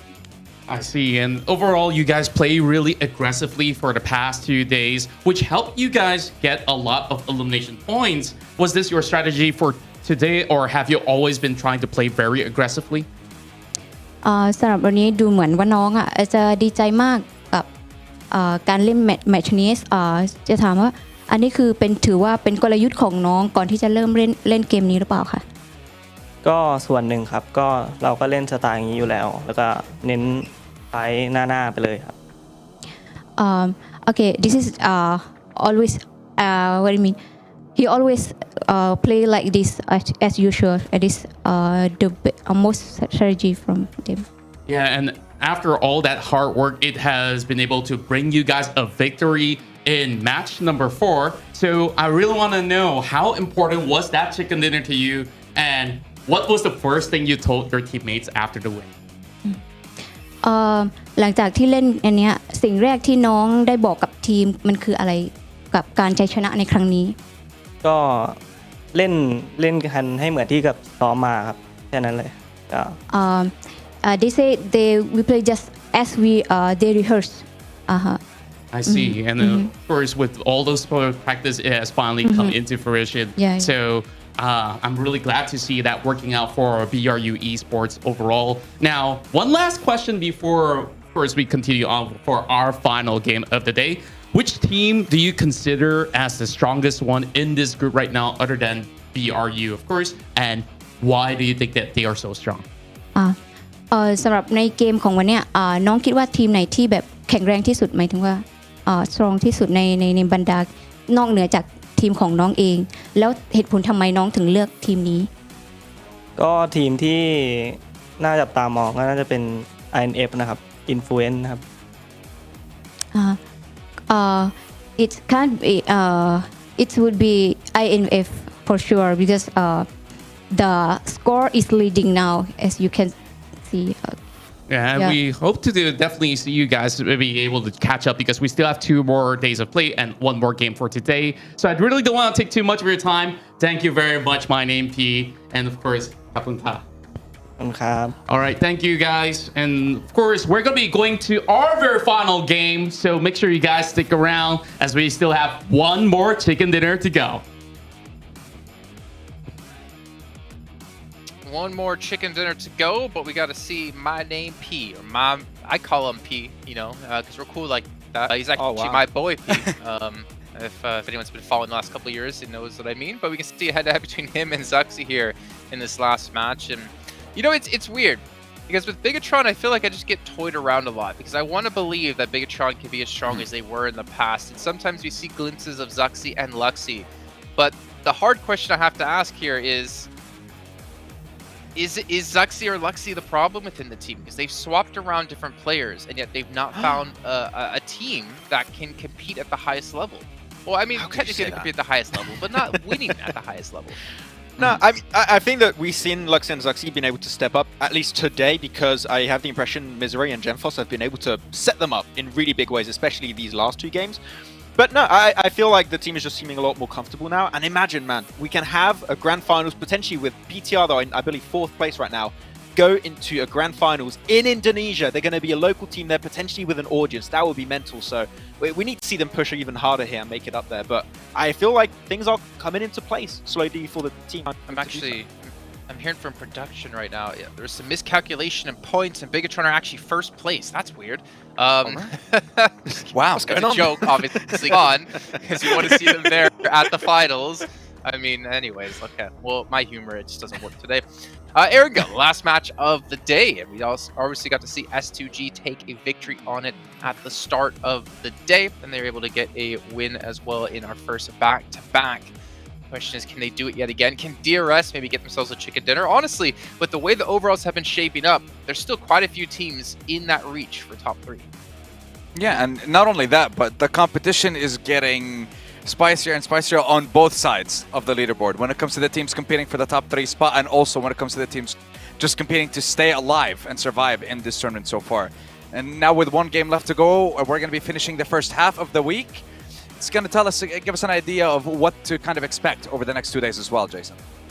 Yeah, and there's still a lot of work to be done, but I think as we kind of led off at the end of yesterday, or finished off at the end of yesterday, was how much work are the teams going to put in, how much more an improvement are we going to see going into the next day of play, and I think we have seen that out of quite a few different teams. I mean, we have had, obviously Influence Chemin be able to stick around here as a relative, as a team that's just kind of on the tip of your tongue, and a team that's always been around there in these later zones. However, we've seen, I think besides that, a big change. And speaking of big changes, not too much of a change for Sandstorm. You can do that.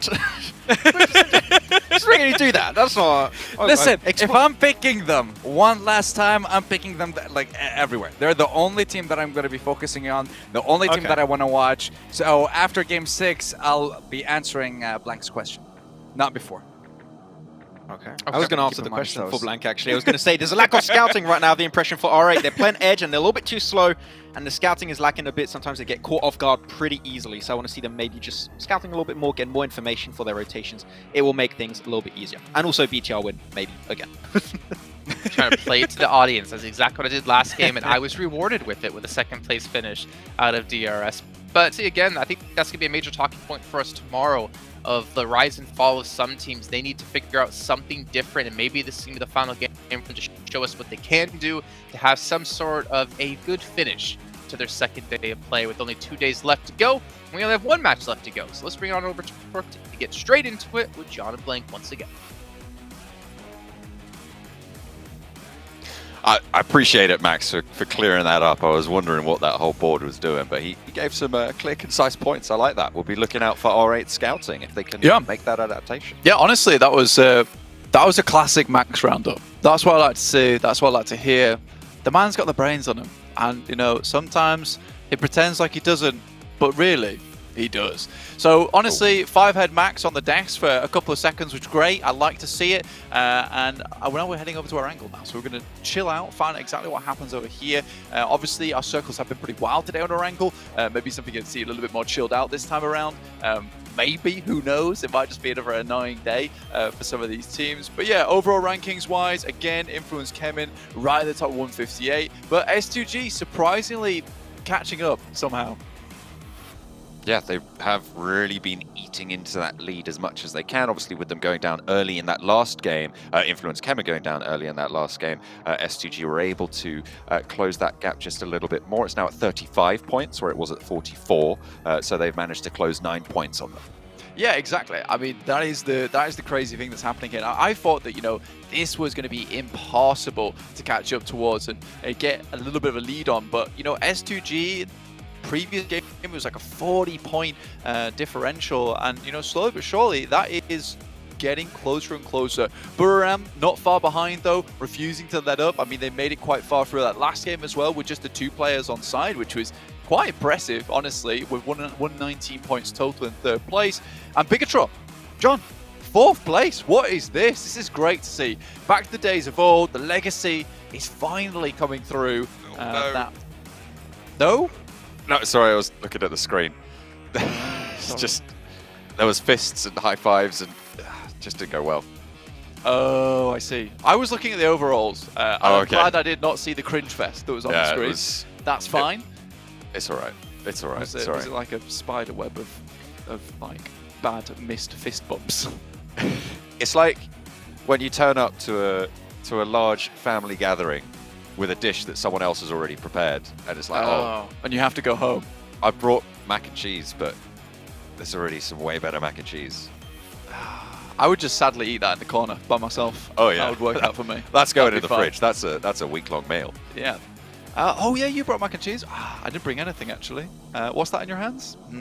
Nothing, mate. I'll see you guys in about 15 minutes. I have to pop home really quick.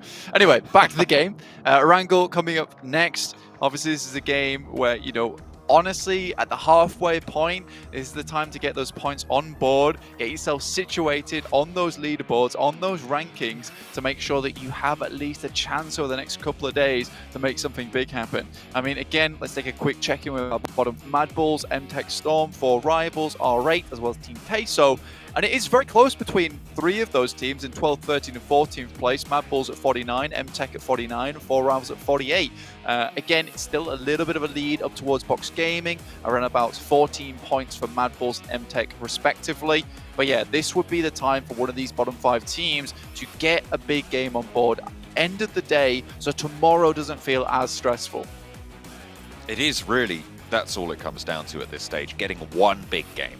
Even that might be enough to see you into the chance to qualify, right, into the survival stage, which is what everybody is, of course, looking for. Unless you're one of those top teams, top contenders, of course, going straight to those grand finals. But we'll have to wait and see who's able to claim those spots. Can that big game start to pop off for any of those teams at risk? Can they accumulate the points here as we reach our halfway mark? It is match number 12 of our set of 24.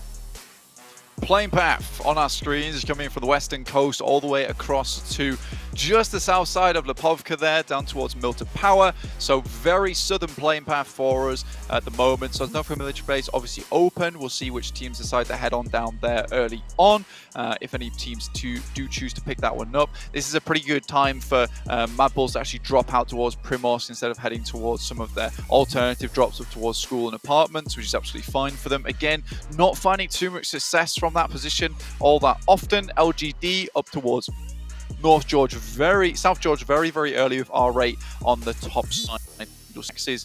Lack of scouting comes to bear, which I think absolutely it does. I think their early game seems fairly decent, but then it's just a case of they get real caught up in a lot of their rotations, unsure where to head next, how to head there, and then these rotations are just scuffed, sadly.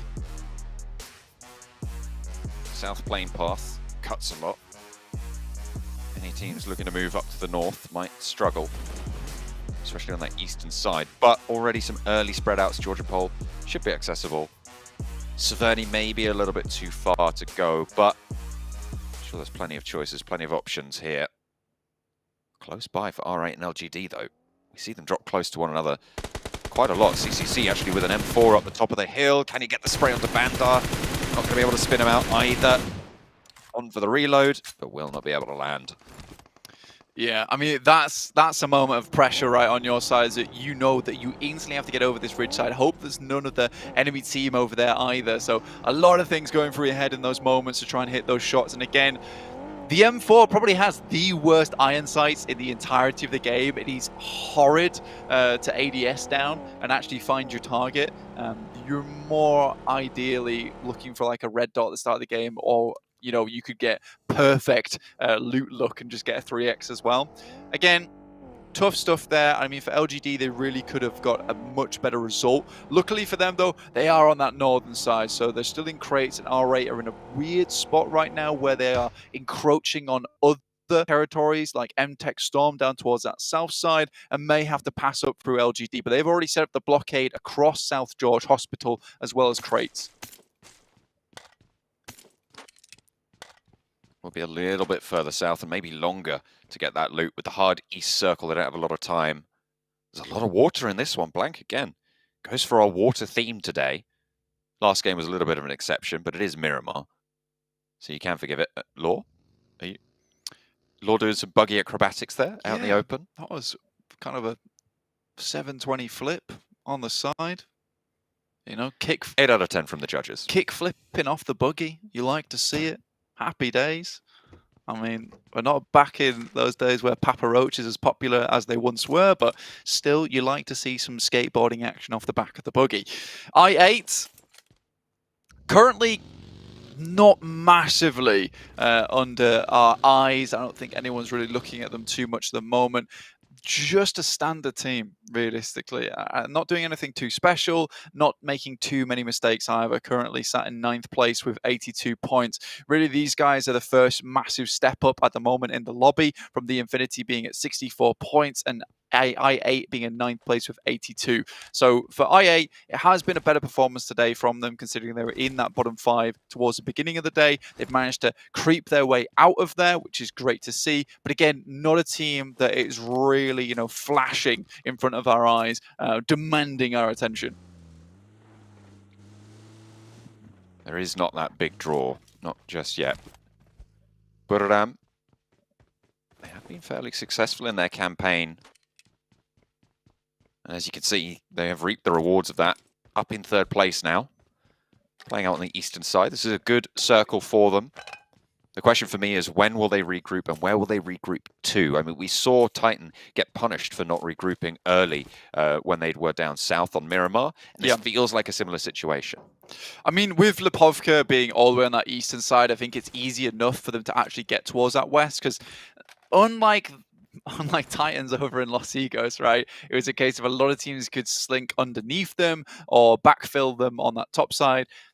I don't think Buram are really expecting many people to come in through on the warships outside of Lipovka on the east to backfill them inside Lipovka. So they should be just okay. And this is a fairly typical drop towards the Lipovka side anyway, getting one player up towards Mansion and one player down towards Shelter inside Prison, getting as much loot as possible onto this team early on. And with them controlling most of the circle right now, being able to get every single player nice and looted early on and have tons of smokes, tons of grenades available, be level 3'd, they'll be able to pick themselves one of these high priority compounds towards the center of this circle and then play the game out from there. So I think this is a good idea from Buram, expecting a lot of teams to be on that western side with the west to east playing path.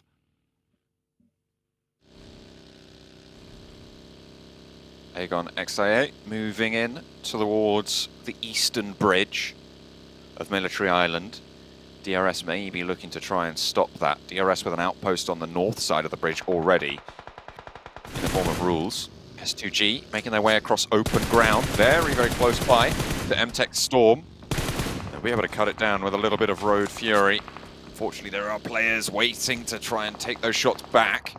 A wheel does get popped out, and actually Calci dropped as well, out in the open. Reloads will need to come through, but there's a Mini 14 and a 3X. That's going to be plenty devastating enough. Silas actually continues to kind of get spun out here with the wheels just going down, deflated, but fortunately able to roll to cover. I mean, for Silas, that is real painful. Also gets hit up there too with Tarman. I mean, the majority of MTech Storm was set up in such a way that they were completely surrounding that position that Chicken was on. And I would say S2G lose 2 of their most crucial players on what was quite the greedy pickup in the vehicle.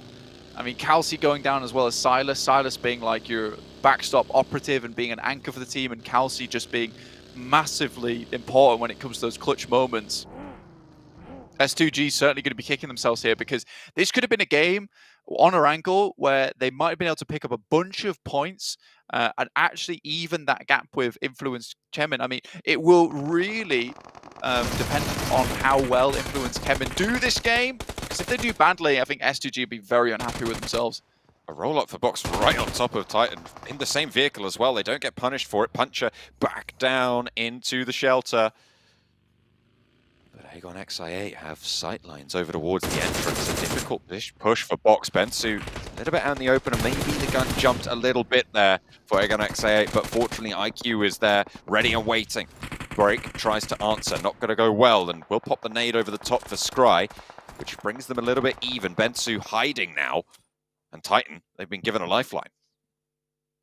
I mean, Titan Scarpers underneath into the shelter.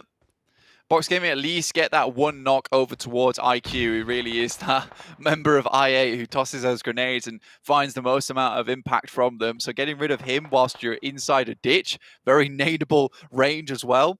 Him being knocked gives you a bit of time to regroup and rethink the options going forward. Again, this is difficult because Titans will have moved all the way through shelter to the other side and now have sightlines on both of these teams, which makes it quite the scary position going forward. R8 very, very slow on their rotate. Super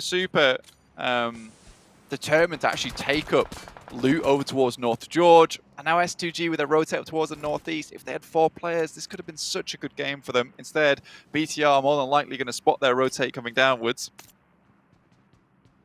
Box move into the shelter as well. To figure out how to move a little bit further north as we have a little bit of a hard shift up that way. Bigatron clashing with the remainder of S2G. It's going one way, then the other. Razy looks to try and get a point, a flush, something as an answer for their situation right now. They've got 2 limbs and Bigatron are going to lose one of theirs. Razy on the in with the Micro Uzi close range, swaps out for the M4. Both low on ammo, will need to force a reload here, but Bigatron do not want to let him get that opportunity. A spray out goes good for one, but Gen Foster will be rezzed here. Bigatron take down the remainder of S2G. Yeah, this is what we'd assume would happen, but Influence came in actually very close to this engagement, rotating slowly on that northern side, could even decide to get involved in this. Unfortunate that Misery goes down during that engagement. Again, I think one thing that BTR could improve on just a little bit is team play. I think oftentimes when you see them take these engagements, it is some 1v1s, and I think they've realized that towards the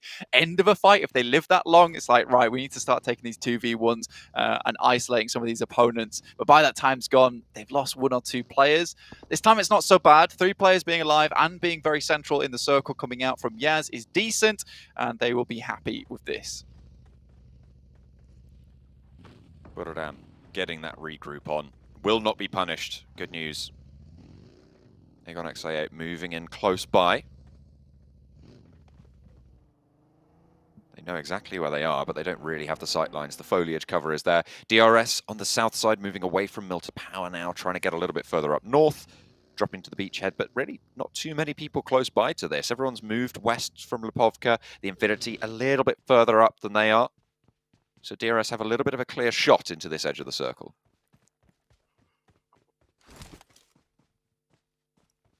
It can definitely take their time with it. Again, Lipovka, like you said, been vacated. There's a easy rotational path up there and maybe slip round on the eastern side, so you're unseen as you make that rotate. Again, you're assuming that people aren't inside Lipovka, which is probably a decent assumption. I don't think anyone would head there too early on, especially when they circle up towards the northern side. More than likely going to start to center up towards these crossroads. Mad Bulls loses a player on the rotate inwards. It seems to be a reoccurring trend for this team. Unable to find any kind of footholds inside the circle and crumpling as they enter. Box want to give themselves some smoke cover, seemingly want to challenge in towards the central mansion area, towards the central set of buildings there. The shift comes back mainland. It's fairly kind. It could have been a little bit more of a dastardly circle if it had shifted out further east. We've seen these coastal areas be finished on before. It is not easy. So a lot more playable terrain with this sort of a shift.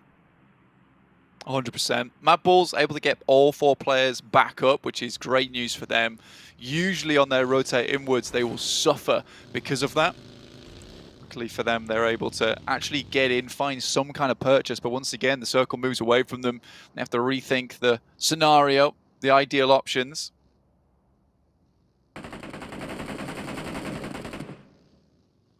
The scrap starting to coalesce between the 2 teams fighting off there. Titan looking to stay alive with 3. Aegon XA8 close by to it as well. Being spotted out. I think that's Bigatron just next to them. It is, in the buildings. Luxie really wants this shot, but does get the cross on the windows. Luxie moving in at the back as well. Titan are launching nades over to Box just further south of this engagement. And Break falling there. Actually, Aegon XI8 will be able to find that final piece. And with it, Box will fall 15th place. This is not good news for a bubble team. Not at all. Again, they still have a little bit of buffer between them and MTech. And with MTech Storm losing 1 player, it's okay for them. Again, not a massive match that Mad Bulls would need to overtake to get above Box or the Infinity. And with both them hemorrhaging players, maybe a potential here as they move up towards that western side and try and enter just underneath Yaznaya. R8, I think Max is dead on the money there. It was very difficult to make any kind of information gathering because they decided just to stay out the blue the entire time, in which case LGD waiting for them. They were like, right, where's R8? I guess we'll just sit up here, wait for them to make their rotate over the top of Severny, and just send shots down towards them. Already a good nade comes out the pocket. Another nade goes down, a little bit long, but that could have been amazing. A nade on the side of LGD. LGD's strategy does have a name, Blank. It's called the R-Wait. That's right. That's all I'm saying. Okay. I mean, that's fair play. That's me. See you guys later. R8 sent packing, but across the fields as well. I mean, this is not the best of rotational paths that you're being forced into. Suki will finish up ID7, but now R8 have to figure out what kind of options are available to them now, because they're moving through the fields. More than likely, there are going to be teams set on the outside. You can see Team Queso, Enigma Galaxy, Influence Chemin as well on this side. So everyone would be ready and waiting for this. Once again, LGD, Team Queso, Mad Bulls left out in the storm here as the circle moves down towards the southeast side. This has been probably one of the most variable shifts on the circles today. BTR happy with this though, and able to hold on to that singular compound that has those rooftops which are really good to play off the top of. So I think these guys should be happy with this. We'll have to move a little bit south. That shimmy needs to come through at some point, but it's got a little bit of time to play with. With the teams also from the north side needing to move in, they might be able to control that, but they might lose time in terms of going for positions that could be stronger into the next phases. I mean, Enigma Galaxy now hold a roadside compound that's going to be fairly strong. Can they put up the numbers that they've been denied so far today? I mean, at this point in time, it's going to be difficult for a lot of these teams to find some good positions on the map. I mean, Influence came in right now just looking to see if they can spot some of these rotations, maybe pick up some eliminations on the way through. Mad Bulls look like they were going to try and crash over towards where 4 rivals are playing. They lose a player on the approach. Again, they haven't been able to do much scouting of their own coming all the way from Primorsk, so just trying to find a place that they can stay. They realize that 4 rivals currently hold that compound, so we'll have to send elsewhere. Mad Bulls moving up towards the north side, close to Team Queso. We'll have a little bit of rolling cover there. That slope just giving them enough of an opening to move in on the western side of this circle. There's trees in between them and Aegon XI8, but they have been spotted. Monkey, in effect, the main brunt bearers here. Effect will go down, get flushed out as well out in the open. Effect knocked to boot, but Aegon XI8 taking damage from across the way. It's 4 rivals actually chiming in. Plenty of teams are looking their way now as Enigma Galaxy light them up to boot. Zerich on the top floor takes a nade, and Skillsers will have to look for that res at some point from Titans. Yeah, Teek's just going to send another one in, assuming all the little rooms that these players might be playing within at the moment. I mean, 2 grenades still in the pocket. Moves out, and I mean, Puncher's looking to pick up the new position with 5 grenades of his own. They just want to get rid of these players inside this building. Teak gets all the way up close and personal. I think they know that Skills is there. He pushes forwards for the challenge instead. Up to the staircase, a dangerous spot to be playing. There's so many sightlines being held by Titan right now. It's very difficult to find any sanctuary into these circles, into this building. Puncher puts a nade on the outskirts. Skills drops the Molotov on the staircase. Zerich still bleeding away. Nades rolling down. 6 yet to really enter into the fight, but finally, Teak lands one. And that's all that was needed. Oh, it was Puncher, actually, who was able to pop that one through. And it was only a matter of time as we hop straight on over to Influence Chemin, who are engaged in a little bit of a scrap coming through with LGD on the north side. They haven't moved from this position. Influence Chemin trying to hold off now. All 4 of them are alive. Law on the outside with an off angle. Suki playing close contact. CCC skirting around the edge. LGD have that off angle as well, Blank. All these players will have to move though. Influence Chemin just drops out the top side, looks to just finish the fight off quickly. But immediately it's Suki dropping out the side of the building, but these refrags are coming through thick and fast. Ooh. But it will be instead Enigma Galaxy from along the way that spots out these players and looks to finish them off here. Unlikely that Law's going to be able to get any of these players back up on their feet as they're outside in the blue. The worst timing for Influence Chemin to get caught up in an engagement between them and LGD. They do live longer regardless. In front of S2G, I think S2G would be very happy LGD didn't really need to go for that fight fully. They weren't in this circle. I mean, sure, if they'd been embroiled in it for a while, but it felt like there were other options, and they could have left Influence Kemens behind and tried to crash for a closer in compound. I mean, there's probably plenty of moving parts of that decision, but I have to question it a little bit. I think you wonder if you can immediately crash up, get some nades through the window, clear out that team, and then move forward. I mean, passing by them is a pretty horrible option as well, because you're more likely going to get shot at. So you'd rather put up a fight in the process. The Infinity also in a similar position, trying to put up a fight versus any other team. R8 living for quite some time now. They were sort of aimless on their rotates, going from one side of the map to the other, but finally found a little bit of safety to call their own. 10th place potentially on the cards for Enigma Galaxy, as they're left with just Freak alive. So far they've had a disaster of a day, and Freak's trying to rectify that, get as much as they can here. 3 eliminations, getting top 5 would be such a relief, if nothing else, for them. I mean, with DRS with 4 players as well, I mean, this is a case where even I8 with 7 eliminations, there is a potential that we see Enigma Galaxy drop down to maybe a 7th place at this point in time, maybe an 8th if they're really unlucky. And that from 2nd to 8th in the day, after you had such a buffer set up for yourself, is a real terrible result, and they'll have to bring something back up to speed. Again, R8, I would say that these guys are definitely the wanderers of the lobby right now. They're just unable to find anything and keep finding themselves caught up in action where they did not want to locate it. But now the Infinity are going to take up the mantle of the engagement on the north side, as Buriram also moving in on the east. The Infinity, Bigatron, and Buriram all taking this fight here. Law from Influence Kemen a little bit further ahead of it, but as a solo player, don't want to get involved. Nades flying back and forth. Bigatron really have the crunch on the Infinity at this stage. Buriram do not have sightlines over to Bigatron, and vice versa. So it is really all over towards the Infinity, and they are falling like flies. Yeah, they're 100% pinched right now. It's going to be a difficult approach. BTR should be somewhat aware there is another team over towards this side of the map. I mean, 3 players from BTR clearing out that team on the eastern side is a smart option, rather than letting that fight go on for too long. Clearing that out and then allowing maybe Buriram to head down towards the south side affords you a little bit more space. Law, once again, soloing it. The snake of the lobby at the moment. Teak from Titans and Co over towards that southwest side alongside with DRS. Zuxi, though, hitting some nutty shots here with the M14. Not a typical weapon you usually see used at long distance, but the only thing you have, you work with what you've got. I mean, the M16 single fire, it can work as sort of a pseudo DMR, obviously with the fairly recent DMR buffs. It's not quite as powerful, but still useful in the right hands. It seems like Zuxi's the guy to do it.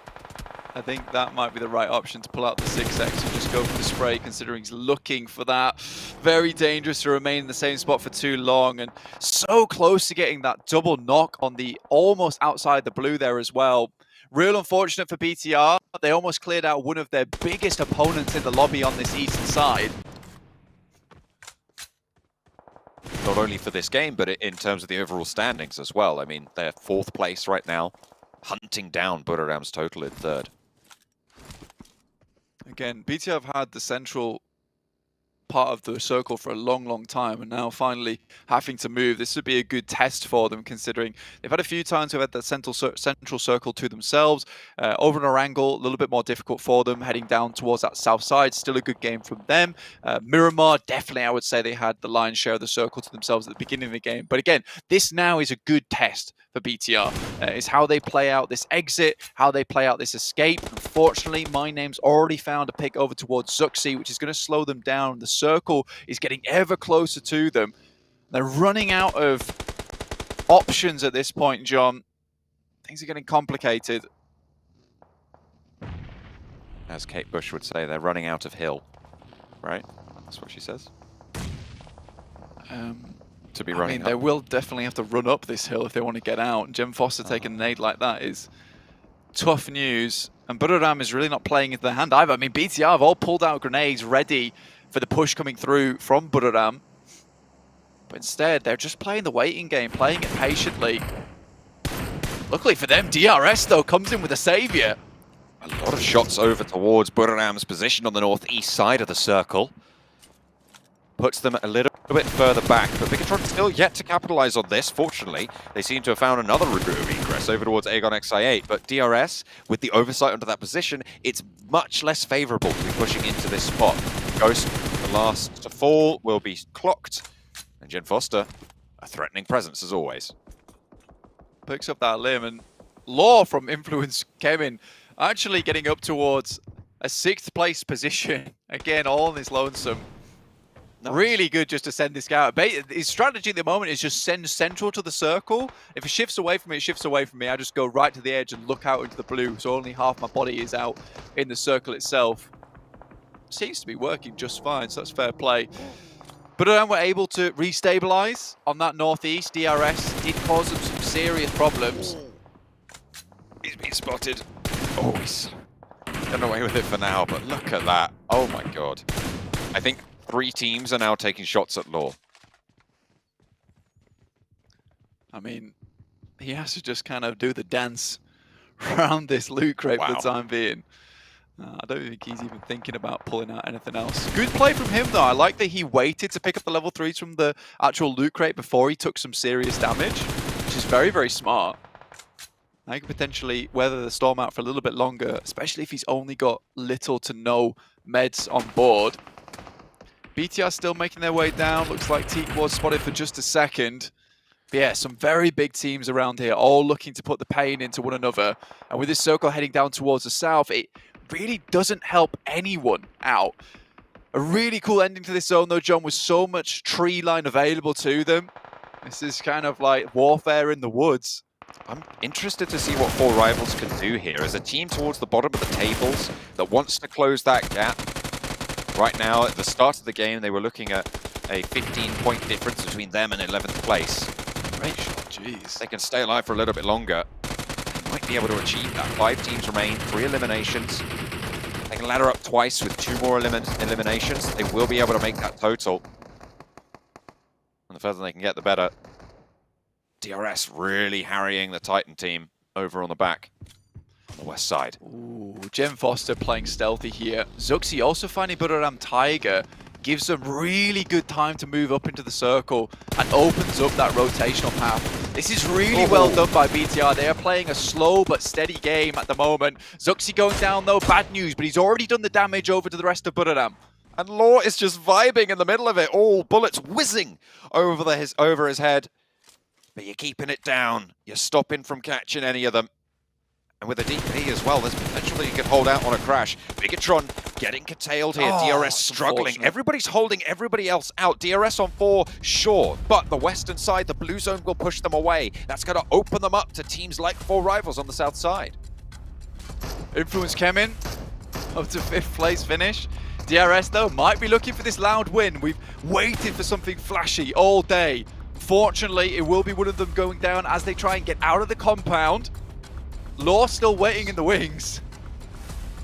4 Rivals really going to have an impact here. Killer blooms the smoke. Sky only does spot Pui, but get the rock back to cover. Not in the next zone.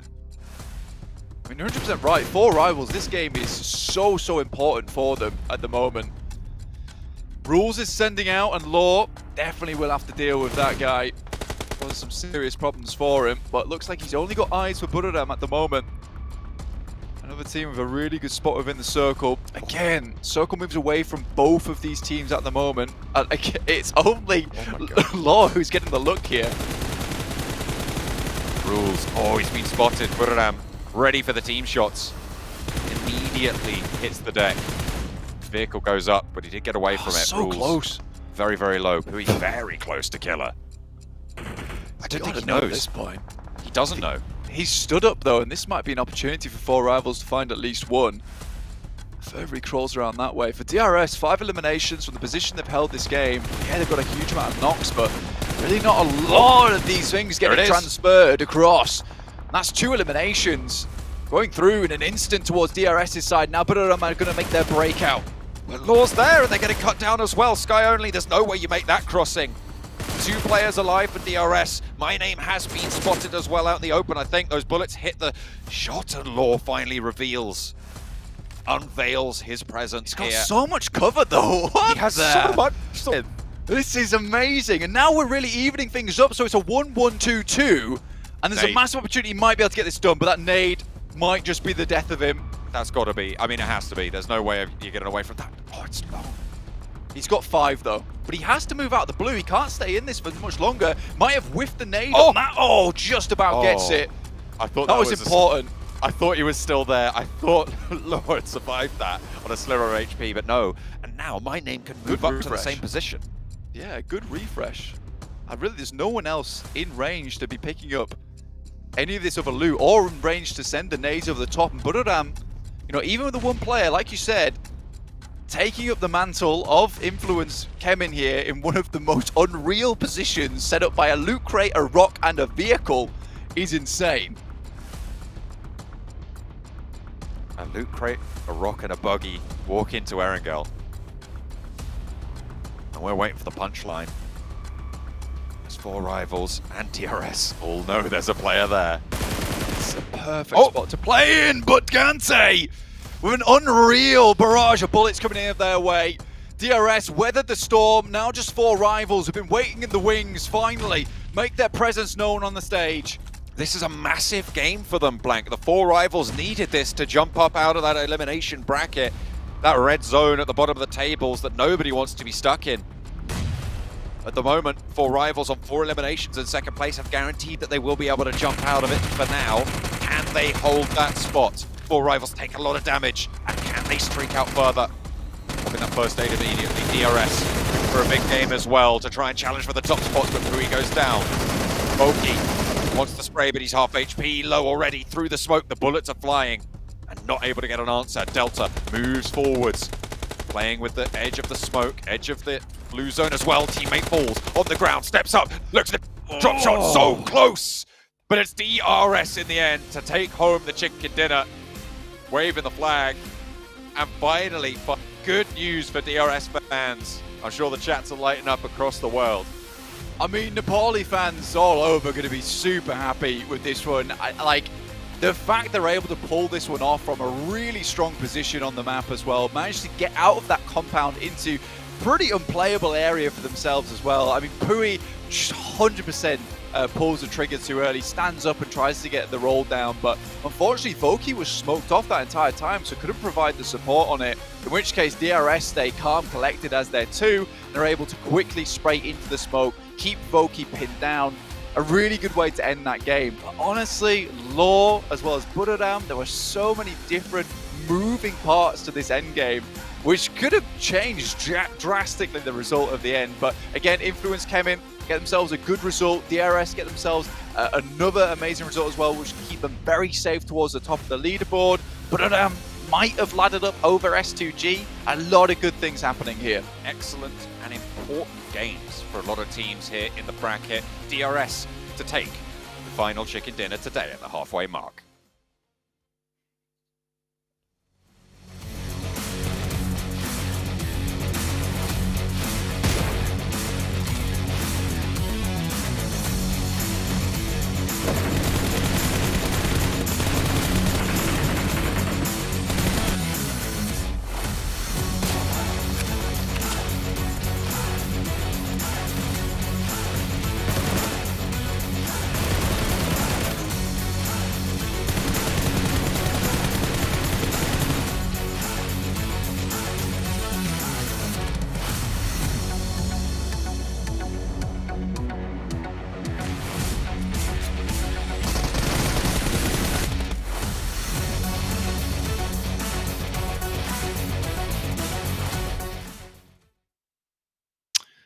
Kaplan Blessing coming through for DRS. It lasts for 2 matches, as you just saw there, as DRS close things out, get themselves 23 points, and get themselves probably up the leaderboard as well. However, 4 rivals at the bottom of the table with 16 points is going to help shoot them up as well, give them a better chance to maybe staying safe.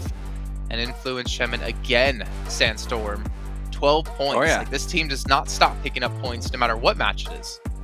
Yeah, and this is the second time that we've seen Law within the last 3 games. Even though the rest of the team just gets eliminated, they still try to get as many points as possible. And this is the second time he's managed to get 8, 9, 10 placement points for his team. So regardless of them not getting eliminations or losing a lot of players at the start, they're still getting a lot of eliminations or a lot of points every single game. But are they getting 26 eliminations on a day? No, that's reserved for my man, my boy, P. My name P. 26 eliminations, 5,200 damage done. We finally got to see them step up here and show there's a lot of strong teams from Thailand. Yeah, exactly. I mean, my name P has to rename to Pushing P because he's really pushing that kind of effort so far for these games. But yeah, I mean, really a team that Biriram we did not know much of before going into this event. We saw some glimmers of hope yesterday, but today they just sealed the deal. They're looking absolutely amazing. But not as amazing as Influence Shemen because they're still hard to take down. And I would say, stop focusing on Influence. Focus on 2nd and 3rd place. Influence, they're good. I think they're qualified, okay? Just look for those 2 places below them. No. Famous last words from Max saying that they've already qualified and watch them just have an absolute horrible next 2 days. And then we're really going to get your Instagram put up on the stream so people can see the messages. I don't want But look, listen, one thing I do want to point out for the overall ranks, DRS, S2G, Buriram. DRS was at 48 points after day 1. S2G was at 30, and now they're 125 points. They managed to get themselves an insane amount, and Buriram was still sitting at 64, so their consistency is still there. They more than doubled their points, but S2G, DRS, they definitely had an incredible day 2, and they need to keep that up over the next 2 days, but Nigma, Titan definitely struggled into today's games, and especially Nigma Galaxy with their rotations compared to yesterday's games, completely different, and it's just not working for them this time around. We saw IA, unfortunately, with no chicken dinner, still on the first page, still in a really good spot. I think that's the thing we want to see change for IA for tomorrow and the last day is to actually get themselves some chicken dinners. If they can do so, they can hopefully remain in the survival stage spot. Yeah, and that's obviously what a lot of teams are going to have to focus on, is just staying alive, get to survival stage, and then again it's going to become still even more difficult. But for Mad Bulls to be 14th place, I'm kind of heartbroken right now, Max, because they were one of the most dominating teams we saw in Western Europe. Yeah, and this is a team that has some players that already played PMGC. They know what to expect from this level of competition, from a tournament like PMGC. And it's just not working out. They're just throwing things at the wall and nothing is far for them. They need to make some massive changes because we said it, one day you can still make it into the survival stage. 2 bad days, you're starting to see a little bit of a difference between like what are 4 Rivals and MTech Storm in 13th position right now. So yeah, Mad Bulls, alright, Team Kesso, things are not working out. We need to see massive changes in the next 2 days. I like the fact. Oh, what do you like, Sandstorm? Tell me. I like the fact that he brought up Team Queso because at the end of PMPL Americas, they qualified based on a last-ditch effort. You had 1 player survive, managed to get 6 or 7 eliminations, and that was the reason that they qualified. Difference of 3 points only. And we mentioned this before. They need to change things up because qualifying based on 1, 2, 3 points and getting lucky in the last game, it's not going to help you out, and we're seeing that here. All right, we're going to head to the stage with Contra for an interview once again to round out the day. And after 12 rounds, we have finally concluded day 2, and there's still 2 more days left in Group Red. But 2 days in a row, we've been able to see Influence Kemen dominate the competition and still remain as your top 1 team. And here alongside with me, please welcome Kayoski. Hello. And of course, I really want to speak to you a whole lot about this whole competition. How does it feel to finish on the first place on both days? Do you expect to have such successful run in the PMGC League? Então, como se sente ficando em primeiro lugar nos 2 dias seguidos? E se você já esperava isso? Bom, primeiramente, bom dia e boa noite a todos. Eu estou muito feliz. Eu não esperava isso. Nosso time trabalhou muito o ano inteiro para estar aqui hoje e é gratificante tudo isso e é para a torcida tudo isso e para a gente. So, firstly, good morning, good night for everyone. And they didn't believe that you could be getting like the 2 first players like in the 2 first days. But it's like gratificating for them to do that because they'll be working like a lot for this to happen. And I'm pretty sure even after day 1, you guys went back home to study the competition and how the other teams are doing. do you manage to go back and study all of that and change anything heading into day 2? Então, depois do primeiro jogo, vocês foram tipo ao hotel estudar como foi o primeiro dia do jogo e mudar alguma coisa ou não? Como?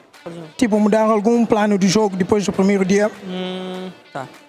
Bom, não, a gente manteve o nosso jogo, nossos estudos e o nosso padrão de jogo é sempre o mesmo. A gente adapta ao dia a dia, né?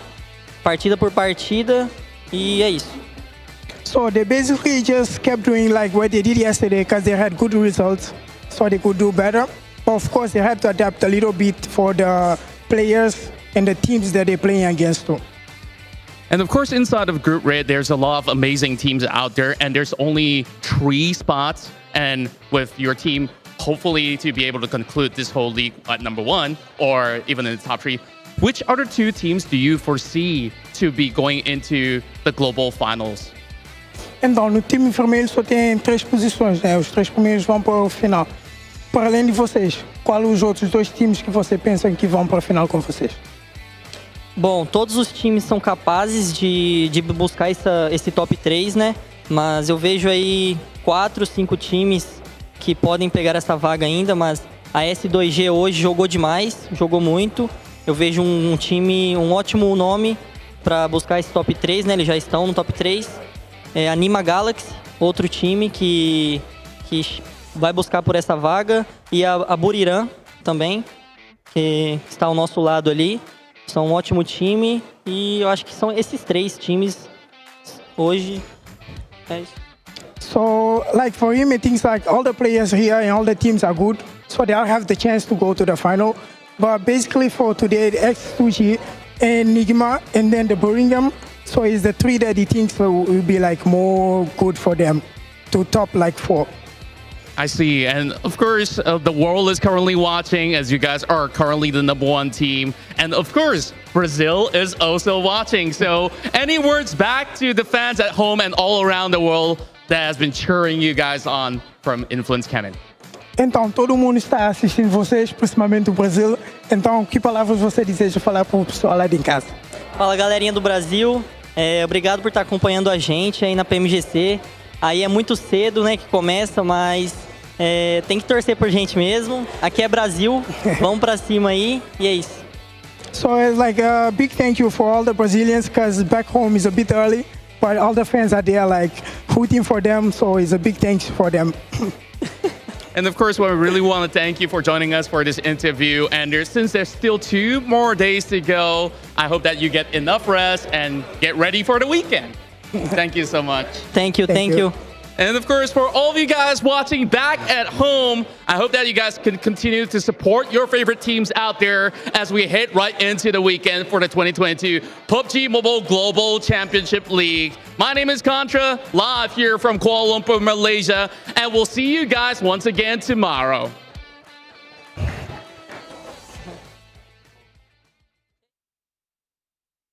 No, we're not going to see you tomorrow. We're going to see you right now, and then we'll see you tomorrow. We got to end things off on the desk here. I just hurt my finger so bad, Max. Who knows? Slapping my own hand would like make me break my finger. But yeah, Influence German, they have been the most dominating team so far. They have been the epitome of consistency, we have to say. Whether it's 1 player alive, left alive, 2, 3, whatever, they've been able to build up a massive lead in first place, and they have to feel comfortable, though they can't let their foot off the gas just yet. I think they want to comfortably get in, so continue this pace, continue this domination, and really make those other teams work for the other 2 places. Yeah, they really do. And I just want to give you guys a little bit of an idea, a stat when it comes to their placements in day 1 and day 2. 12 games that we've had, 9 of those games have been in top 4. 75% of their games so far have been top 4. And even when they get eliminated, they still take out a whole squad. Every single time they've managed to get eliminated in the bottom 4, they still have 4 eliminations. These guys are just getting points every single game. It doesn't matter what happens. They're always benefiting. They're always pushing themselves. And this is exactly why I picked them out to be the team that's going to dominate week 1. So it's so nice to see that they've done it over the course of 2 days. But now we still have 2 more. 12 more games, guys. Keep it up. Yeah. I mean, the thing is, the only way that they could fall off of top 3 is if they have 1 bad day. And at the pace they're going right now, I don't see that happening. So it's not top 3 teams going up to Grand Finals anymore. It's 2 more teams with influence that's going to be up there. So we'll see if they can be taken down eventually, but I don't think so. Yeah. Well, as Sandstorm said, there's 12 matches left to go, 6 of them coming up tomorrow, so we can continue to see which teams will make it directly into the finals and which teams will go over to the survival stage on the last week of this event. You guys gotta stick around to find out. We'll be back tomorrow at the exact same time here for some more PUBG Mobile action.